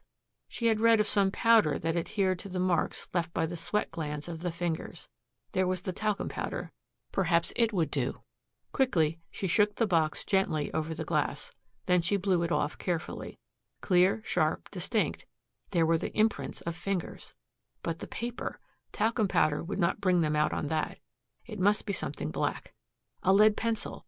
Eagerly she seized it, and with a little silver penknife whittled off the wood. Scrape, scrape, until she had a neat little pile of finely powdered graphite. Then she poured it on the paper, and taking the sheet daintily by the edges so that she would not mix her own fingerprints with the others, she rolled the powder back and forth. As she looked anxiously, she could see the little grains adhering to the paper. A fine camel's hair brush lay on the table for penciling. She took it deftly. It made her think of that first time when she painted the checks for Carlton. A lump came into her throat. There they were, the second pair of telltale prints. But what tale did they tell? Whose were they? Her reading on fingerprints had been very limited, but like everything she did, to the point. She studied those before her, traced out as best she could the loops, whorls, arches, and composites, even counted the ridges on some of them. It was not so difficult after all. She stopped in an uptown branch of her brokers in one of the hotels. The market was very quiet, and even the rubber syndicate seemed to be marking time. As she went out, she passed the telephone booths. Should she call up Warrington? Would he misinterpret it? What if he did? She was mistress of her own tongue. She need not say too much. Besides, if she were going on a fishing expedition, a telephone line was as good as any other, better than a visit. "This is Mrs. Dunlap," she said directly. "Oh, how do you do, Mrs. Dunlap? I have been intending to call you, but—" He paused and added, "You know we are having a pretty strenuous time down here." There was a genuine ring to the first part of his reply, but the rest of it trailed off into the old blasé tone. "I'm sorry," she replied. "I enjoyed last night so much." "Did you?" came back eagerly. Before he could add anything, she asked, "I suppose you are going to see Stella again this afternoon?" Yes," he hesitated. "I think so." "Where? At Vera's?" she asked, adopting a tone not of curiosity, but of chiding him for seeing Stella instead of herself. The moment of hesitation, before he said that he didn't know, told her the truth. It was as good as a plain yes. For several moments they chatted. As she hung up the receiver after his deferential goodbye, Constance knew that she had gained a new angle from which to observe Warrington's character. He was intensely human, and he was in wrong. Here was a mess all around. The day wore on, yet brought no indecision as to what she would do, though it brought no solution as to how to do it. The inaction was worse than anything else. The last quotations had come in over the ticker, showing the syndicate stocks still unchanged. She left her brokers and sat for a few moments in the rotunda of the hotel, considering. She could stand it no longer. Whatever happened, she would run around to Charmant's. Some excuse would occur when she got there. As Constance alighted from the private elevator, a delicate scent of attar of roses smote lightly on her, and there was, if anything, a greater air of exotic warmth about the place. Everything, from the electric bulbs buried deep in the clusters of amber artificial flowers, to the bright green leaves on the dainty trellises, the little square-paned windows and white furniture, bespoke luxury. There was an inviting tone to it all. "I'm glad I've found you," began Constance to Stella, as though nothing had happened. "There's something I'd like to say to you, besides thanking you most kindly for the good time last—" "Is there anything I can do for you?" interrupted Madame Charmant in a business-like tone. "I am sure Miss Larue invited you last night because she thought you were lonely. She and Mr. Warrington, you know, are old friends." Charmant emphasized the remark to mean, "You trespassed on forbidden ground if you thought you could get him away." Constance seemed not to notice the implication. "There is something I'd like to say," she repeated gently. She picked up a little inking pad which lay on a mahogany secretary, which Vera used as an office desk. "If you will be so kind, Stella, as to place your fingers flat on this pad, never mind about the ink, call Floretta, she will wipe them off afterwards, and then on this piece of paper, I won't bother you further." Almost before she knew it, the little actress had placed her dainty white hand on the pad and then on the paper. Constance did the same to illustrate, then called Floretta. "If Vera will do as I have done," she said, offering her the pad and taking her hand. Charmant complied, and when Floretta arrived, her impressions were added to the others. "There's a man wishes to see you outside, Madame," said Floretta, wiping off the soiled fingertips. "Tell him to wait in the little room." Floretta opened the door to go out, and through it Constance caught sight of a familiar face. A moment later the man was in the room with them. It was Drummond, the same sneer, the same assurance in his manner. "So," he snarled at Constance, "you here?" "I seem to be here," she answered calmly. "Why?" "Never mind why," he blustered. "I knew you saw me the other night. I heard you tell him to hit it up so as to shake me. But I found out all right." "Found out what?" asked Constance coldly. "Say, that's about your style, isn't it? You always get in when it comes to trimming the good spenders, don't you?" "Mr. Drummond," she replied, "I don't care to talk to you." "You don't, hey? Well, perhaps when the time comes, you'll have to talk. How about that?" She was thinking rapidly. Was Mrs. Warrington preparing to strike a blow that would be the last impulse necessary to send the plunger down for the last time? She decided to take a chance, to temporize until someone else made a move. "I'd thank you to place your fingers on this pad," said Constance quietly. "I'm making a collection of these things." "You are you?" "Yes," she cut short. And if my collection isn't large enough, I shall call up Mrs. Warrington and ask her to come over, too," she added significantly. Floretta entered again. "Please wipe the ink off Mr. Drummond's fingers," ordered Constance quietly, still holding out the pad.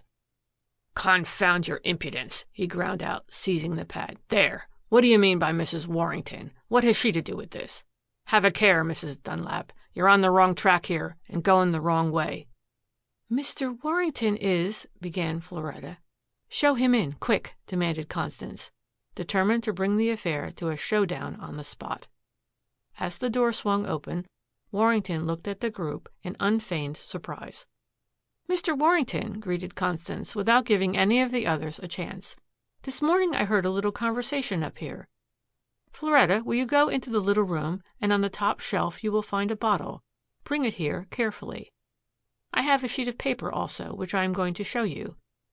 I had already seen the little woman, Mr. Warrington, whom you have treated so unjustly. She was here trying vainly to win you back by those arts which she thinks most appeal to you."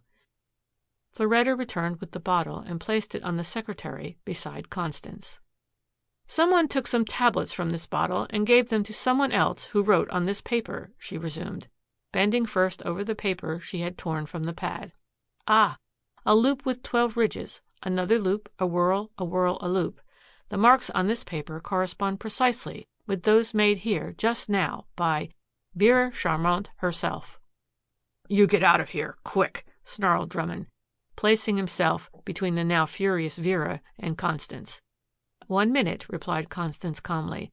"I am sure Mr. Warrington is a gentleman, if you are not. Perhaps I have no fingerprints to correspond with those on the bottle. If not, I am sure that we can send for someone whose prints will do so." She was studying the bottle.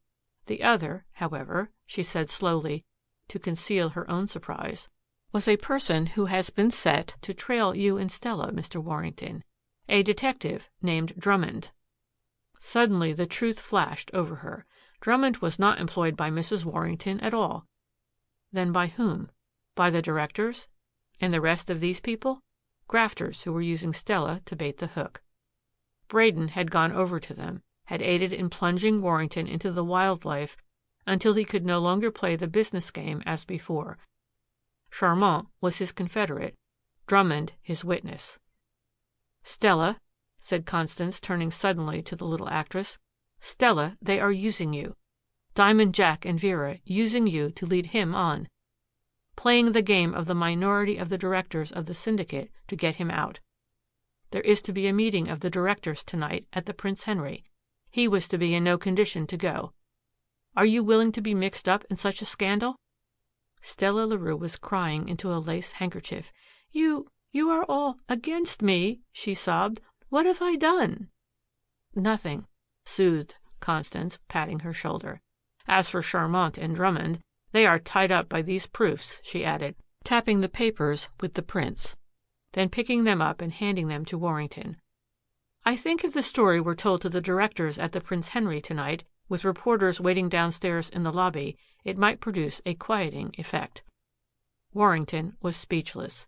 He saw them all against him. Vera, Braden, Stella, Drummond.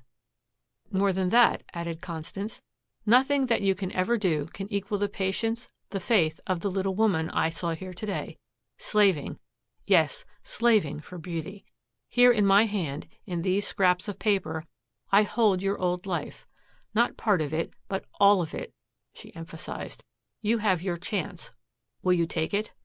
He looked up quickly at Stella Larue. She had risen impulsively and flung her arms about Constance. "Yes," he muttered huskily, taking the papers. "All of it." End of chapter 7.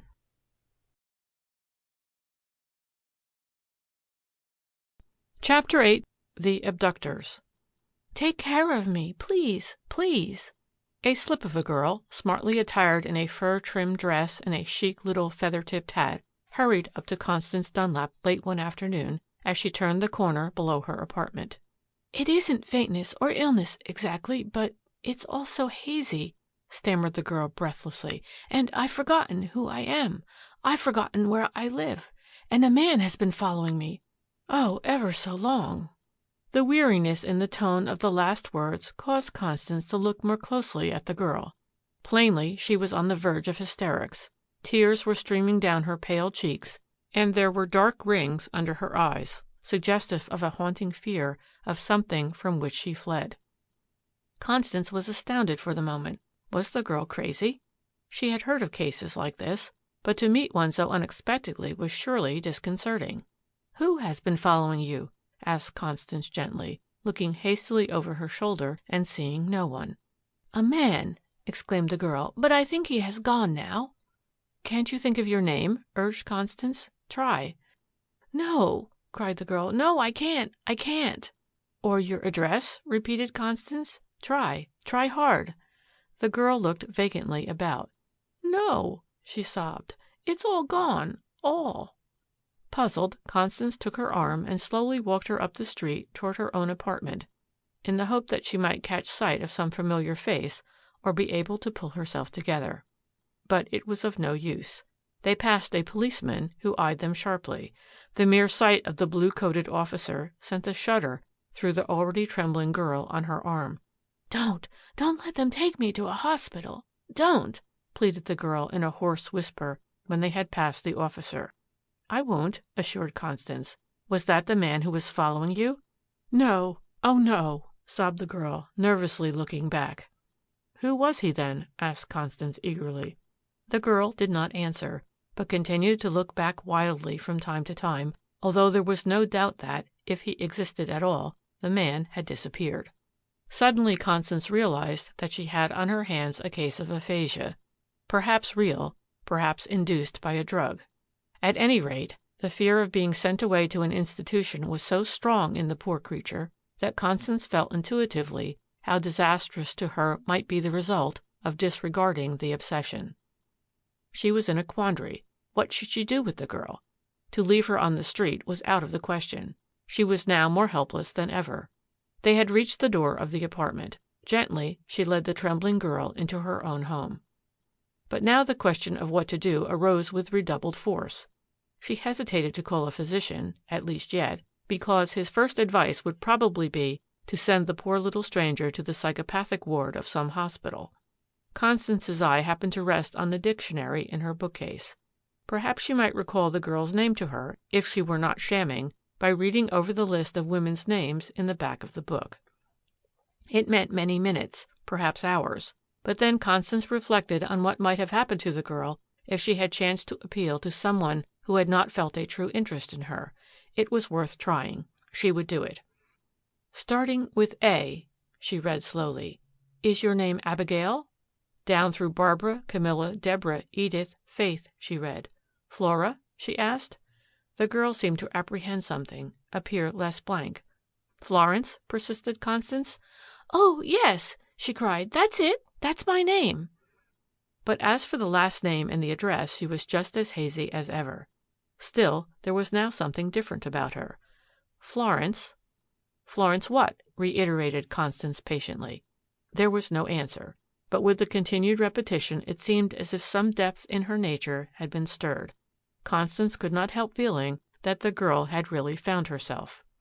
She had risen and was facing Constance, both hands pressed to her throbbing temples as if to keep her head from bursting.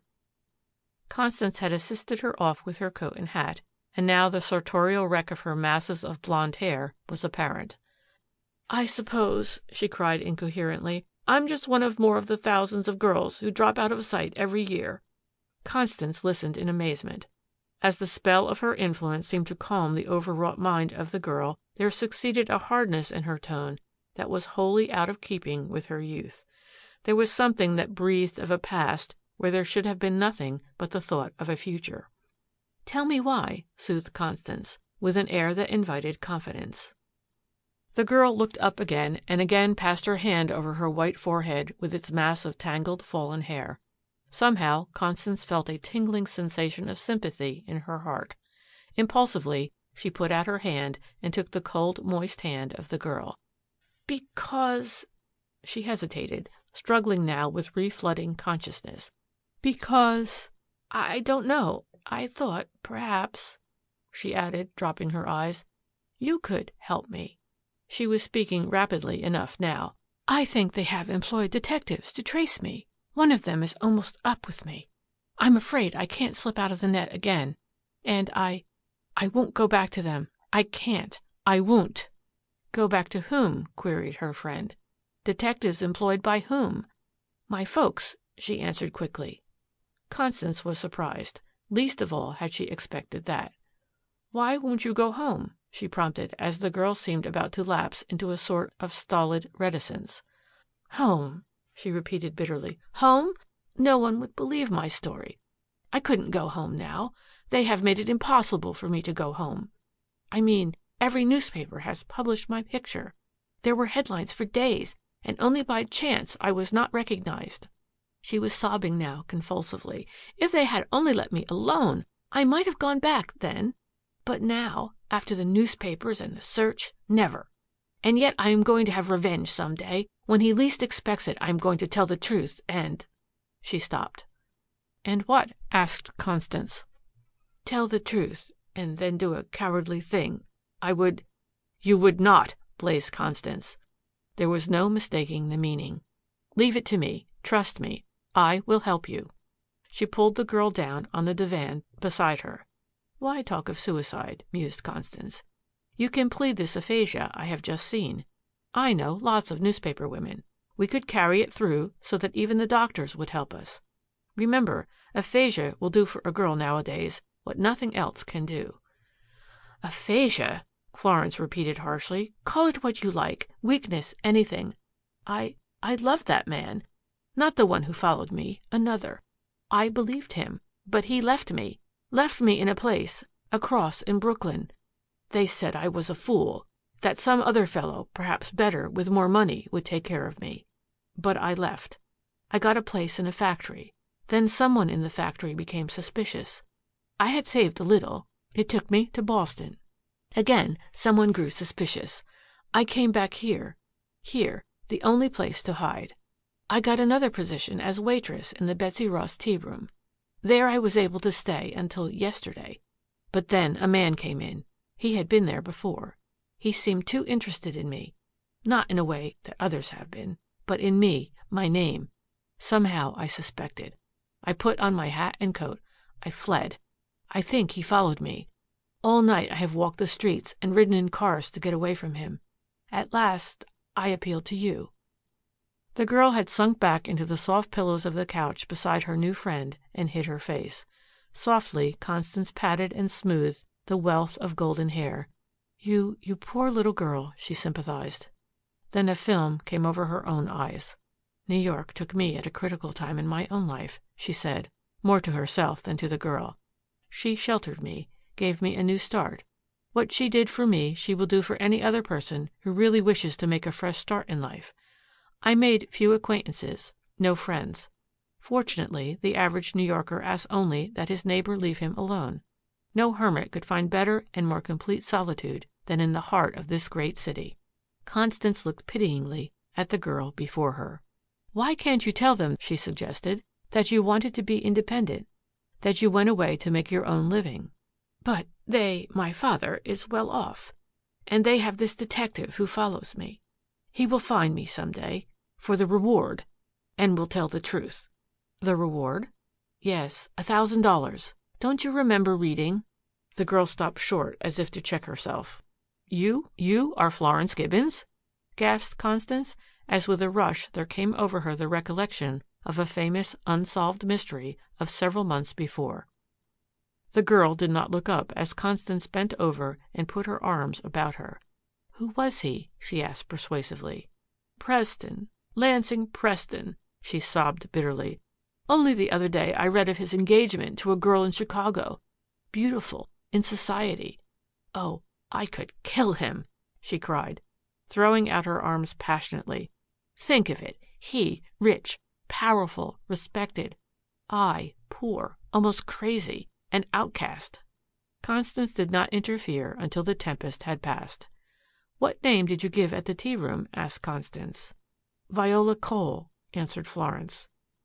"Rest here," soothed Constance. "Here at least you are safe. I have an idea. I shall be back soon." The Betsy Ross was still open after the rush of tired shoppers and later of business women to whom this was not only a restaurant but a club. Constance entered and sat down. "Is the manager in?" she asked of the waitress. "Mrs. Palmer? No. But if you care to wait, I think she'll be back directly." As Constance sat toying absently with some food at one of the snowy white tables, a man entered. A man in a tea room is an anomaly, for the tea room is a woman's institution, run by women for women. Men enter with diffidence, and seldom alone. This man was quite evidently looking for someone. His eye fell on Constance. Her heart gave a leap. It was her old enemy, Drummond, the detective. For a moment he hesitated, then bowed and came over to her table. "Peculiar places, these tea rooms," observed Drummond. Constance was doing some quick thinking. Could this be the detective Florence Gibbons had mentioned? "The only thing lacking to make them complete," he rattled on, "is a license. Now take those places that have a ladies' bar, that do openly what tea rooms do covertly. They don't reckon with the attitude of women. This is New York, not Paris. Such things are years off. I don't say they'll not come or that women won't use them, but not by that name, not yet." Constance wondered what his cynical inconsequentialities masked. "I think it adds to the interest," she observed, watching him furtively, "this evasion of the laws." Drummond was casting about for something to do, and naturally, to a mind like his, a drink was the solution.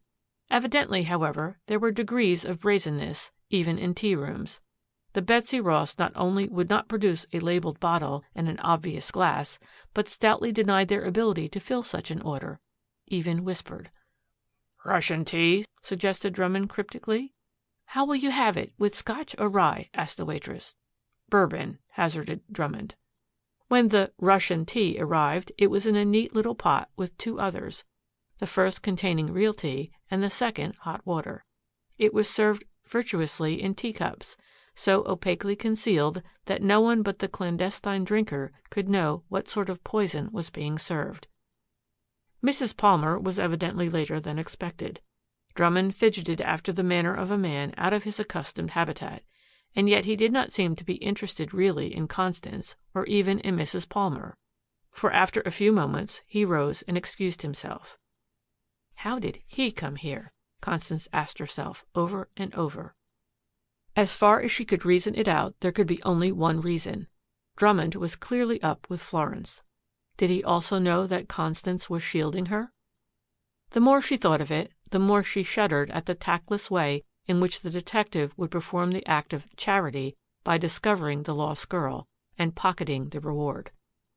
If her family only knew how eagerly they might let her come back in her own way. She looked up the address of Everett Gibbons while she was waiting, a half-formed plan taking definite shape in her mind. What she did must be done quickly. Here at the tea room, at least, Florence, or rather Viola, was known. Perhaps the best way, after all, was to let her be discovered here. They could not deny that she had been working for them acceptably for some time. Half an hour later, Mrs. Palmer, a bustling businesswoman, came in, and the waitress pointed her out to Constance. "Did you have a waitress here named Viola Cole?" began Constance, watching keenly the effect of her inquiry. "Yes," replied Mrs. Palmer, in a tone of interest that reassured Constance that, if there were any connection between Drummond's presence and Mrs. Palmer, it was wholly on his seeking. "But she disappeared last night. A most peculiar girl, but a splendid worker." "She has been ill," Constance hastened to explain. "I am a friend of hers. I have a business downtown and could not come around until tonight to tell you that she will be back tomorrow if you will take her back." "Of course I'll take her back. I'm sorry she's ill." And Mrs. Palmer bustled out into the kitchen, not unfeelingly, but merely because that was her manner. Constance paid her check and left the tea room. So far, she had succeeded. The next thing she had planned was a visit to Mr. Gibbons. That need not take long, for she was not going to tell anything. Her idea was merely to pave the way. The Gibbons, she found, lived in a large house on one of the numerous side streets from the park, in a neighborhood that was, in fact, something more than merely well-to-do. Fortunately, she found Everett Gibbons in and was ushered into his study, where he sat poring over some papers and enjoying an after-dinner cigar. "Mr. Gibbons," began Constance, "I believe there is a $1,000 reward for news of the whereabouts of your daughter, Florence." "Yes," he said in a colorless tone that betrayed the hopelessness of the long search. "But we have traced down so many false clues that we have given up hope. Since the day she went away, we have never been able to get the slightest trace of her. Still, we welcome outside aid." "Of detectives?" she asked. "Official and private. Paid and volunteer. Anybody," he answered. "I myself have come to the belief that she is dead, for that is the only explanation I can think of for her long silence." "She is not dead," replied Constance in a low tone. "Not dead?" he repeated eagerly, catching at even such a straw as an unknown woman might cast out. "Then you know—" "No," she interrupted positively. "I cannot tell you any more. You must call off all other searchers. I will let you know." "When?" "Tomorrow, perhaps the next day. I will call you on the telephone." She rose and made a hasty adieu before the man who had been prematurely aged might overwhelm her with questions and break down her resolution to carry the thing through as she had seen best. Cheerily, Constance turned the key in the lock of her door. There was no light, and somehow the silence smote on her ominously. "Florence!" she called. There was no answer. Not a sign indicated her presence. There was the divan with the pillows disarranged as they had been when she left. The furniture was in the same position as before. Hastily she went from one room to another. Florence had disappeared. She went to the door again.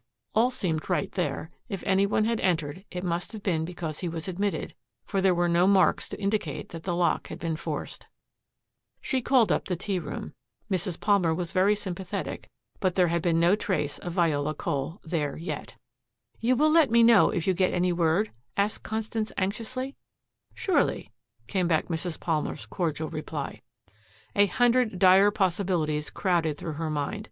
Might Florence be held somewhere as a white slave, not by physical force, but by circumstances, ignorant of her rights, afraid to break away again? Or was it suicide, as she had threatened? She could not believe it. Nothing could have happened in such a short time to change her resolution about revenge. The recollection of all the stories she had read recently crossed her mind. Could it be a case of drugs? The girl had given no evidence of being a dope fiend. Perhaps someone had entered after all. She thought of the so-called poisoned needle cases. Might she not have been spirited off in that way? Constance had doubted the stories. She knew that almost any doctor would say that it was impossible to inject a narcotic by a sudden jab of a hypodermic syringe. That was rather a slow, careful, and deliberate operation to be submitted to with patience. Yet Florence was gone. Suddenly it flashed over Constance that Drummond might not be seeking the reward primarily, after all. His first object might be shielding Preston. She recollected that Mr. Gibbons had said nothing about Drummond, either one way or the other. And if he were both shielding Preston and working for the reward, he would care little how much Florence suffered. He might be playing both ends to serve himself. She rang the elevator bell. "Has anybody called at my apartment while I was out?" she asked. "Yes'm, a man came here." "And you let him up?" "I didn't know you were out. You see, I had just come on. He said he was to meet someone at your apartment. And when he pressed the buzzer, the door opened, and I ran the elevator down again. I thought it was all right, ma'am." "And then what?" inquired Constance breathlessly. "Well, in about 5 minutes, my bell rang. I ran the elevator up again, and waiting was this man with a girl I had never seen before. You understand, I thought it was all right. He told me he was going to meet someone." Yes, I understand. Oh, my God. If I had only thought to leave word not to let her go. How did she look?" "Her clothes, you mean, ma'am?" "No, her face, her eyes." "Begging your pardon. I thought she was, acted queer. Scared. Dazed like." "You didn't notice which way they went, I suppose?" "No, ma'am, I didn't." Constance turned back again into her empty apartment, heartsick. In spite of all she had planned and done, she was defeated. Worse than defeated. Where was Florence? What might not happen to her? She could have sat down and cried. Instead, she passed a feverishly restless night. All the next day passed, and still not a word. She felt her own helplessness. She could not appeal to the police. That might defeat the very end she sought. She was single-handed. For all she knew, she was fighting the almost limitless power of brains and money of Preston. Inquiry developed the fact that Preston himself was reported to be in Chicago with his fiancée. Time and again she was on the point of making the journey to let him know that someone, at least, was watching him. But, she reflected, if she did that she might miss the one call from Florence for help. Then she thought bitterly of the false hope she had raised in the despairing father of Florence Gibbons. It was maddening.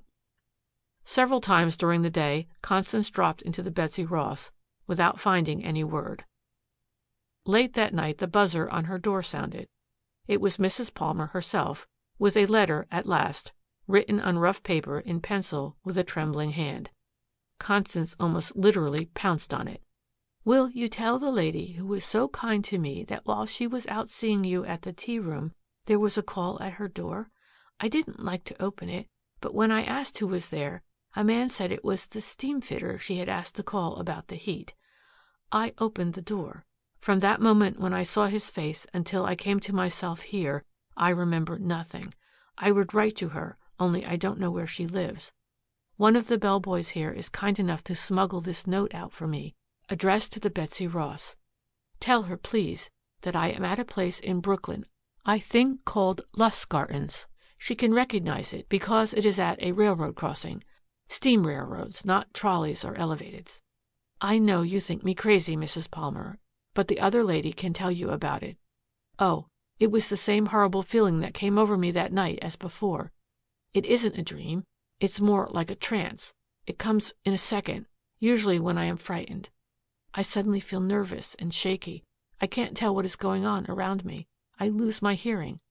Part of the time it is as though I had a paralytic stroke of the tongue.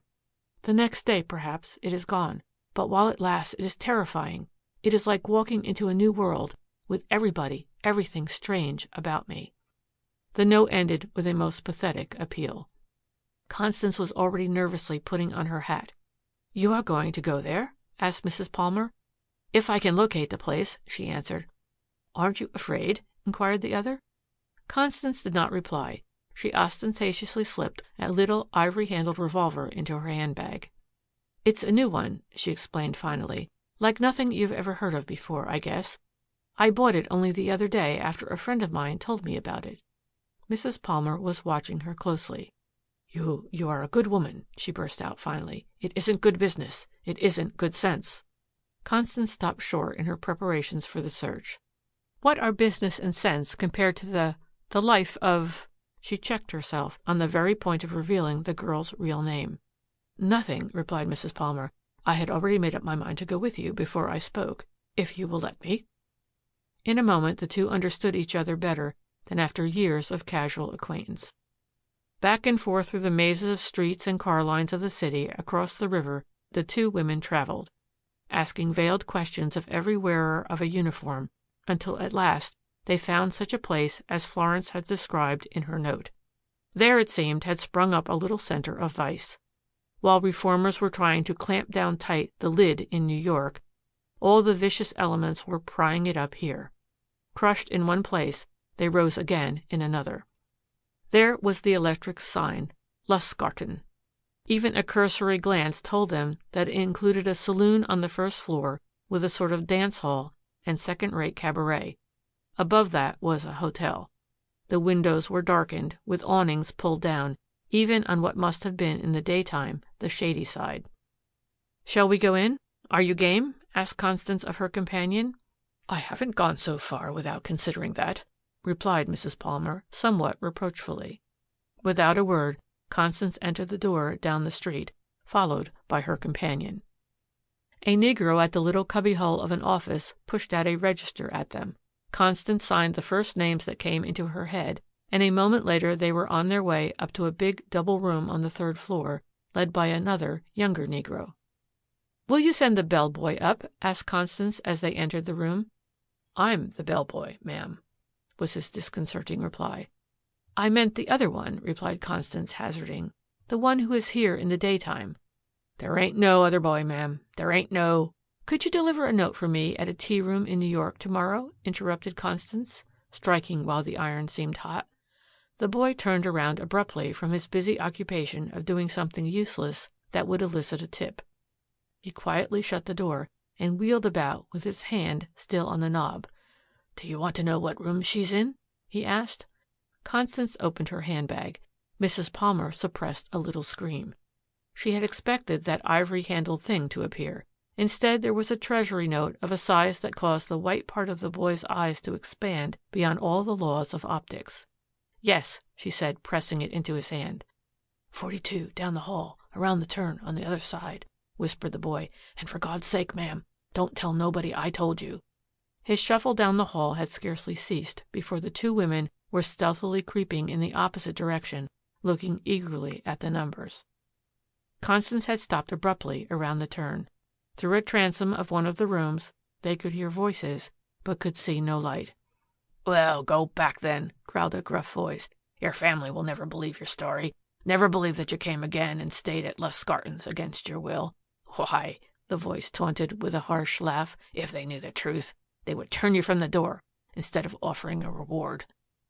There was a moment of silence. Then a woman's voice, strangely familiar to Constance, spoke. "The truth," she exclaimed bitterly. "He knew it was a case of a girl who liked a good time, liked pretty clothes, a ride in an automobile, theaters, excitement, bright lights, night life. A girl with a romantic disposition in whom all that was repressed at home. He knew it," she replied, raising the tone to an almost hysterical pitch. "Led me on, made me love him because he could give them all to me. And when I began to show the strain of the pace, they all show it more than the men, he cast me aside like a squeezed-out lemon." As she listened, Constance understood it all now. It was to make Florence Gibbons a piece of property, a thing to be traded in, bartered. That was the idea. Discover her, yes, but first to thrust her into the life if she would not go into it herself. Anything to discredit her testimony beforehand, anything to save the precious reputation of one man. "Well," shouted the other voice menacingly, "do you want to know the truth? Haven't you read it often enough? Instead of hoping you will return, they pray that you are dead." He hissed the words out, then added, "They prefer to think that you are dead. Why, damn it, they turn to that belief for comfort." Constance had seized Mrs. Palmer by the arm, and acting in concert, they threw both their weights against the thin wooden door. It yielded with a crash. Inside, the room was dark. Indistinctly, Constance could make out two figures, one standing, the other seated in a deep rocker. A suppressed exclamation of surprise was followed by a hasty lunge of the standing figure toward her. Constance reached quickly into her handbag and drew out the little ivory-handled pistol. Bang! It spat almost into the man's face. Choking, sputtering, the man groped a minute blindly, then fell on the floor and frantically tried to rise again and call out. The words seemed to stick in his throat. You shot him?" gasped a woman's voice, which Constance now knew was Florence's. "With the new German Secret Service gun," answered Constance quietly, keeping it leveled to cow any assistance that might be brought. "It blinds and stupefies without killing. A bulletless revolver intended to check and render harmless the criminal instead of maiming him.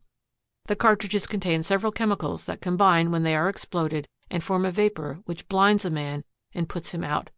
No one wants to kill such a person as this." She reached over and switched on the lights. The man on the floor was Drummond himself. "You will tell your real employer, Mr. Preston," she added contemptuously, "that unless he agrees to our story of his elopement with Florence, marries her, and allows her to start an undefended action for divorce, we intend to make use of the new Federal Mann Act, with a jail sentence for both of you." Drummond looked up sullenly, still blinking and choking. "And not a word of this until the suit is filed. Then we will see the reporters, not he. Understand?" "Yes," he muttered, still clutching his throat. An hour later, Constance was at the telephone in her own apartment. "Mr. Gibbons, I must apologize for troubling you at this late or rather early hour, but I promised you something which I could not fulfill until now. This is the Mrs. Dunlap who called on you the other day with a clue to your daughter, Florence. I have found her, yes, working as a waitress in the Betsy Ross tea room. No, not a word to anyone, not even to her mother. No, not a word. You can see her tomorrow at my apartment. She is going to live with me for a few days until, well, until we can get a few little matters straightened out." Constance had jammed the receiver back on the hook hastily. Florence Gibbons, wild-eyed, trembling, imploring, had flung her arms about her neck. "No, no, no," she cried. "I can't. I won't." With a force that was almost masculine, Constance took the girl by both shoulders. "The $1,000 reward which comes to me," said Constance decisively, "will help us straighten out those few little matters with Preston. Mrs. Palmer can stretch the time which you have worked for her." Something of Constance's will seemed to be infused into Florence Gibbons by force of suggestion. "And remember," said Constance in a tense voice, "for anything after your elopement, it's aphasia, aphasia, aphasia." End of chapter 8. Chapter 9. The Shoplifters. "Madam, would you mind going with me for a few moments to the office on the 3rd floor?" Constance Dunlap had been out on a shopping excursion. She had stopped at the jewelry counter of Stacy's to have a ring repaired and had gone on to the leather goods department to purchase something else. The woman who spoke to her was a quietly dressed young person, quite inconspicuous, with a keen eye that seemed to take in everything within a radius of a wide-angled lens at a glance.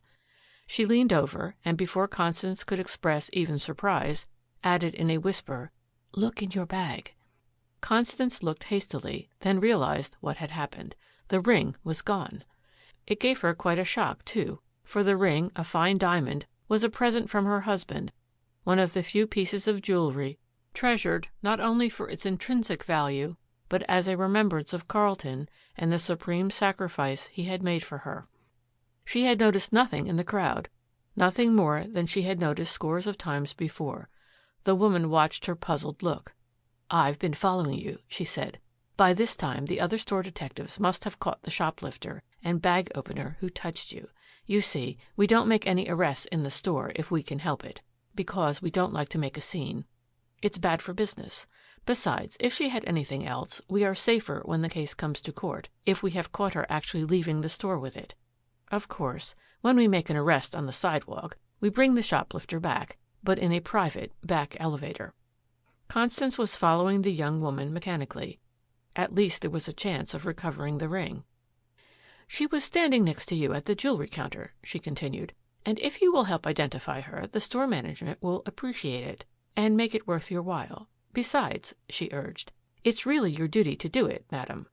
Constance remembered now the rather simply but richly gowned young woman who had been standing next to her at the counter, seemingly unable to decide which of a number of beautiful rings she really wanted. She remembered because, with her own love of beauty, she had wanted one herself, in fact had thought at the time that she too might have difficulty in choosing. With the added feeling of curiosity, Constance followed the woman detective up in the elevator. In the office, apart in a little room curiously furnished with a camera, innumerable photographs, cabinets, and filing cases, was a young woman, perhaps 26 or 7. On a table before her lay a pile of laces and small trinkets. There, too, was the beautiful diamond ring which she had hidden in her muff. Constance fairly gasped at the sight. The girl was sitting limply in a chair, crying bitterly. She was not a hardened-looking creature. In fact, her face bore evident traces of refinement, and her long, slender fingers hinted at a nervous, artistic temperament. It was rather a shock to see such a girl under such distressing circumstances. "We've lost so much lately," a small ferret-eyed man was saying, "that we must make an example of someone. It's serious for us detectives, too. We'll lose our jobs unless we can stop you boosters." "Oh, I didn't mean to do it. I just couldn't help it," sobbed the girl over and over again. "Yes," drawled the man, "that's what they all say. But you've been caught with the goods this time, young lady." A woman entered, and the man turned to her quickly. "Carr.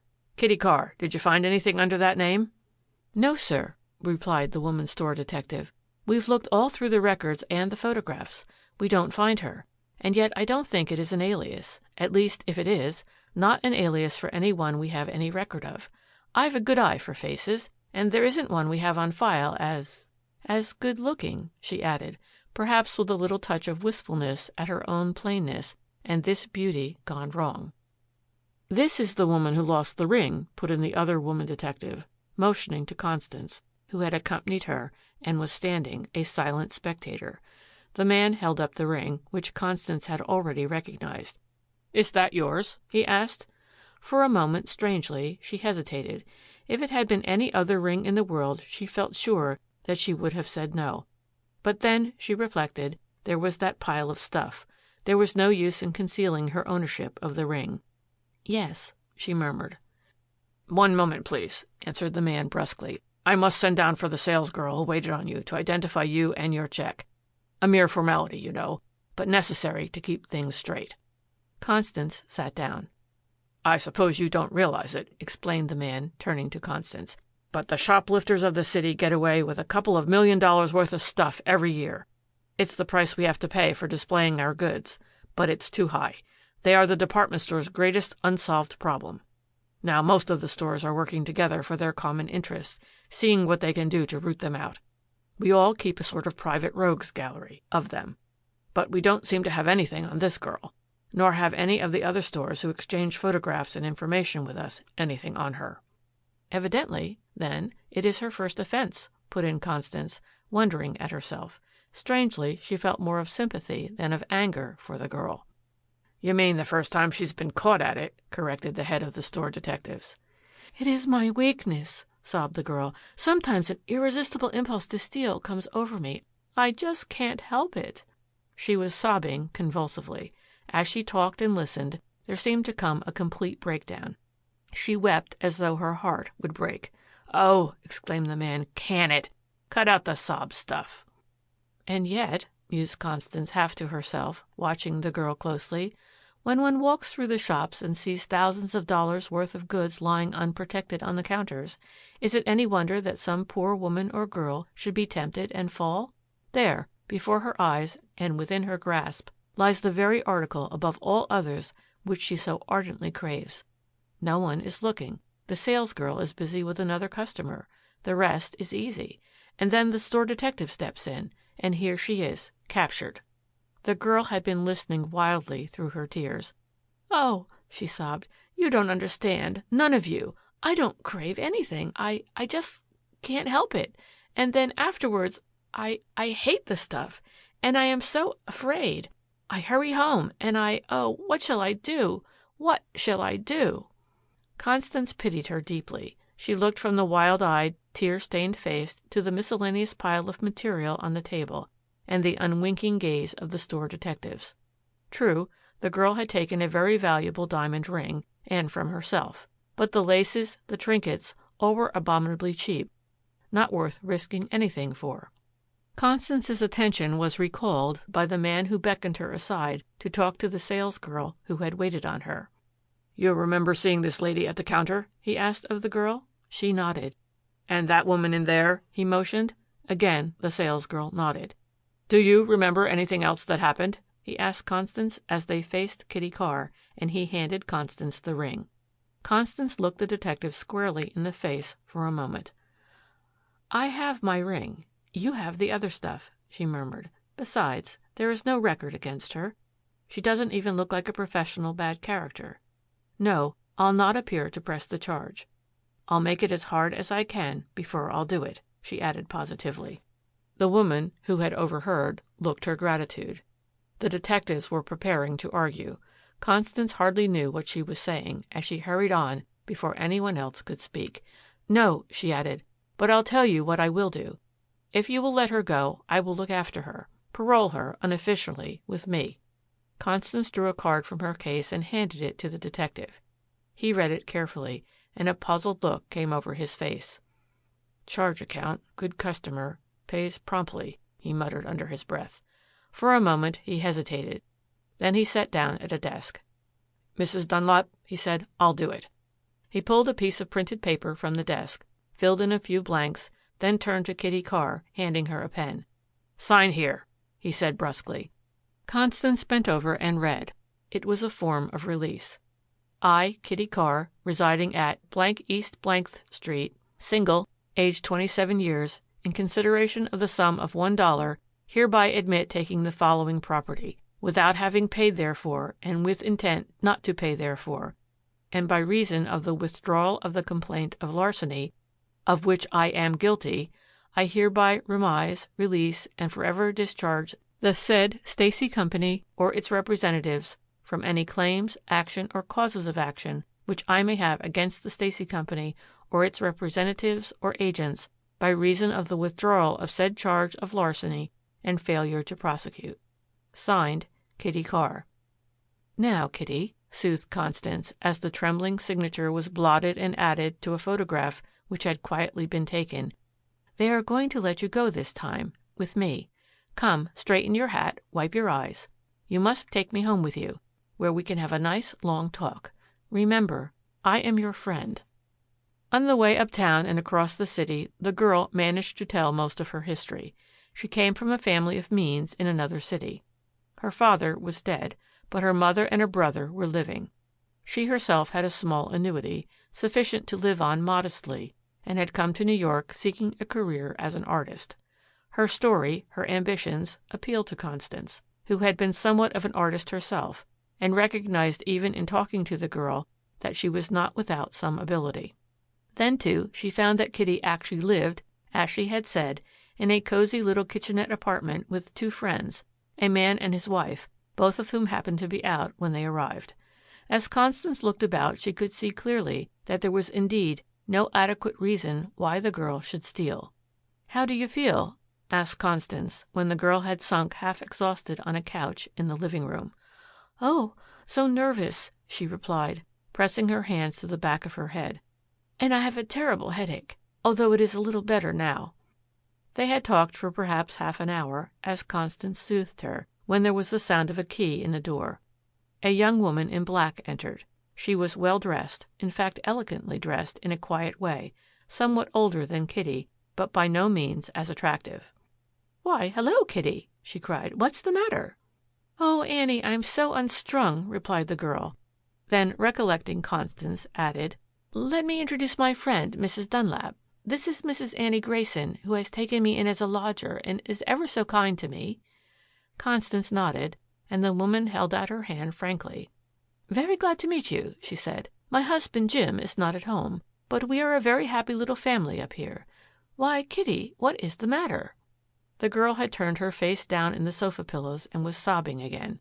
Between sobs, she blurted out the whole of the sordid story, and as she proceeded, Annie glanced quickly from her to Constance for confirmation. Suddenly she rose and extended her hand to Constance. "Mrs. Dunlap," she said, "how can I ever thank you for what you have done for Kitty? She is almost like a sister to me. You were too good." There was a little catch in the woman's voice, but Constance could not quite make out whether it was acted or wholly genuine. "Did she ever do anything like that before?" she asked. "Only once," replied Annie Grayson, "and then I gave her such a talking to that I thought she would be able to restrain herself when she felt that way again."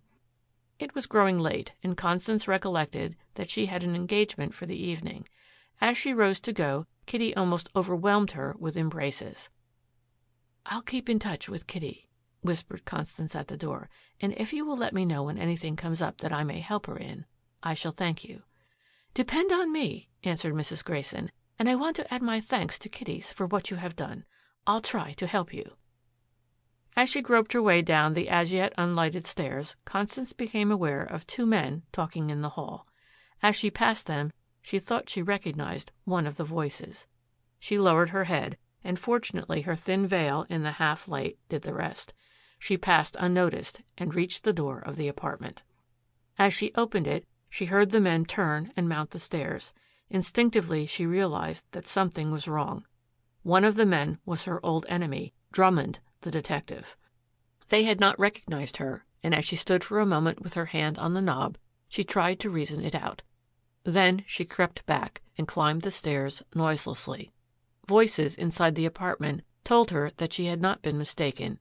It was the apartment of the Graysons and Kitty that they sought. The hall door was of thin, light wood, and as she stood there she could easily hear what passed inside. "What, is Kitty ill?" she heard the strange man's voice inquire. "Yes," replied Mrs. Grayson. Then her voice trailed off into an indistinguishable whisper.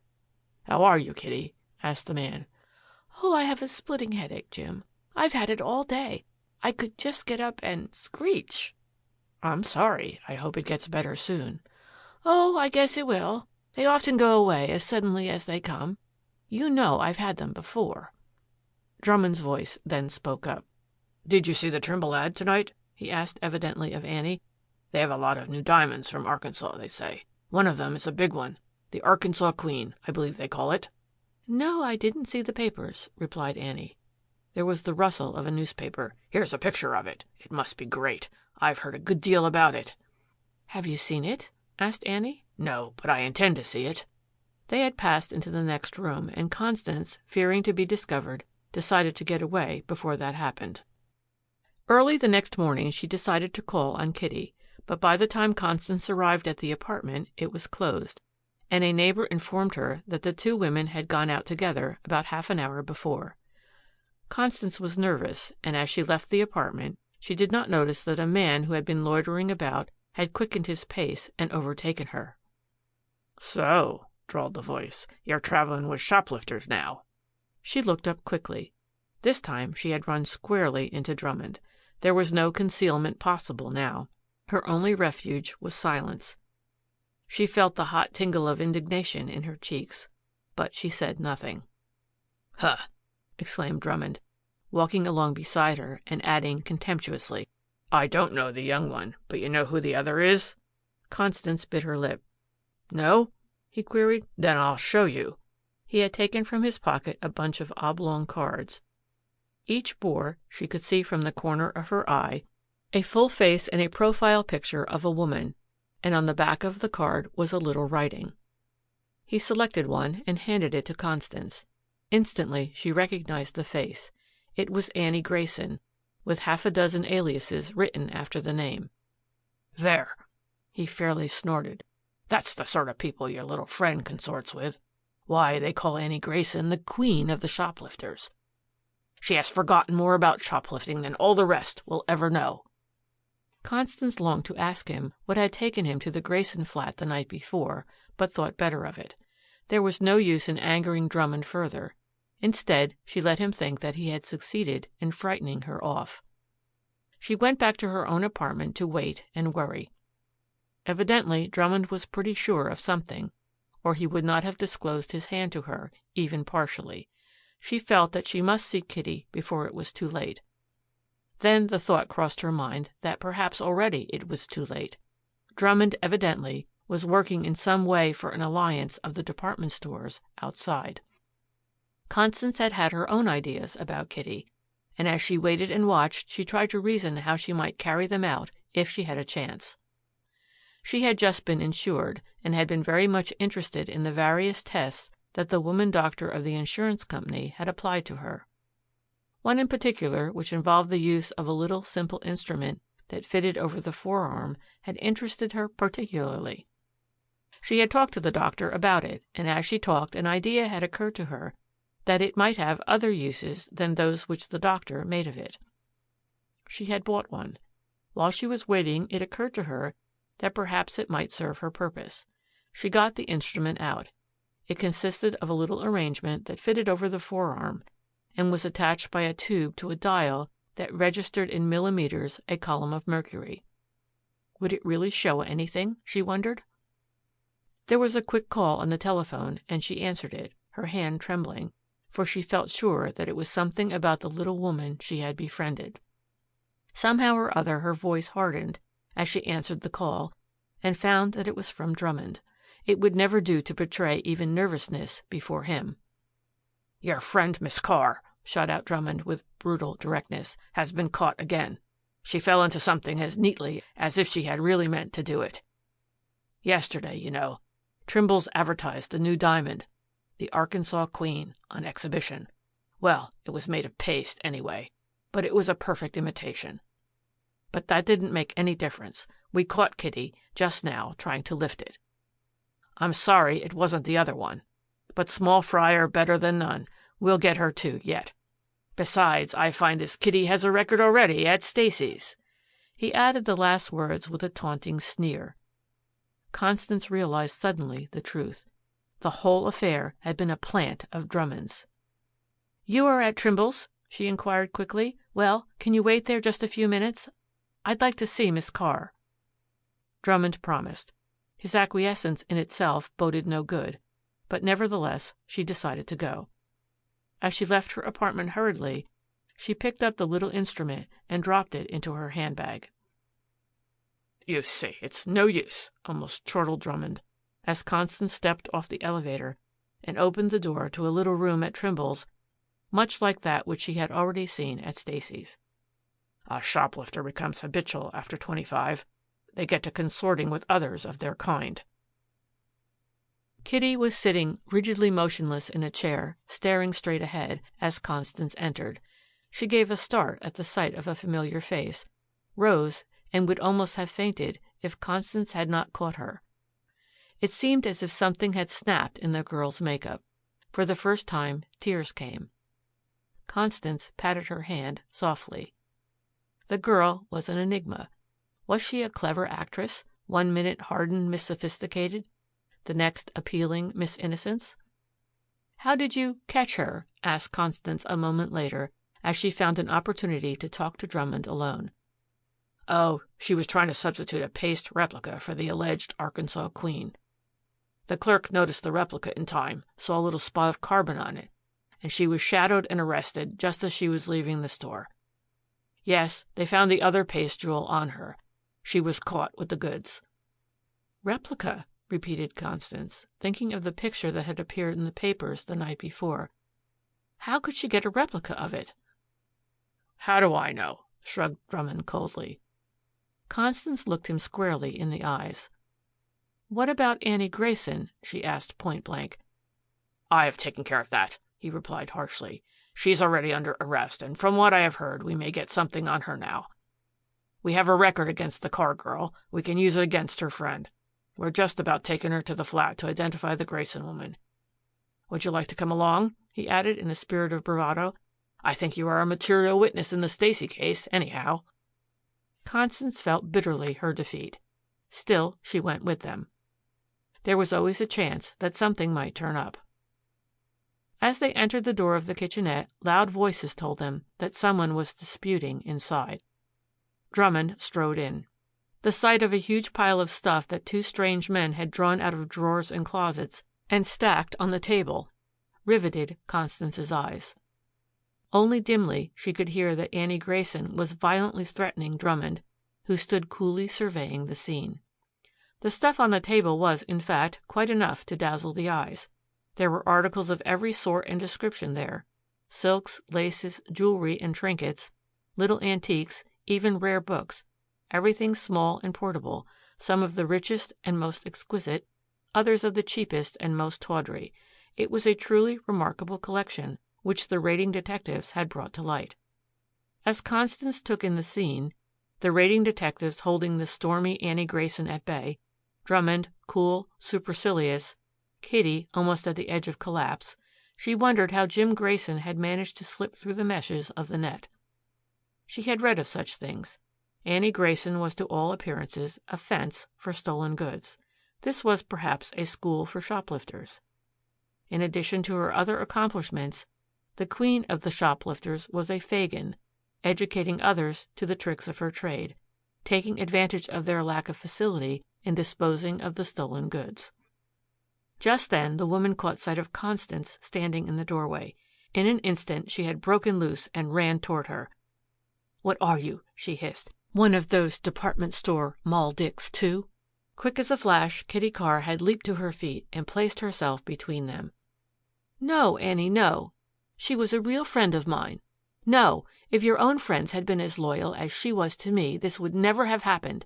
I should never have been caught again, for I should never have given them a chance to get it on me." "Little fool," ground out Annie Grayson, raising her arm. "Here, here, ladies," interposed Drummond, protruding an arm between the two and winking sarcastically to the other two men. "None of that. We shall need both of you in our business. I've no objection to your talking, but cut out the rough stuff." Constance had stepped back. She was cool as Drummond, although she knew her heart was thumping like a sledgehammer. There was Kitty Carr in a revulsion of feeling, her hands pressed tightly to her head again as if it were bursting. She was swaying as if she would faint. Constance caught her gently about the waist and forced her down on the couch where she had been lying the night before. With her back to the others, she reached quickly into her handbag and pulled out the little instrument she had hastily stuffed into it. Deftly, she fastened it to Kitty's wrist and forearm. She dropped down on her knees beside the poor girl and gently stroked her free hand, reassuring her in a low tone. "There, there," she soothed. "You are not well, Kitty. Perhaps, after all, there may be something, some explanation." In spite of all, however, Kitty was on the verge of the wildest hysterics. Annie Grayson sniffed contemptuously at such weakness. Drummond came over, an exasperating sneer on his face. As he looked down, he saw what Constance was doing, and she rose so that all could see now. "This girl," she said, speaking rapidly, "is afflicted with a nervous physical disorder, a mania, which is uncontrollable and takes this outlet. It is emotional insanity, not loss of control of the will, but perversion of the will." "Humph," was Drummond's sole comment, with a significant glance at the pile of goods on the table. "It is not the articles themselves so much," went on Constance, following his glance, "as it is the pleasure, the excitement, the satisfaction, call it what you will, of taking them. A thief works for the benefit he may derive from objects stolen after he gets them. Here is a girl who apparently has no further use for an article after she gets it, who forgets, perhaps hates it." "Oh, yes," remarked Drummond, "but why are they all so careful not to get caught? Everyone is responsible who knows the nature and consequences of his act." Constance had wheeled about. "That is not so," she exclaimed. "Any modern alienist will tell you that. Sometimes the chief mark of insanity may be knowing the nature and consequences, craftily avoiding detection with an almost superhuman cunning. No, the test is whether, knowing the nature and consequences, a person suffers under such a defect of will that, in spite of everything, in the face of everything, that person cannot control that will." As she spoke, she had quickly detached the little instrument and placed it on Annie Grayson's arm. If it had been a Bertillon camera or even a fingerprint outfit, Annie Grayson would probably have fought like a tigress. But this thing was a new one. She had a peculiar spirit of bravado.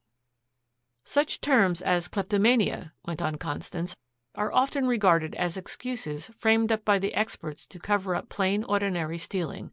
But did you wiseacres of crime ever stop to think that perhaps they do actually exist?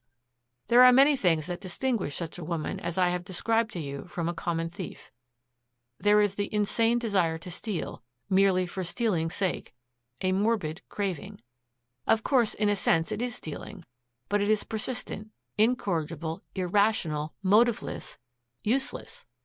Stop and think about it a moment," she concluded, lowering her voice and taking advantage of the very novelty of the situation she had created. "Such diseases are the product of civilization, of sensationalism. Naturally enough, then, woman, with her delicately balanced nervous organization, is the first and chief offender, if you insist on calling such a person an offender under your antiquated methods of dealing with such cases." She had paused. "What did you say you called this thing?" asked Drummond, as he tapped the arrangement on Annie Grayson's arm. He was evidently not much impressed by it, yet somehow instinctively regarded it with somewhat of the feelings of an elephant toward a mouse. "That?" answered Constance, taking it off Annie Grayson's wrist before she could do anything with it. "Why, I don't know that I said anything about it. It's really a sphygmomanometer, the little expert witness that never lies, one of the instruments the insurance companies use now to register blood pressure and discover certain diseases. It occurred to me that it might be put to other and equally practical uses, for no one can conceal the emotions from this instrument, not even a person of cast iron nerves." She had placed it on Drummond's arm. He appeared fascinated. "See how it works?" she went on. "You see, 125 millimeters is the normal pressure. Kitty Carr is absolutely abnormal.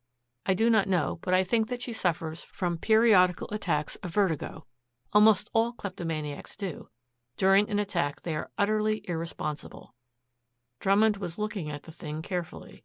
Constance turned to Annie Grayson. "Where's your husband?" she asked offhand. "Oh, he disappeared as soon as these department store dicks showed up," she replied bitterly.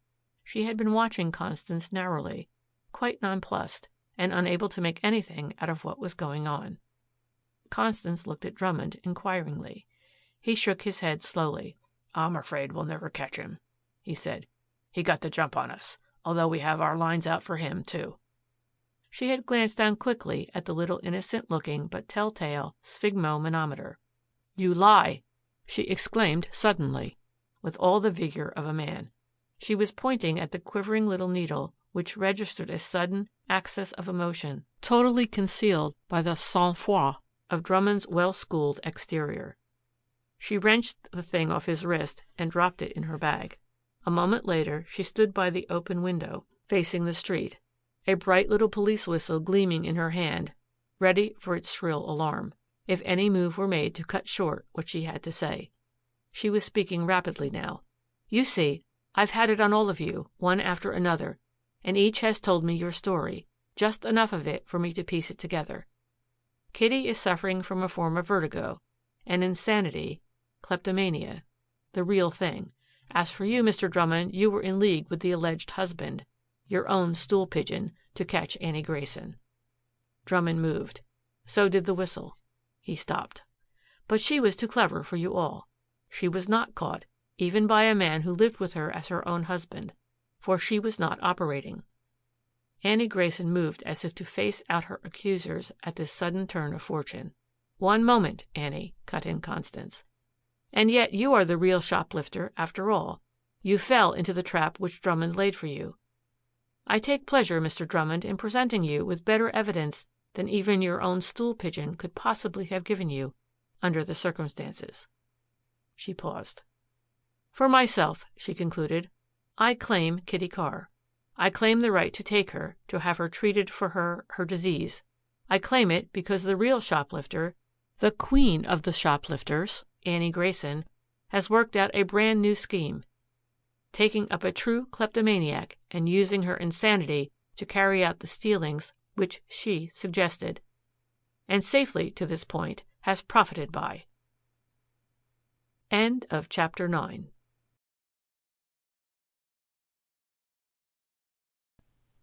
Chapter 10. The Blackmailers. "They're late this afternoon." "Yes, I think they might be on time. I wish they had made the appointment in a quieter place. What do you care, Anita? Probably somebody else is doing the same thing somewhere else. What's sauce for the gander is sauce for the goose." "I know he has treated me like a dog, Alice, but—" There was just a trace of a catch in the voice of the second woman as she broke off the remark and left it unfinished. Constance Dunlap had caught the words unintentionally above the hum of conversation and the snatches of tuneful music wafted from the large dining room where day was being turned into night. She had dropped into the fashionable new Vanderveer Hotel, not to meet anyone, but because she liked to watch the people in Peacock Alley, as the corridor of the hotel was often popularly called. Somehow, as she sat inconspicuously in a deep chair in an angle, she felt that very few of the gaily chatting couples or of the waiting men and women about her were quite what they seemed on the surface. The conversation from around the angle confirmed her opinion. Here, apparently at least, were two young married women with a grievance, and it was not for those against whom they had the grievance, real or imagined, that they were waiting so anxiously. Constance leaned forward to see them better. The woman nearest her was a trifle the elder of the two, a very attractive-looking woman, tastefully gowned and carefully groomed. The younger, who had been the first speaker, was perhaps the more dashing. Certainly she appeared to be the more sophisticated. And as Constance caught her eye, she involuntarily thought of the old proverb, "Never trust a man who doesn't look you in the eye, or a woman who does." Two men sauntered down the long corridor on the way from a visit to the bar. As they caught sight of the two ladies, there was a smile of recognition, an exchange of remarks between each pair, and the men hurried in the direction of the corner.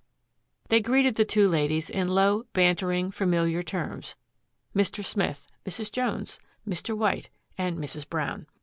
"You got my card?" asked one of the men of the woman nearest Constance. "Sorry we're late, but a business friend ran into us as we were coming in and I had to shunt him off in the other direction."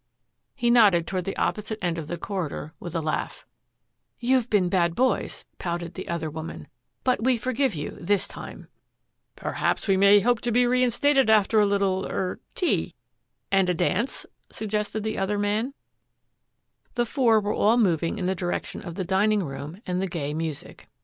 They had disappeared in the crush about the door before Constance noticed that the woman who had been sitting nearest her had dropped an envelope. She picked it up. It was on the stationery of another fashionable hotel, evidently written by one of those who lounge in, and on the strength of a small bill in the cafe use the writing room. In a man's hand was the name, Mrs. Anita Douglas, the Melcombe Apartments, City. Before she realized it, Constance had pulled out the card inside and glanced at it. It read, "My dearest A, can you meet us in the Vanderveer tomorrow afternoon at 4? Bring along your little friend. With many, yours, question. Mechanically, Constance crumpled the card and the envelope in her hand and held them as she regarded the passing throng, intending to throw them away when she passed a scrap basket on the way out. Still, it was a fascinating scene, this of the comedy and tragedy of human weaknesses, and she stayed much longer than she had intended. One by one the people had either gone to dinner in the main dining room or elsewhere, and Constance had nearly decided on going too. She was looking down the corridor toward the desk when she saw something that caused her to change her mind. There was the young lady who had been talking so flippantly to the woman with a grievance, and she was now talking, of all people, to Drummond. Constance shrank back into her wicker chair in the protecting angle. What did it mean? If Drummond had anything to do with it, even remotely, it boded no good, at least. Suddenly, a possible explanation crossed her mind. Was it a sidelight upon that peculiar industry of divorce as practiced in no place except New York?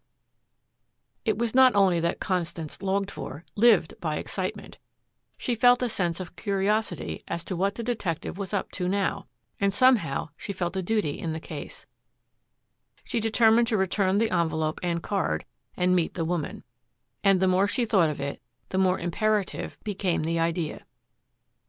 So it came about that the following forenoon Constance sought out the Melcombe Apartments, a huge stone and brick affair on a street which the uptown trend of population was transforming. Anita Douglas, she had already found out by an inquiry or two, was the wife of a well-known businessman. Yet as she entered the little apartment, she noticed that there was no evidence about it of a man's presence. Mrs. Douglas greeted her unexpected visitor with an inquiring look. "I was passing through the corridor of the Vanderveer yesterday afternoon," began Constance, leaping into the middle of her errand, "and I happened to see this envelope lying on the carpet. I thought first of destroying it, then that perhaps you would rather destroy it yourself." Mrs. Douglas almost pounced on the letter as Constance handed it to her. "Thank you," she exclaimed. "It was very thoughtful of you." For a moment or two they chatted of inconsequential things. "Who was your friend?" asked Constance at length. The woman caught her breath and flushed a bit, evidently wondering just how much Constance really knew. "The young lady," added Constance, who had put the question in this form purposely. "Why do you ask?" Mrs. Douglas inquired in a tone that betrayed considerable relief. "Because I can tell you something of her, I think." "A friend of mine, a Mrs. Murray. Why?" "Aren't you just a little bit afraid of friends that you may chance to make in the city?" queried Constance. "Afraid?" repeated the other. "Yes," said Constance, coming gradually to the point. "You know there are so many detectives about." Mrs. Douglas laughed half nervously. "Oh, I've been shadowed," she replied confidently. "I know how to shake them off. If you can't do anything else, you can always take a taxi. Besides, I think I can uncover almost any shadow. All you have to do, if you think you're being shadowed, is to turn a corner and stop. That uncovers the shadow as soon as he comes up to the corner, and after that he is useless. You know him." "That's all right," nodded Constance. "But you don't know these crooked detectives nowadays as I do. They can fake up evidence to order. That is their business, you know, to manufacture it. You may uncover a $6 operative, Mrs. Douglas, But are you the equal of a $20 a day investigator?" The woman looked genuinely scared. Evidently Constance knew some things she didn't know, at least about detectives. You don't think there's anything like that, do you?" she asked anxiously. "Well," replied Constance slowly to impress her, "I saw your friend, Mrs. Murray, after you had left the Vanderveer, talking to a detective whom I have every reason to fear as one of the most unscrupulous in the game." "Oh, that is impossible," persisted Mrs. Douglas. "Not a bit of it," pursued Constance. "Think it over for a moment. Who would be the last person a man or woman would suspect of being a detective? Why, just such an attractive young woman, of course. You see, it is just this way. They reason that if they can only get acquainted with people, the rest is easy. For people, under the right circumstances, will tell everything they know." The woman was staring at Constance. "For example," urged Constance, "I'm talking to you now as if I had known you for years. Why, Mrs. Douglas, men tell their most important business secrets to chance luncheon and dinner companions whom they think have no direct or indirect interest in them. Over tea tables, women tell their most intimate personal affairs. In fact, all you have to do is keep your ears open." Mrs. Douglas had risen and was nervously watching Constance, who saw that she had made an impression, and that all that was necessary was to follow it up. "Now, for instance," added Constance quickly, "you say she is a friend of yours. How did you meet her?" Mrs. Douglas did not raise her eyes to Constance's now, yet she seemed to feel that Constance was different from other chance acquaintances, to feel a sort of confidence, and to want to meet frankness with frankness. "One day I was with a friend of mine at the new Palais de Maxis," she answered, in a low voice as if making a confession. "A woman in the dressing room borrowed a cigarette. You know they often do that. We got talking, and it seemed that we had much in common in our lives. Before I went back to him—" She bit her lip. She had evidently not intended to admit that she knew any other men. Constance, however, appeared not to notice the slip. "I had arranged to meet her at luncheon the next day," she continued hastily. "We have been friends ever since." "You went to luncheon with her and—" Constance prompted. "Oh, she told me her story. It was very much like my own. A husband who was a perfect bear, and then gossip about him that so many people, besides his own wife, seemed to know, and—" Constance shook her head. "Really," she observed thoughtfully, "it's a wonder to me how anyone stays married these days. Somebody is always mixing in, getting one or the other so wrought up that they get to thinking there is no possibility of happiness. That's where the crook detective comes in." Anita Douglas, confidence established now, poured out her story unreservedly, as there was little reason why she should not, a story of the refined brutality and neglect and inhumanity of her husband. She told of her own first suspicions of him, of a girl who had been his stenographer, a Miss Helen Brett. But he was careful. There had never been any direct, positive evidence against him. Still, there was enough to warrant a separation and the payment to her of an allowance. They had lived, she said, in a pretty little house in the suburb of Glenclair, near New York. Now that they were separated, she had taken a little kitchenette apartment at the New Melcombe. Her husband was living in the house, she believed, when he was not in the city at his club, or elsewhere, she added bitterly. "But," she confided as she finished, "it is very lonely here in a big city all alone." "I know it is," agreed Constance sympathetically as they parted. "I, too, am often very lonely. Call on me, especially if you find anything crooked going on. Call on me anyhow. I shall be glad to see you any time." The words "anything crooked going on" rang in Mrs. Douglas's ears long after the elevator door had clanged shut and her new friend had gone. She was visibly perturbed, and the more she thought about it, the more perturbed she became.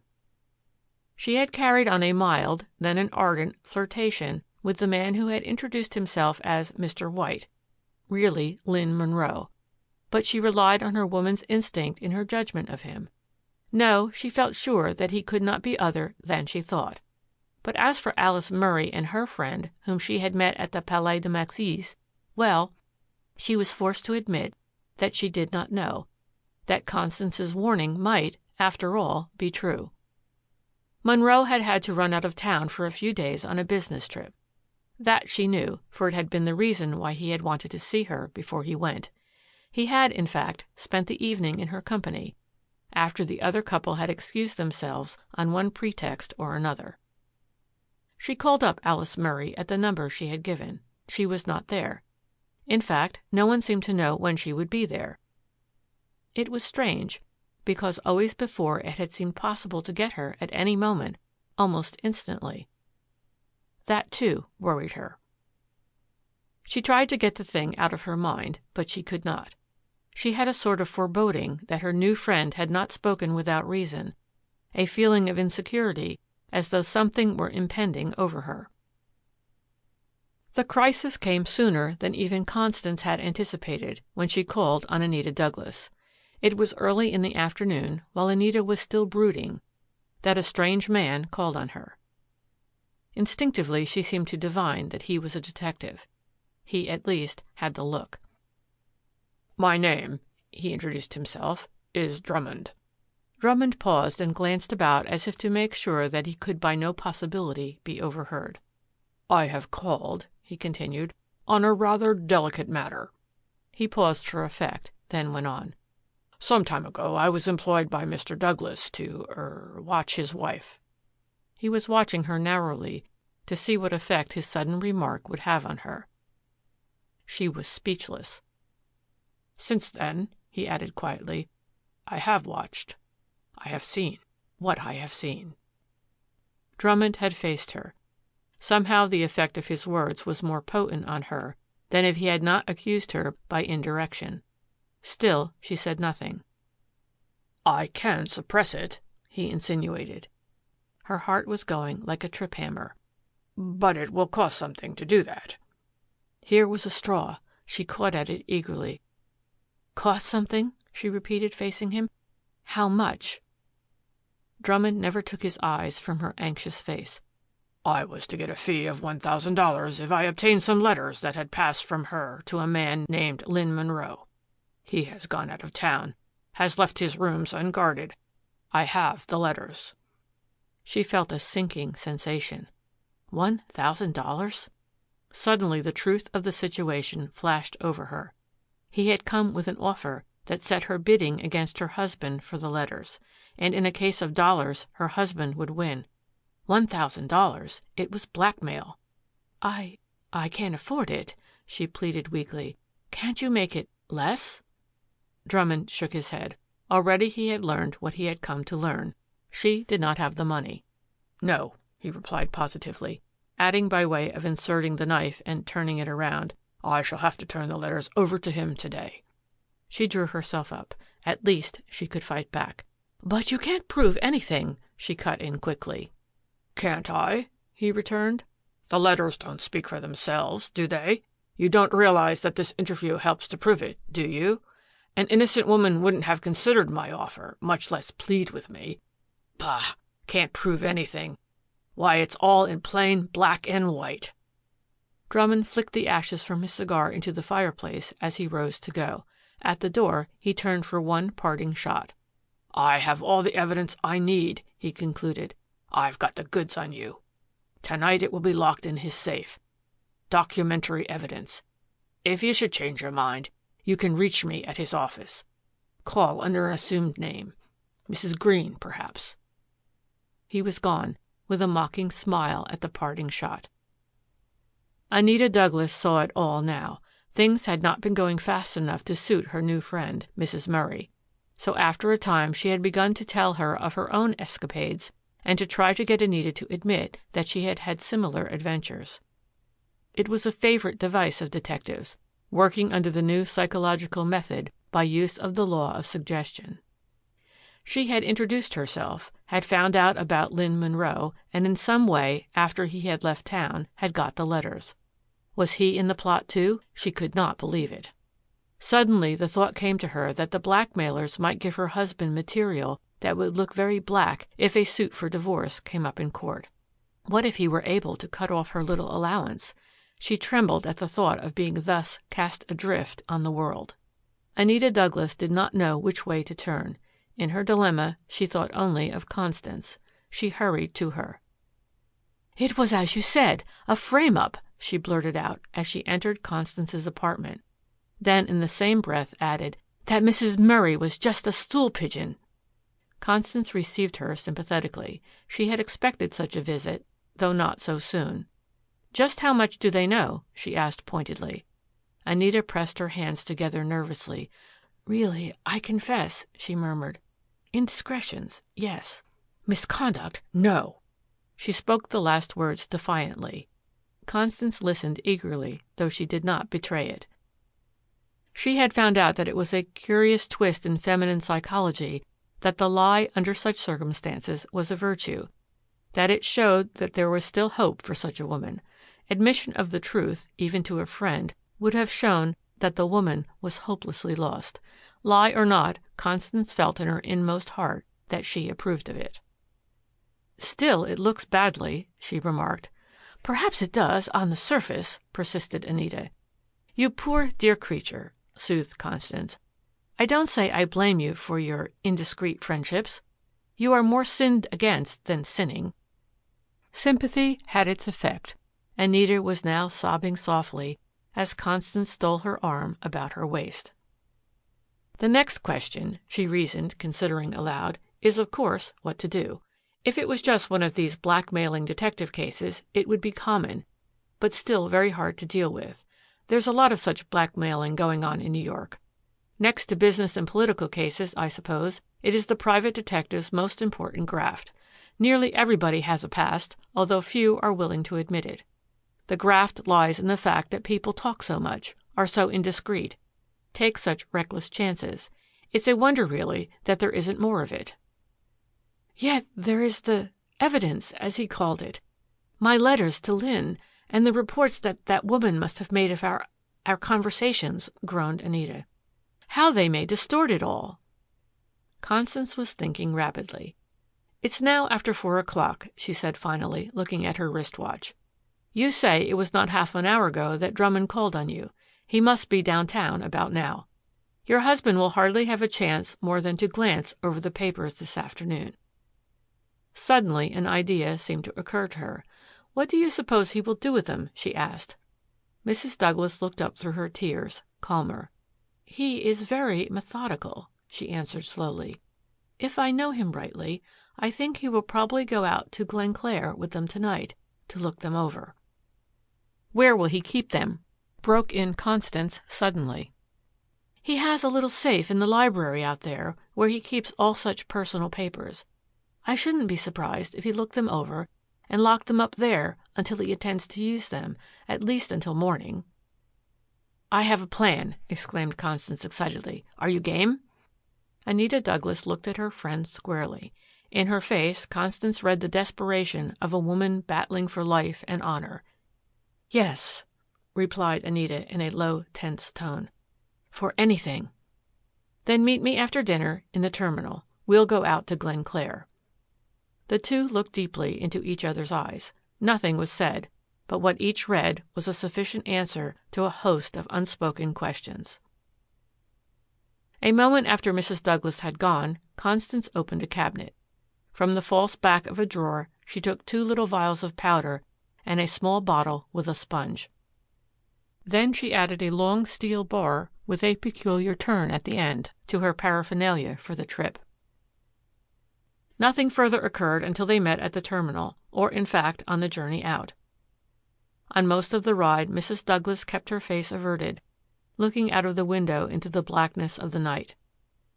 Perhaps she was thinking of other journeys out to Glenclair. Perhaps she was afraid of meeting the curious gaze of any late sojourners who might suffer from acute suburban curiosity. Quietly, the 2 women alighted and made their way from the station up the main street, then diverged to a darker and less frequented avenue. "There's the house," pointed out Mrs. Douglas, halting Constance with a little bitter exclamation. Evidently she had reasoned well. He had gone out there early, and there was a light in the library. "He isn't much of a reader," whispered Mrs. Douglas. "Oh, it's clear to me that he has the stuff all right. He's devouring it, gloating over it." The sound of footsteps approaching down the paved walk came to them. Loitering on the streets of a suburban town always occasions suspicion, and instinctively Constance drew Anita with her into the shadow of a hedge that set off the house from that next to it. There was no fence cutting it off from the sidewalk, but at the corner of the plot a large bush stood. In this bower they were perfectly hidden in the shadow. Hour after hour they waited, watching that light in the library, speculating what it was he was reading, while Anita, half afraid to talk, wondered what it was that Constance had in mind. Finally, the light in the library winked out, and the house was in darkness. Midnight passed, and with it the last belated suburbanite.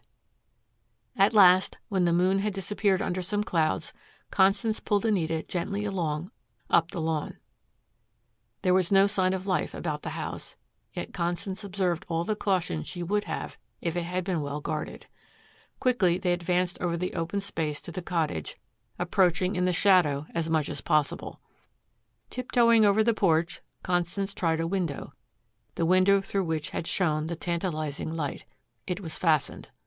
Without hesitation, she pulled out the long steel bar with the twisted head and began to insert the sharp end between the sashes. "Aren't you afraid?" chattered her companion. "No," she whispered, not looking up from her work. "You know, most persons don't know enough about jimmies. Against them an ordinary door lock or window catch is no protection at all. Why, with this jimmy, even a woman can exert a pressure of a ton or so. Not one catch in 1,000 can stand it. Certainly not this one." Constance continued to work, muffling the lever as much as possible in a piece of felt. At last, a quick wrench, and the catch yielded. The only thing wrong about it was the noise. There had been no wind, no passing trolley, nothing to conceal it. They shrank back into the shadow and waited, breathless. Had it been heard? Would a window open presently and an alarm be sounded? There was not a sound save the rustle of the leaves in the night wind. A few minutes later, Constance carefully raised the lower sash, and they stepped softly into the house, once the house over which Anita Douglas had been mistress. Cautiously, Constance pressed the button on a little pocket storage battery lamp and flashed it slowly about the room. All was quiet in the library. The library table was disordered, as if someone in great stress of mind had been working at it. Anita wondered what had been the grim thoughts of the man as he pondered on the mass of stuff, the tissue of falsehoods that the blackmailing detective had handed to him at such great cost. At last the cone of light rested on a little safe at the opposite end. "There it is," whispered Anita, pointing, half afraid even of the soft tones of her own voice. Constance had pulled down all the shades quietly and drew the curtains tightly between the room and the foyer. On the top of the safe she was pouring some of the powder in a neat pile from one of the vials. "What is that?" asked Anita, bending close to her ear. "Some powdered metallic aluminum mixed with oxide of iron," whispered Constance in return. "I read of this thing in a scientific paper the other day, and I determined to get some of it. But I didn't think I'd ever really have occasion to use it." She added some powder from the other vial. "And that?" "Magnesium powder." Constance had lighted a match. "Stand back, Anita," she whispered. "Back, Anita," she whispered. "Back in the farthest corner of the room, and keep quiet. Shut your eyes. Turn your face away." There was a flash, blinding, then a steady, brilliant burst of noiseless, penetrating, burning flame. Anita had expected an explosion. Instead, she found that her eyes hurt. She had not closed them tightly quick enough. Still, Constance's warning had been sufficient to prevent any damage to the sight, and she slowly recovered. Actually, the burning powder seemed to be sinking into the very steel of the safe itself, as if it had been mere ice. Was it an optical illusion? A freak of her sight? "What is it?" she whispered in awe, drawing closer to her friend. "Thermite," whispered Constance in reply, as the two watched the glowing mass, fascinated. "An invention of a German chemist called Goldschmidt. It will burn a hole right through steel at a terrific temperature, 3,000 or more degrees." The almost burned out mass seemed to fall into the safe as if it had been a wooden box instead of chrome steel. They waited a moment, still blinking, to regain control over their eyes, in spite of the care they had used to shield them. Then they tiptoed across the floor. In the top of the safe yawned a hole large enough to stick one's hand and arm through. Constance reached into the safe and drew out something on which she flashed the pocket light. There was bundle after bundle of checks, the personal checks of a methodical businessman, carefully preserved. Hastily, she looked them over. All seemed to be perfectly straight. Payments to tradesmen, to real estate agents, payments of all sorts, all carefully labeled. "Oh, he'd never let anything like that lie around," remarked Anita, as she began to comprehend what Constance was after. Constance was scrutinizing some of the checks more carefully than others.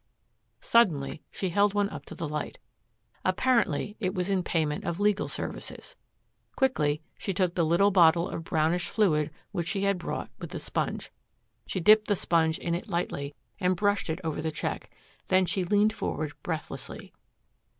"Eradicating ink is simply a bleaching process," she remarked, "which leaves the iron of the ink as a white oxide instead of a black oxide. The proper reagent will restore the original color, partially and at least for a time. Ah, yes, it is as I thought. There have been erasures in these checks. Other names have been written in on some of them in place of those that were originally there. The sulfide of ammonia ought to bring out anything that is hidden here." There, faintly, was the original writing. It read, "Paid to the order of Helen Brett." Mrs. Douglas with difficulty restrained an exclamation of anger and hatred at the mere sight of the name of the other woman. "He was careful," remarked Constance. "Reckless at first in giving checks. He has tried to cover it up. He didn't want to destroy them, yet he couldn't have such evidence about, so he must have altered the name on the canceled vouchers after they were returned to him paid by the bank. Very clever, very." Constance reached into the safe again. There were some personal and some business letters, some old checkbooks, some silver and gold trinkets and table silver. She gave a low exclamation. She had found a packet of letters and a sheaf of typewritten, flimsy tissue paper pages. Mrs. Douglas uttered a little cry, quickly suppressed. The letters were those in her own handwriting, addressed to Lynn Monroe. "Here are Drummond's reports, too," Constance added. She looked them hastily over. The damning facts had been masked in a way that must inevitably have prejudiced any case for the defense that Mrs. Douglas might set up. There's all the evidence against you," whispered Constance hoarsely, handing it over to Anita. "It's all yours again. Destroy it." In her eagerness, with trembling hands, Anita had torn up the whole mass of incriminating papers and had cast them into the fireplace. She was about to strike a match.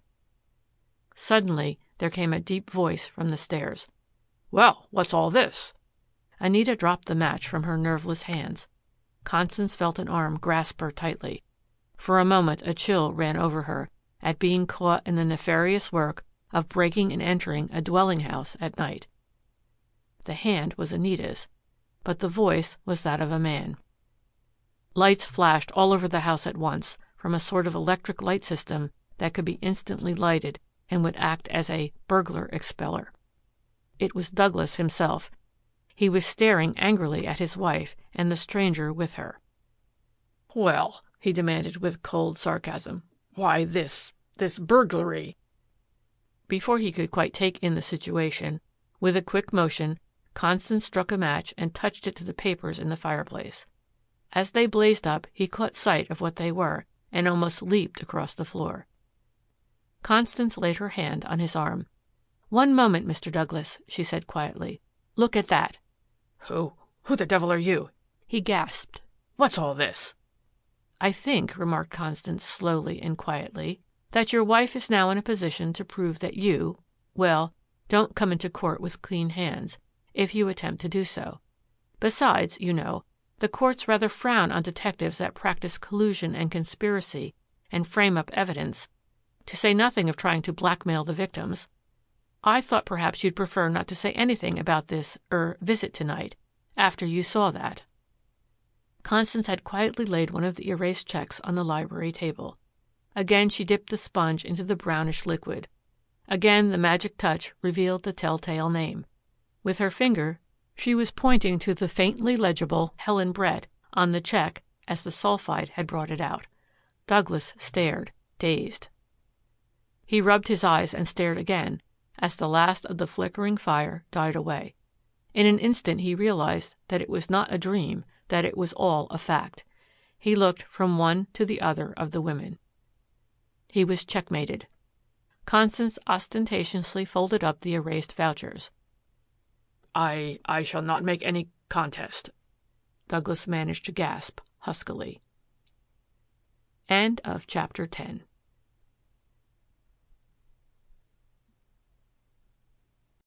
Chapter 11. The Dope Fiends. I have a terrible headache, remarked Constance Dunlap to her friend Adele Gordon, the petite cabaret singer and dancer of the Mayfair, who had dropped in to see her one afternoon. You poor, dear creature, soothed Adele. Why don't you go see Dr. Price? He has cured me. He's splendid, splendid. Constance hesitated. Dr. Moreland Price was a well-known physician. All day and even at night, she knew, automobiles and cabs rolled up to his door, and their occupants were, for the most part, stylishly gowned women. Oh, come on, urged Adele. He doesn't charge as highly as people seem to think. Besides, I'll go with you and introduce you, and he'll charge only as he does the rest of us in the profession. Constance's head throbbed frantically. She felt that she must have some relief soon. All right, she agreed. I'll go with you, and thank you, Adele. Dr. Price's office was on the first floor of the fashionable Recherche apartments, and, as she expected, Constance noted a line of motor cars before it. They entered and were admitted to a richly furnished room in mahogany and expensive Persian rugs, where a number of patients waited. One after another an attendant summoned them noiselessly and politely to see the doctor, until at last the turn of Constance and Adele came. Dr. Price was a youngish, middle-aged man, tall, with a sallow countenance, and a self-confident, polished manner, which went a long way in reassuring the patients, most of whom were ladies. As they entered the doctor's sanctum behind the folding doors, Adele seemed to be on very good terms indeed with him. They seated themselves in the deep leather chairs beside Dr. Price's desk, and he inclined his head to listen to the story of their ailments.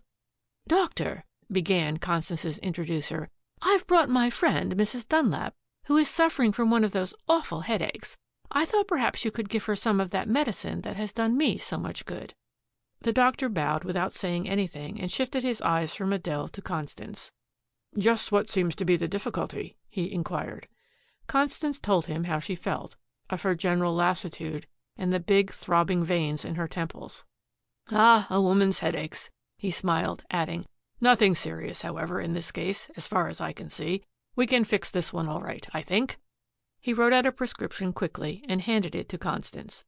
Of course, he added as he pocketed his fee, it makes no difference to me personally, but I would advise that you have it filled at Muller's. Miss Gordon knows the place.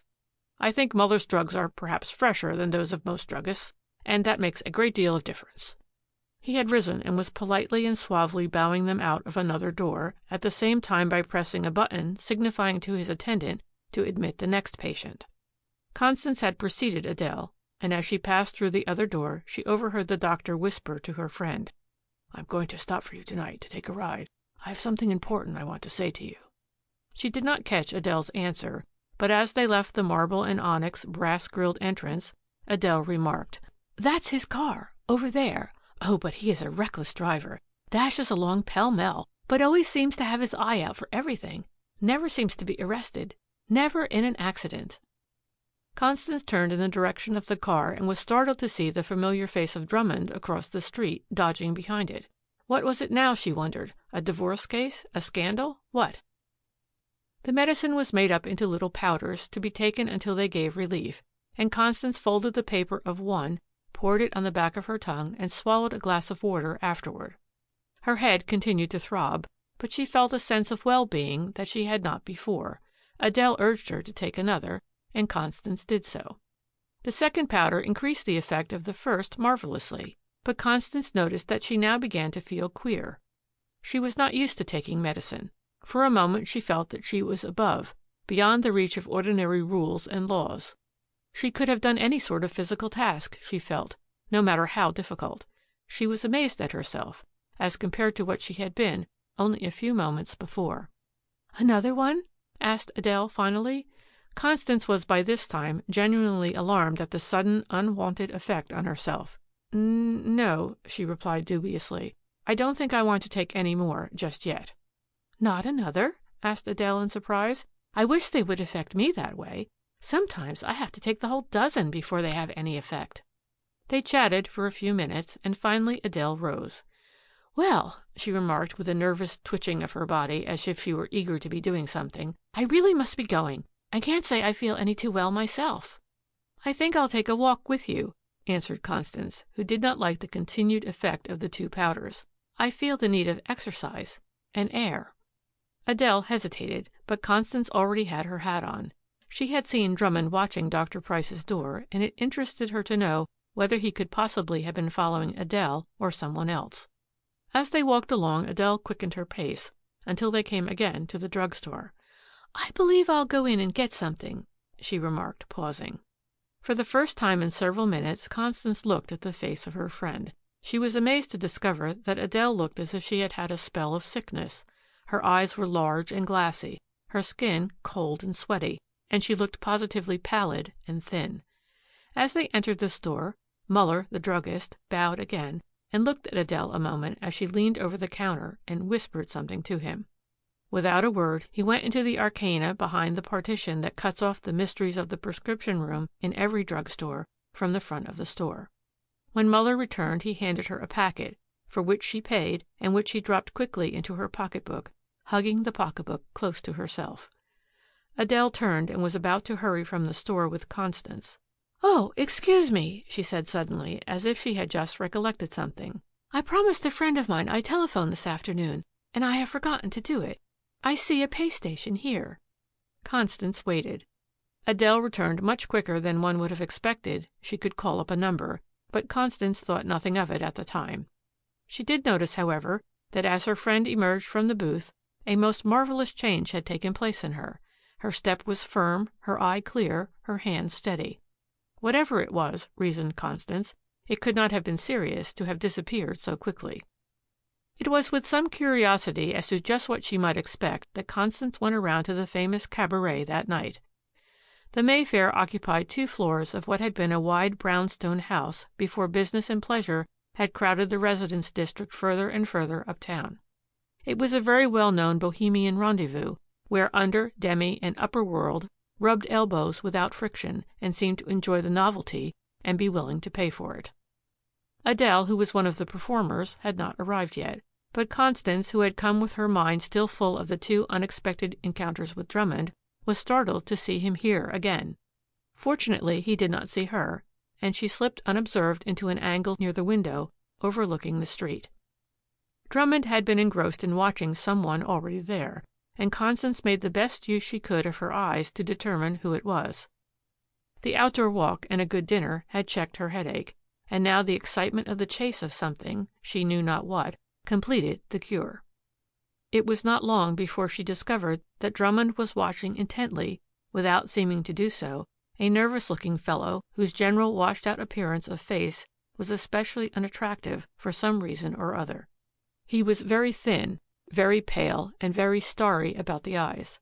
Then, too, it seemed as if the bone in his nose was going, due perhaps to the shrinkage of the blood vessels from some cause. Constance noticed a couple of girls whom she had seen Adele speak to on several other occasions approaching the young man.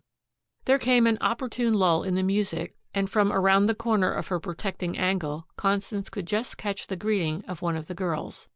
"Hello, sleigh bells, got any snow?" It was a remark that seemed particularly mal apropos to the sultry weather, and Constance half expected a burst of laughter at the unexpected sally. Instead, she was surprised to hear the young man reply in a very serious and matter-of-fact manner. "Sure. Got any money, May?" She craned her neck, carefully avoiding coming into Drummond's line of vision, and as she did so, she saw 2 silver quarters gleam momentarily from hand to hand, and the young man passed each girl stealthily a small white paper packet. Others came to him, both men and women. It seemed to be an established thing, and Constance noted that Drummond watched it all covertly. "Who is that?" asked Constance of the waiter, who had served her sometimes when she had been with Adele and knew her. Why, they call him Sleighbells Charlie, he replied. A coke fiend. Which means a cocaine fiend, I suppose? She queried. Yes. He's a lobby gal for the grapevine system they have now of selling the dope in spite of this new law. Where does he get the stuff? She asked. The waiter shrugged his shoulders. Nobody knows, I guess. I don't. But he gets it in spite of the law and peddles it. Oh, it's all adulterated with some white stuff, I don't know what, and the price they charge is outrageous. They must make an ounce retail at 5 or 6 times the cost. Oh, you can bet that someone who is at the top is making a pile of money out of that graft, all right. He said it not with any air of righteous indignation, but with a certain envy. Constance was thinking the thing over in her mind. Where did the coke come from? The grapevine system interested her. Sleighbells seemed to have disposed of all the coke he had brought with him. As the last packet went, he rose slowly and shuffled out. Constance, who knew that Adele would not come for some time, determined to follow him. She rose quietly and, under cover of a party going out, managed to disappear without, as far as she knew, letting Drummond catch a glimpse of her. This would not only employ her time, but it was better to avoid Drummond as far as possible, at present, too, she felt. At a distance of about half a block she followed the curiously shuffling figure. He crossed the avenue, turned and went uptown, turned again, and before she knew it, disappeared in a drugstore. She had been so engrossed in following the lobbygow that it was with a start that she realized that he had entered Muller's. What did it all mean? Was the druggist Muller the man higher up? She recalled suddenly her own experience of the afternoon. Had Muller tried to palm off something on her? The more she thought of it, the more sure she was that the powder she had taken had been doped. Slowly, turning the matter over in her mind, she returned to the Mayfair. As she peered in cautiously before entering, she saw that Drummond had gone. Adele had not come in yet, and she went in and sat down again in her old place. Perhaps half an hour later, outside, she heard a car drive up with a furious rattle of gears. She looked out of the window and, as far as she could determine in the shadows, it was Dr. Price. A woman got out, Adele. For a moment she stopped to talk, then Dr. Price waved a gay goodbye and was off. All she could catch was a hasty, "No, I don't think I'd better come in tonight," from him. As Adele entered the Mayfair, she glanced about, caught sight of Constance, and came and sat down by her. It would have been impossible for her to enter unobserved, so popular was she. It was not long before the 2 girls whom Constance had seen dealing with Sleighbells sauntered over. "Your friend was here tonight," remarked one to Adele. "Which one?" laughed Adele. "The one who admired your dancing the other night and wanted to take lessons." "You mean the young fellow who was selling something?" asked Constance pointedly. "Oh, no," returned the girl quite casually. "That was Sleighbells," and they all laughed. Constance thought immediately of Drummond. "The other one, then," she said. "The thick-set man who was all alone?" "Yes, he went away afterward. Do you know him?" "I've seen him somewhere," evaded Constance, "but I just can't quite place him." She had not noticed Adele particularly until now. Under the light she had a peculiar worn look, the same as she had had before. The waiter came up to them. "Your turn is next," he hinted to Adele. "Excuse me a minute," she apologized to the rest of the party. "I must fix up a bit. No," she added to Constance, "don't come with me." She returned from the dressing room a different person and plunged into the wild dance for which the limited orchestra was already tuning up. It was a veritable riot of whirl and rhythm. Never before had Constance seen Adele dance with such abandon. As she executed the wild mazes of a newly imported dance, she held even the jaded Mayfair spellbound. And when she concluded with one daring figure and sat down flushed and excited, the diners applauded and even shouted approval. It was an event for even the dance-mad Mayfair. Constance did not share in the applause. At last she understood. Adele was a dope fiend, too. She felt it with a sense of pain. Always, she knew, the fiends tried to get away alone, somewhere for a few minutes, to snuff some of their favorite nepenthe. She had heard before of the cocaine snuffers, who took a little of the deadly powder, placed it on the back of the hand, and inhaled it up the nose with a quick intake of breath. Adele was one. It was not Adele who danced. It was the dope. Constance was determined to speak. "You remember that man the girls spoke of?" she began. "Yes, what of him?" asked Adele with almost a note of defiance. "Well, I really do know him," confessed Constance. He is a detective." Constance watched her companion curiously, for at the mere word she had stopped short and faced her. "He is?" she asked quickly. "Then that was why Dr. Price—" She managed to suppress the remark and continued her walk home without another word. In Adele's little apartment, Constance was quick to note that the same haggard look had returned to her friend's face. Adele had reached for her pocketbook with a sort of clutching eagerness and was about to leave the room. Constance rose. "Why don't you give up the stuff?" she asked earnestly. "Don't you want to?" For a moment Adele faced her angrily. Then her real nature seemed slowly to come to the surface. "Yes," she murmured frankly. "Then why don't you?" pleaded Constance. "I haven't the power. There's an indescribable excitement to do something great, to make a mark. It's soon gone, but while it lasts I can sing, dance, do anything, and then every part of my body begins crying for more of the stuff again." There was no longer any necessity of concealment from Constance. She took a pinch of the stuff, placed it on the back of her wrist, and quickly sniffed it. The change in her was magical. From a quivering, wretched girl, she became a self-confident neurasthenic. "I don't care," she laughed hollowly now.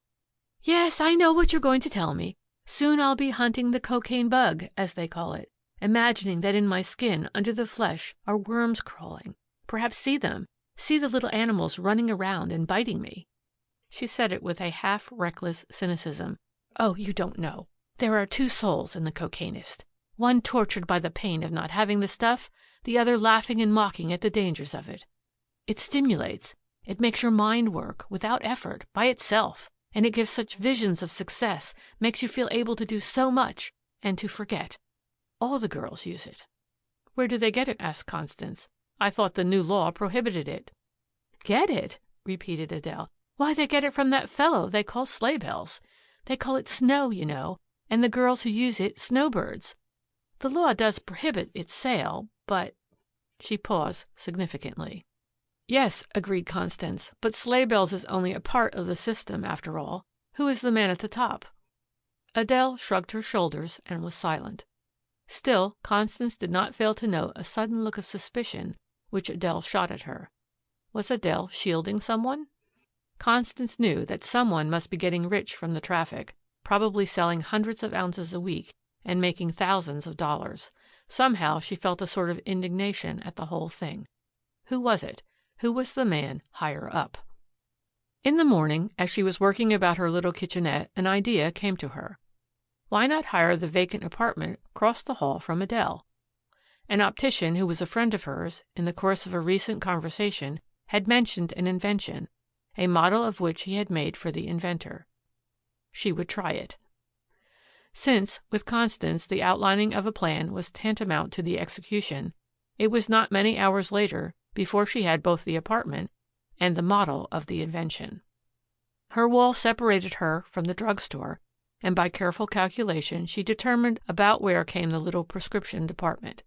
Carefully, so as to arouse no suspicion, she began to bore away at the wall with various tools, until finally she had a small, almost imperceptible opening. It was tedious work, and toward the end needed great care so as not to excite suspicion.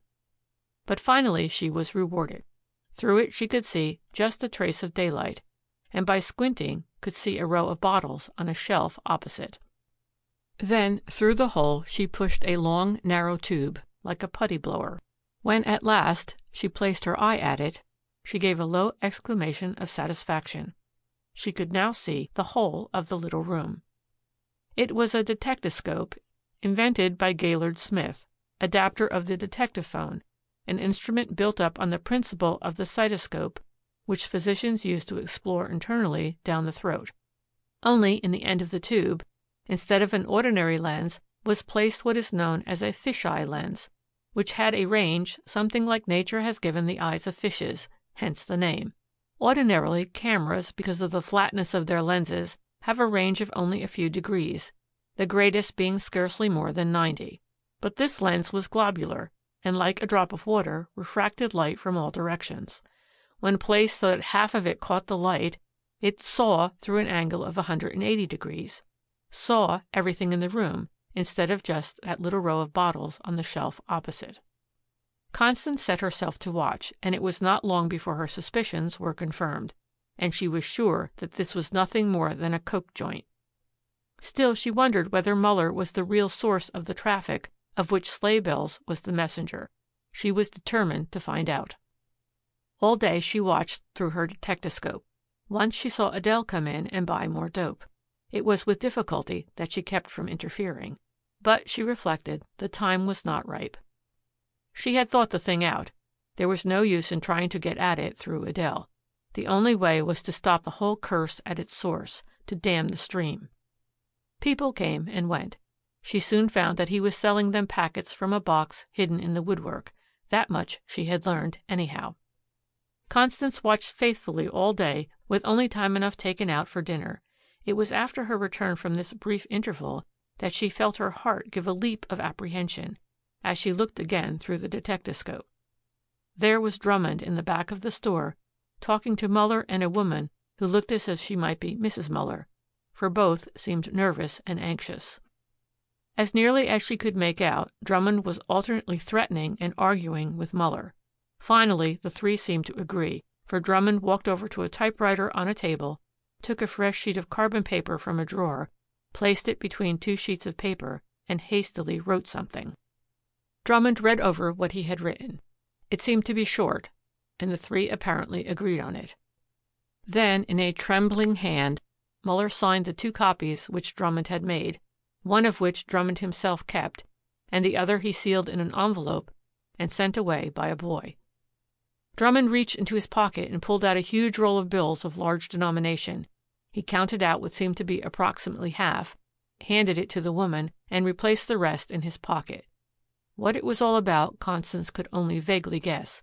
She longed to know what was in the letter and why the money had been paid to the woman. Perhaps a quarter of an hour after Drummond left, Adele appeared again, pleading for more dope.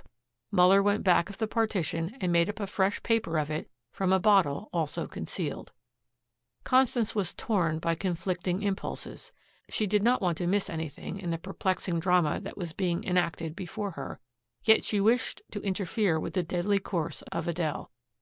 Still, perhaps the girl would resent interference if she found out that Constance was spying on her. She determined to wait a little while before seeing Adele. It was only after a decided effort that she tore herself away from the detectascope and knocked on Adele's door as if she had just come in for a visit. Again she knocked, but still there was no answer. Every minute something might be happening next door. She hurried back to her post of observation. One of the worst aspects of the use of cocaine, she knew, was the desire of the user to share his experience with someone else. The passing on of the habit, which seemed to be one of the strongest desires of the drug fiend, made him even more dangerous to society than he would otherwise have been. That thought gave Constance an idea. She recalled also now having heard somewhere that it was a common characteristic of these poor creatures to have a passion for fast automobiling, to go on long rides, perhaps even without having the money to pay for them. That, too, confirmed the idea which she had. As the night advanced, she determined to stick to her post. What could it have been that Drummond was doing? It was no good, she felt positive. Suddenly, before her eye, glued to its eavesdropping aperture, she saw a strange sight. There was a violent commotion in the store. Blue-coated policemen seemed to swarm in from nowhere, and in the rear, directing them, appeared Drummond, holding by the arm the unfortunate Sleighbells, quaking with fear, evidently having been picked up already elsewhere by the wily detective. Muller put up a stout resistance, but the officers easily seized him and, after a hasty but thorough search, unearthed his cache of the contraband drug. As the scene unfolded, Constance was more and more bewildered after having witnessed what had preceded it, the signing of the letter and the passing of the money. Muller evidently had nothing to say about that. What did it mean? The police were still holding Muller, and Constance had not noted that Drummond had disappeared. "It's on the first floor, left, men," sounded a familiar voice outside her own door. "I know she's there. My shadow saw her buy the dope and take it home." Her heart was thumping wildly. It was Drummond leading his squad of raiders, and they were about to enter the apartment of Adele. They knocked, but there was no answer. A few moments before, Constance would have felt perfectly safe in saying that Adele was out. But if Drummond's man had seen her enter, might she not have been there all the time, be there still, in a stupor? She dreaded to think of what might happen if the poor girl once fell into their hands. It would be the final impulse that would complete her ruin. Constance did not stop to reason it out. Her woman's intuition told her that now was the time to act, that there was no retreat. She opened her own door just as the raiders had forced in the flimsy affair that guarded the apartment of Adele.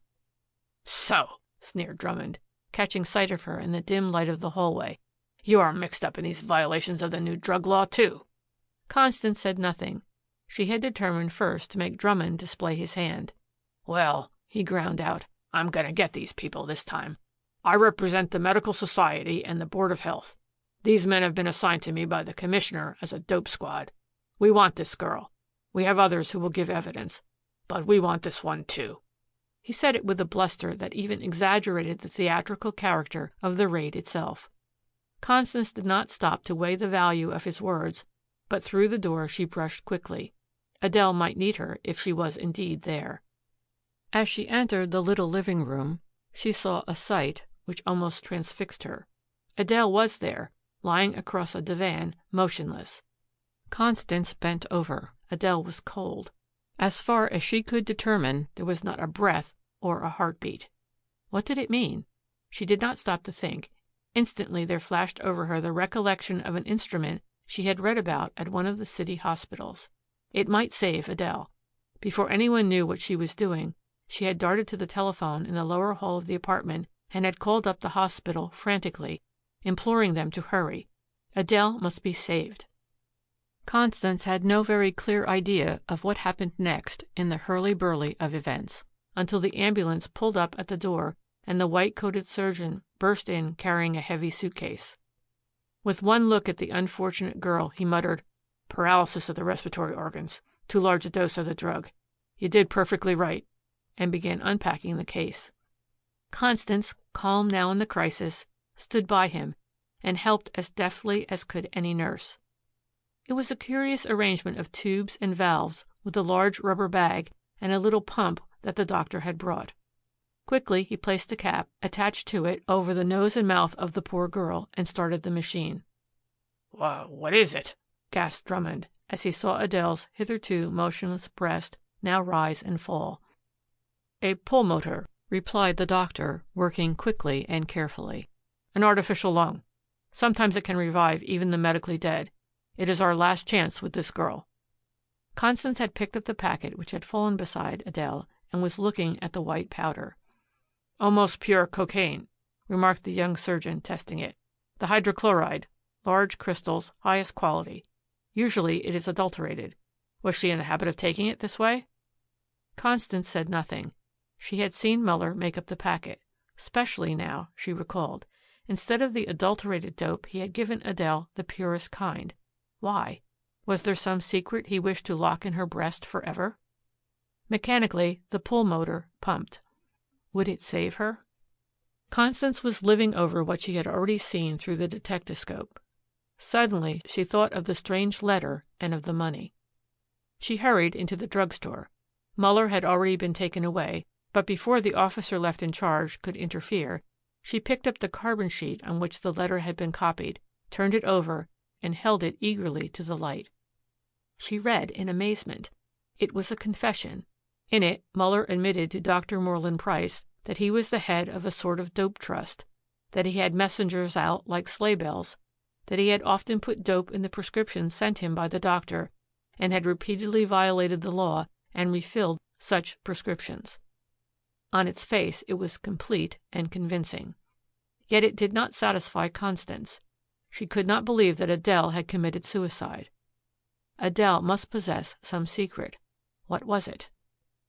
"Is there any change?" she asked anxiously of the young surgeon now engrossed in his work. For answer, he merely nodded to the apparently motionless form on the bed, and for a moment stopped the pulmotor. The mechanical movement of the body ceased, but in its place was a slight tremor about the lips and mouth. Adele moved, was faintly gasping for breath. "Adele!" cried Constance softly in her ear. "Adele!" Something, perhaps a faraway answer of recognition, seemed to flicker over her face. The doctor redoubled his efforts. "Adele, do you know me?" whispered Constance again. "Yes," came back faintly at last. There's something wrong with it. They How? What do you mean?" urged Constance. "Tell me, Adele." The girl moved uneasily. The doctor administered a stimulant, and she vaguely opened her eyes, began to talk hazily, dreamily. Constance bent over to catch the faint words which would have been lost to the others. "They are going to double-cross the health department," she murmured as if to herself. Then, gathering strength, she went on. "Muller and Sleighbells will be arrested and take the penalty. They have been caught with the goods, anyhow. It has all been arranged so that the detective will get his case. Money will be paid to both of them, to Muller and the detective, to swing the case and protect him. He made me do it. I saw the detective, even danced with him, and he agreed to do it. Oh, I would do anything. I'm his willing tool when I have the stuff, but this time it was—" She rambled off incoherently. "Who made you do it? Who told you?" prompted Constance. "For whom would you do anything?" Adele moaned and clutched Constance's hand convulsively. Constance did not pause to consider the ethics of questioning a half-conscious girl. Her only idea was to get at the truth. "Who was it?" she reiterated. Adele turned weakly. "Dr. Price," she murmured as Constance bent her ear to catch even the faintest sound. "He told me all about it last night in the car." Instantly Constance understood. Adele was the only one outside who held the secret, who could upset the carefully planned frame-up that was to protect the real head of the dope trust, who had paid liberally to save his own wretched skin. She rose quickly and wheeled about suddenly on Drummond. "You will convict Dr. Price also," she said in a low tone. "This girl must not be dragged down too. You will leave her alone, and both you and Mr. Muller will hand over that money to her for her cure of the habit." Drummond started forward angrily, but fell back as Constance added in a lower but firmer tone, "Or I'll have you all up on a charge of attempting murder." Drummond turned surlily to those of his dope squad who remained. "You can go, boys," he said brusquely. "There's been some mistake here." End of chapter 11.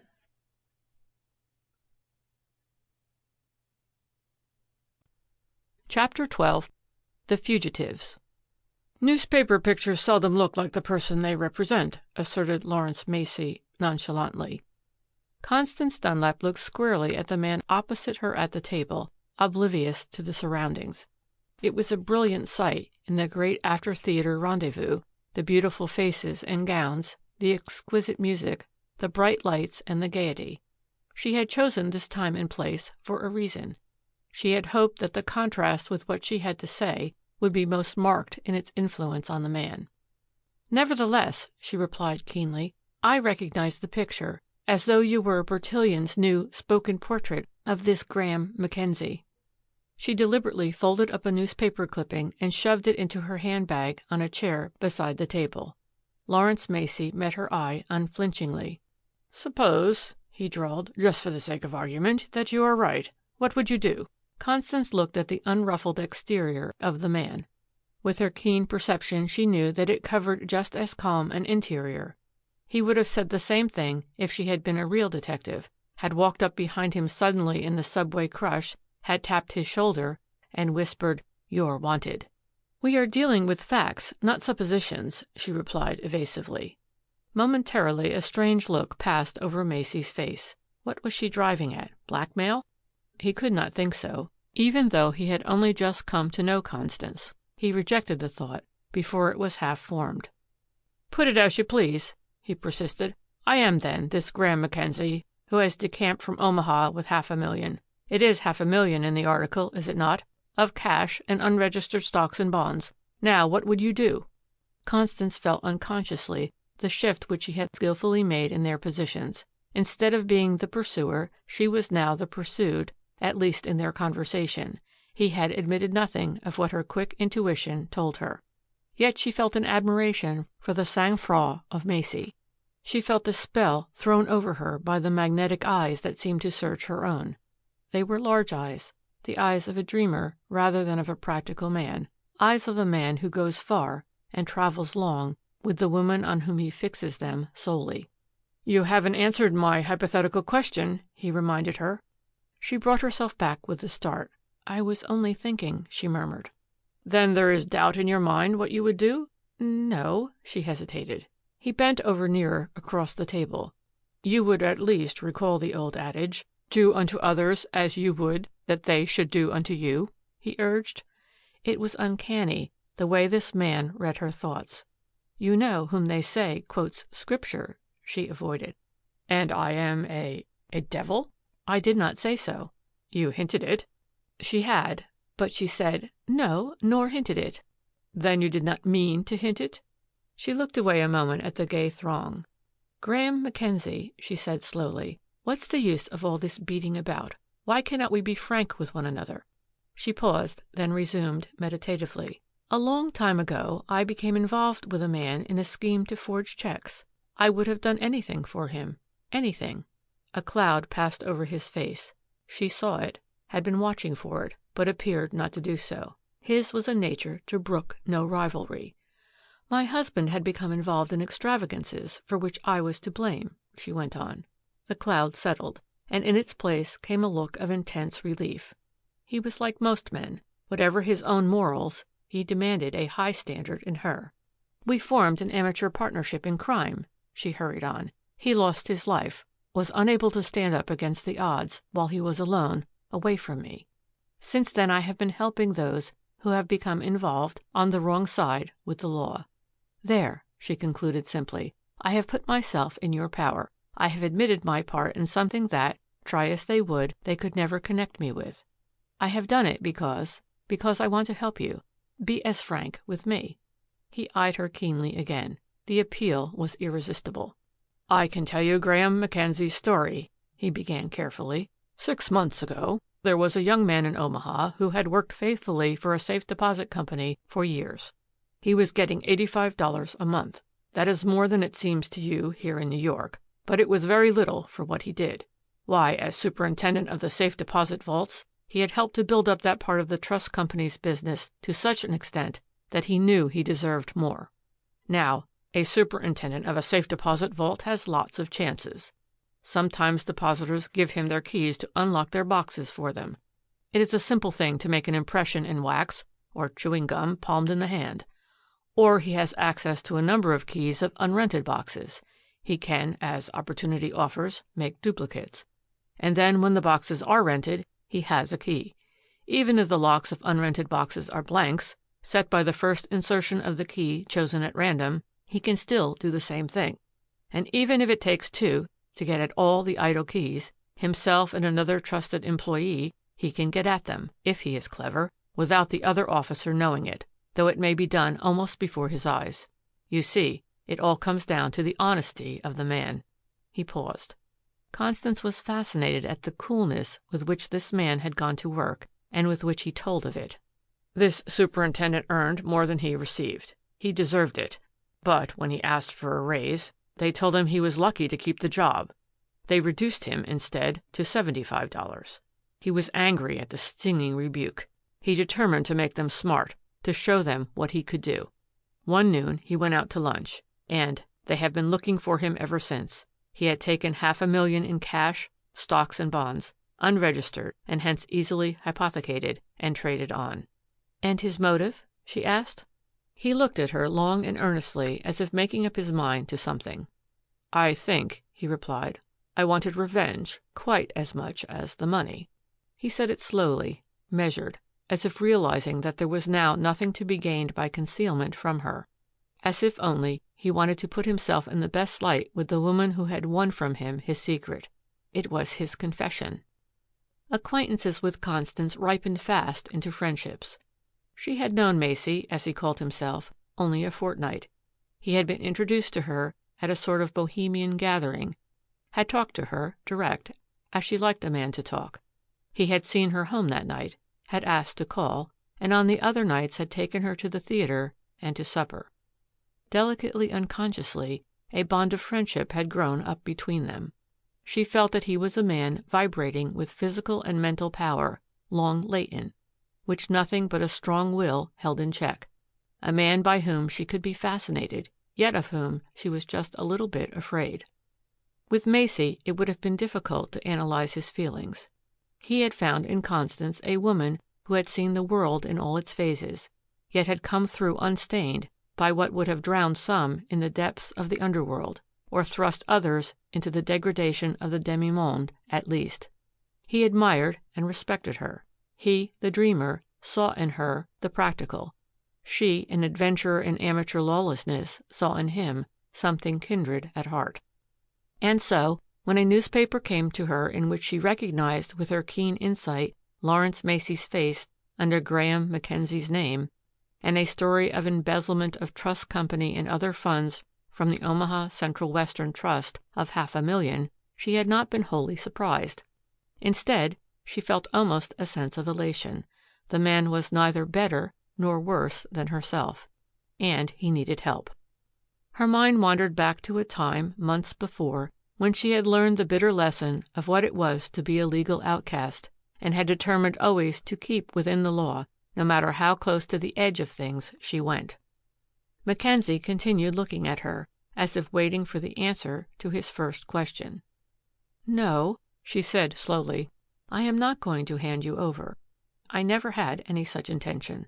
We are in each other's power.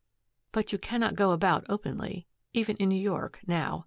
Someone besides myself must have seen that article." Graham listened blankly. It was true. He fancied security in the city was over. He had fled to New York because there, in the mass of people, he could best sink his old identity and take on a new. She leaned her head on her hand and her elbow on the table and looked deeply into his eyes. "Let me take those securities," she said. "I will be able to do safely what you cannot do." Graham did not seem now to consider the fortune for which he had risked so much. The woman before him was enough. "Will you?" he asked eagerly. "I will do with them as I would for myself, better, because it is a trust," she accepted. More than a trust, as he leaned over in turn and, in spite of other diners in the restaurant, took her hand. There were times when the rest of the critical world and its frigid opinions are valueless. Constance did not withdraw her hand. Rather, she watched in his eyes the subtle physical change in the man that her very touch produced, watched and felt a response in herself. Quickly, she withdrew her hand. "I must go," she said rather hurriedly. "It is getting late." "Constance," he whispered as he helped her on with her wraps, brushing the waiter aside that he might himself perform any duty that involved even touching her. "Constance, I am in your hands, absolutely." It had been pleasant to dine with him. It was more pleasant now to feel her influence and power over him. She knew it, though she only half admitted it. They seemed for the moment to walk on air as they strolled, chatting, out to a taxicab. But as the cab drew up before her own apartment, the familiar associations of even the entrance brought her back to reality suddenly. He handed her out, and the excitement of the evening was over. She saw the thing in its true light. This was the beginning, not the end. "Graham," she said as she lingered for a moment at the door, "tomorrow we must find a place where you can hide." "I may see you, though?" he asked anxiously. "Of course. Ring me up in the morning, Graham. Good night." And she was whisked up in the elevator, leaving Mackenzie with a sense of loss and loneliness. "By the Lord," he muttered, as he swung down the street in preference to taking a cab. "What a woman that is!" Together, the next day, they sought out a place where he could remain hidden. Mackenzie would have been near her, but Constance knew better. She chose a bachelor apartment where the tenants never arose before noon and where night was turned into day. Men would not ask questions. In an apartment like her own, there was nothing but gossip. In the daytime, he stayed at home. Only at night did he go forth, and then under her direction in the most unfrequented ways. Every day, Constance went to Wall Street, where she had established confidential relations with a number of brokers. Together they planned the campaigns. She executed them with consummate skill and adroitness. Constance was amazed. Here was a man who for years had been able to earn only $85 a month and had not seemed to show any ability. Yet he was able to speculate in Wall Street with such dash that he seemed to be in a fair way, through her, to accumulate a fortune. One night, as they were hurrying back to Graham's after a walk, they had to pass a crowd on Broadway. Constance saw a familiar face hurrying by. It gave her a start. It was Drummond, the detective. He was not apparently looking for her, but then that was his method. He might have been looking. At any rate, it reminded her unpleasantly of the fact that there were detectives in the world. "What's the matter?" asked Graham, noticing the change in her. "I just saw a man I know." The old jealousy flushed his face. Constance laughed in spite of her fears. Indeed, there was something that pleased her in his jealousy. "He was the detective who has been hounding me ever since that time I told you about." "Oh," he subsided. But if Drummond had been there, Mackenzie could have been counted on to risk all to protect her. "We must be more careful," she shuddered. Constance was startled one evening, just as she was going out to meet Graham and report on the progress of the day, at hearing a knock at her door. She opened it. "I suppose you think I am your nemesis," introduced Drummond as he stepped in, veiling the keenness of his search by an attempt to be familiar. She had more than half expected it. She said nothing, but her coldness was plainly one of interrogation. "A case has been placed in my hands by some Western clients of ours," he said by way of swaggering explanation, "of an embezzler who is hiding in New York. It required no great reasoning power to decide that the man's trail would sooner or later cross Wall Street. I believe it has done so. Not directly, but indirectly. The trail, I think, has brought me back to the proverbial point of chercher la femme. I am delighted." He dwelt on the word to see what would be its effect. "To see, in the Graham Mackenzie case, my old friend, Constance Dunlap." "So," she replied quietly, "you suspect me now. I suppose I am Graham Mackenzie." "No," Drummond replied dubiously. "You are not Graham Mackenzie, of course. You may be Mrs. Graham Mackenzie for all I know, but I believe you are the receiver of Graham Mackenzie's stolen goods." "You do," she answered calmly. "That remains for you to prove. Why do you believe it? Is it because you are ready to believe anything of me?" "I have noticed that you are more active downtown than—" "Oh, it is because I speculate. Have I no means of my own?" she asked pointedly. "Where is he? Not here, I know, but where?" insinuated Drummond with a knowing look. "Am I my brother's keeper?" She laughed merrily. "Come now, who is this wonderful Graham Mackenzie? First show me that I know him. You know the rule in a murder case. You must prove the corpus delicti." Drummond was furious. She was so baffling. That was his weak point, and she had picked it out infallibly. Whatever his suspicions, he had been able to prove nothing, though he suspected much in the buying and selling of Constance. A week of bitterness, a constant struggle against the wiles of one of the most subtle sleuths followed, avoiding hidden traps that beset her on every side. Was this to be the end of it? Was Drummond's heroic effort to entangle her to succeed at last? She felt that a watch of the most extraordinary kind was set on her, an invisible net woven about her. Eyes that never slept were upon her. There was no minute in her regular haunts that she was not guarded. She knew it, though she could not see it. It was a war of subtle wits, yet from the beginning Constance was the winner of every move. She was on her mettle. They would not, she determined, find Graham through her. Days passed, and the detective still had no sign of the missing man. It seemed hopeless, but, like all good detectives, Drummond knew from experience that a clue might come to the surface when it was least expected. Constance, on her part, never relaxed. One day it was a young woman dressed in most inconspicuous style who followed close behind her, a woman's shadow, one of the shrewdest in the city. A tenant moved into the apartment across the hall from Constance, and another hired an apartment in the next house across the court. There was constant espionage. She seemed to sense it. The newcomer was very neighborly, explaining that her husband was a traveling salesman and that she was alone for weeks at a time. The lines tightened. The next-door neighbor always seemed to be around at mail time, trying to get a look at the postmarks on the Dunlap letters. She had an excuse, in the number of letters to herself. "Orders from my husband," she would smile. "He gets lots of them personally here." All their ingenuity went for naught. Constance was not to be caught that way. They tried new tricks. If it was a journey she took, someone went with her whom she had to shake off sooner or later. There were visits of peddlers, gasmen, electric light, and telephone men. They were all detectives also, always seeking a chance to make a search that might reveal her secret. The janitor who collected the waste paper found that it had a ready sale at a high price.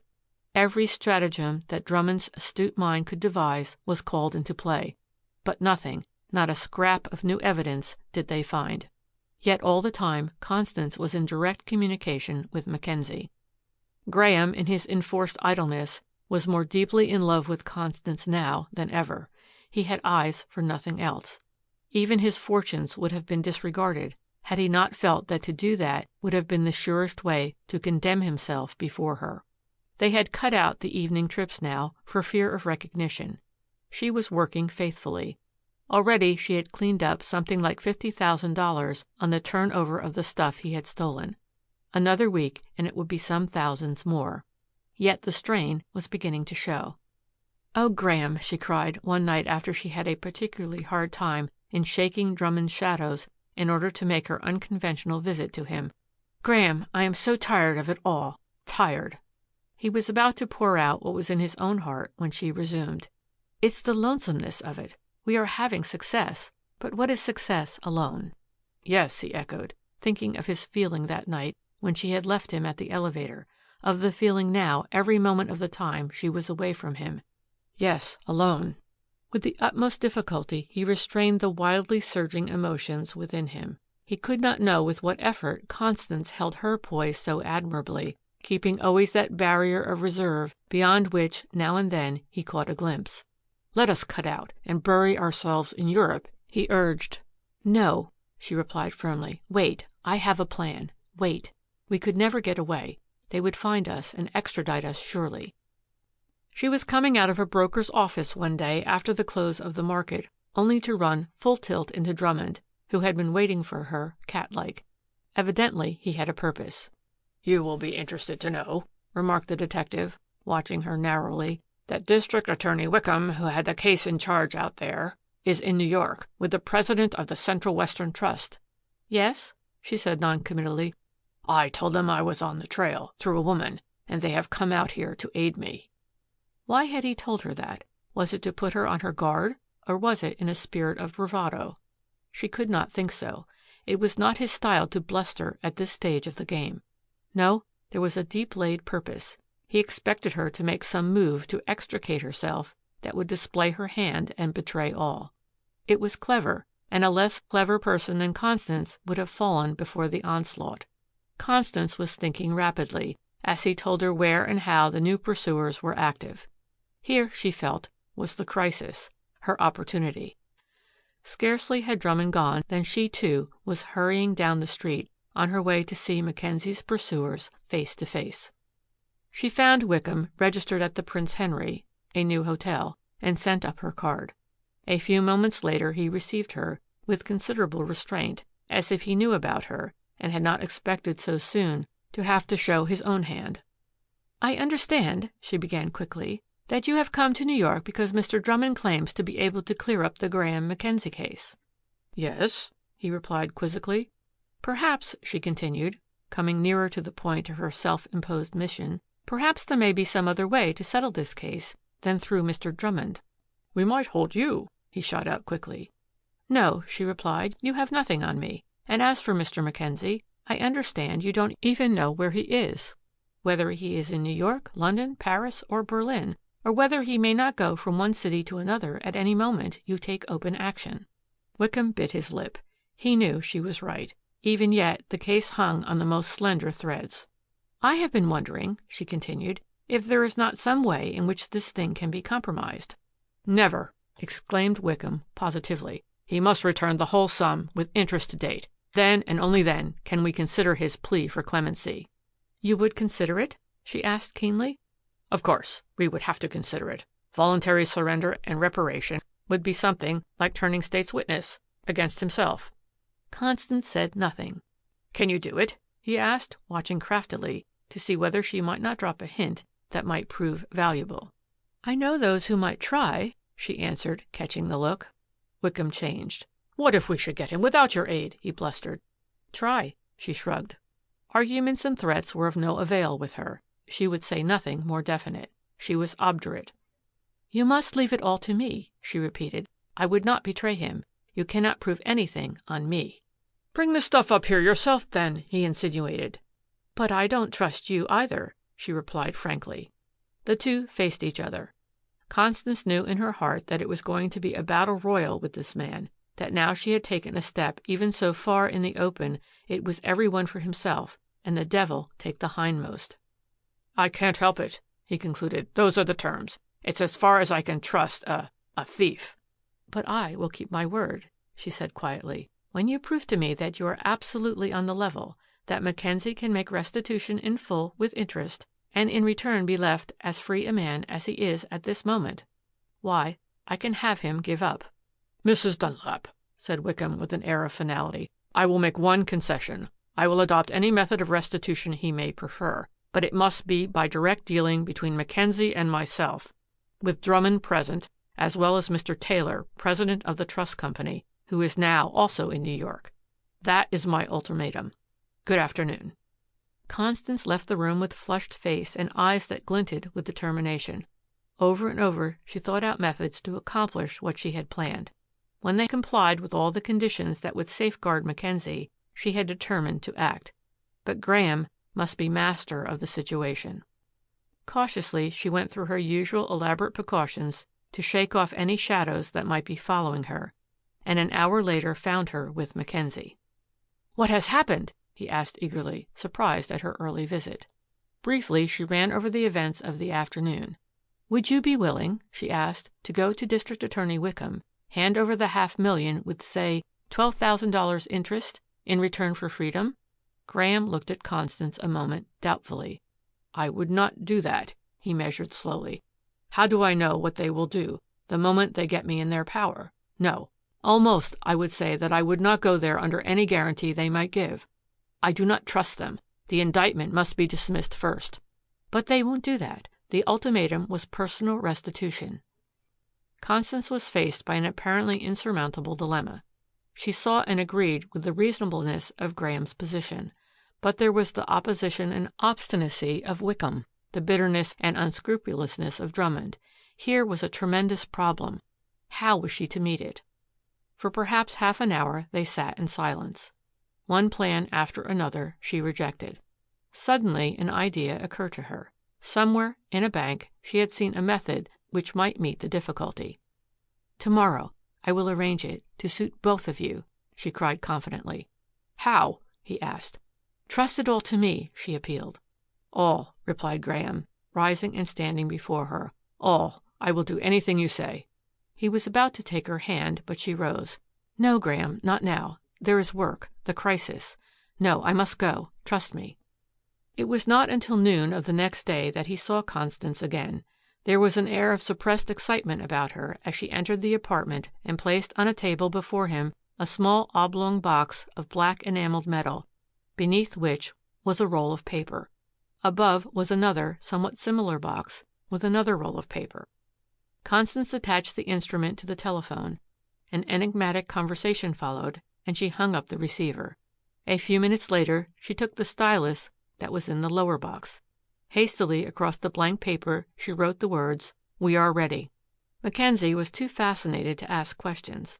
Suddenly, out of the corner of his eye, he saw something in the upper box move, as if of itself. It was a similar self-inking stylus. "Watch!" exclaimed Constance. "Do you get this?" wrote the spirit hand. "Perfectly," she scrolled in turn. "Go ahead, as you promised." The upper stylus was now moving freely at the ends of its two rigid arms, counterparts of those holding the lower stylus. "We promise," it wrote, "that in consideration of the return—" "What is it?" interrupted Graham, as the meaning of the words even now began to dawn on him. "A telautograph," she replied simply. "A long-distance writer which I have had installed over a leased wire from the hotel room of Wickham to meet the demands of you two. With it you write over wires just as with the telephone you talk over wires. It is as though you took one of the old pantographs, split it in half, and had each half connected only by telephone wires. While you write on this transmitter, their receiver records for them what you write. Look! Of $500,000, it continued to write, in cash, stocks, and bonds, with interest to date. All proceedings against Graham Mackenzie will be dropped and the indictment quashed. Marshall Taylor, President, Central Western Trust. Maxim Wickham, District Attorney. Riley Drummond, Detective. It's even broader than I had hoped, cried Constance in delight. Does that satisfy you, Graham?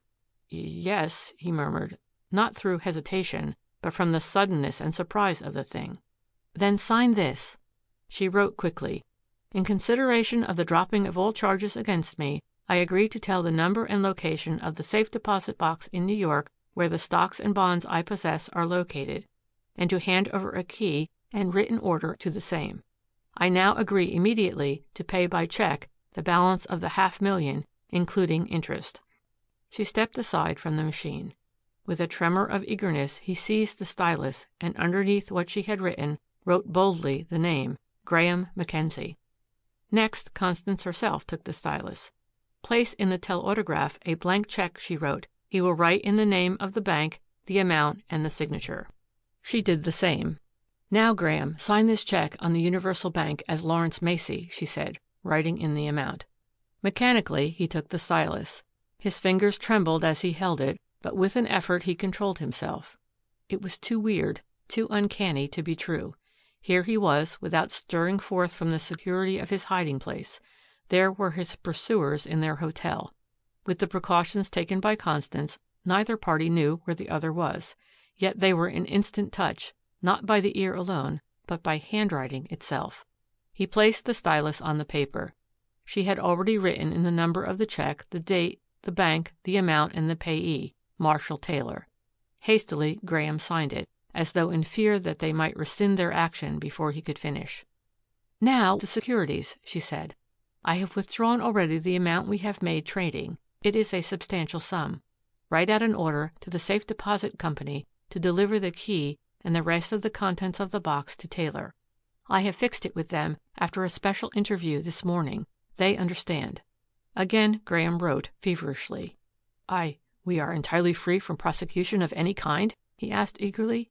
Yes, Constance murmured, with just a catch in her throat, as now that the excitement was over, she realized that he was free, independent of her again. The telautograph had stopped. No, it was starting again. Had there been a slip? Was the dream at last to turn to ashes? They watched anxiously. Mrs. Dunlap, the words unfolded. I take my hat off to you. You have put it across again. Drummond. Constance read it with a sense of overwhelming relief. It was a magnanimous thing in Drummond. Almost she forgave him for many of the bitter hours he had caused in the discharge of his duty. As they looked at the writing, they realized its import. The detective had abandoned the long search. It was as though he had put his okay on the agreement. We are no longer fugitives, exclaimed Graham, drawing in a breath that told of the weight lifted from him. For an instant he looked down into her upturned face and read the conflict that was going on in her. She did not turn away, as she had before. It flashed over him that once, not long ago, she had talked in a moment of confidence of the loneliness she had felt since she had embarked as the rescuer of amateur criminals. Graham bent down and took her hand, as he had the first night when they had entered their strange partnership. Never can I begin to pay you what I owe, he said huskily, his face near hers. He felt her warm breath almost on his cheek, saw the quick color come into her face, her breast rise and fall with suppressed emotion. Their eyes met. You need not pay, she whispered. I am yours. End of chapter 12. End of Constance Dunlap by Arthur B. Reeve.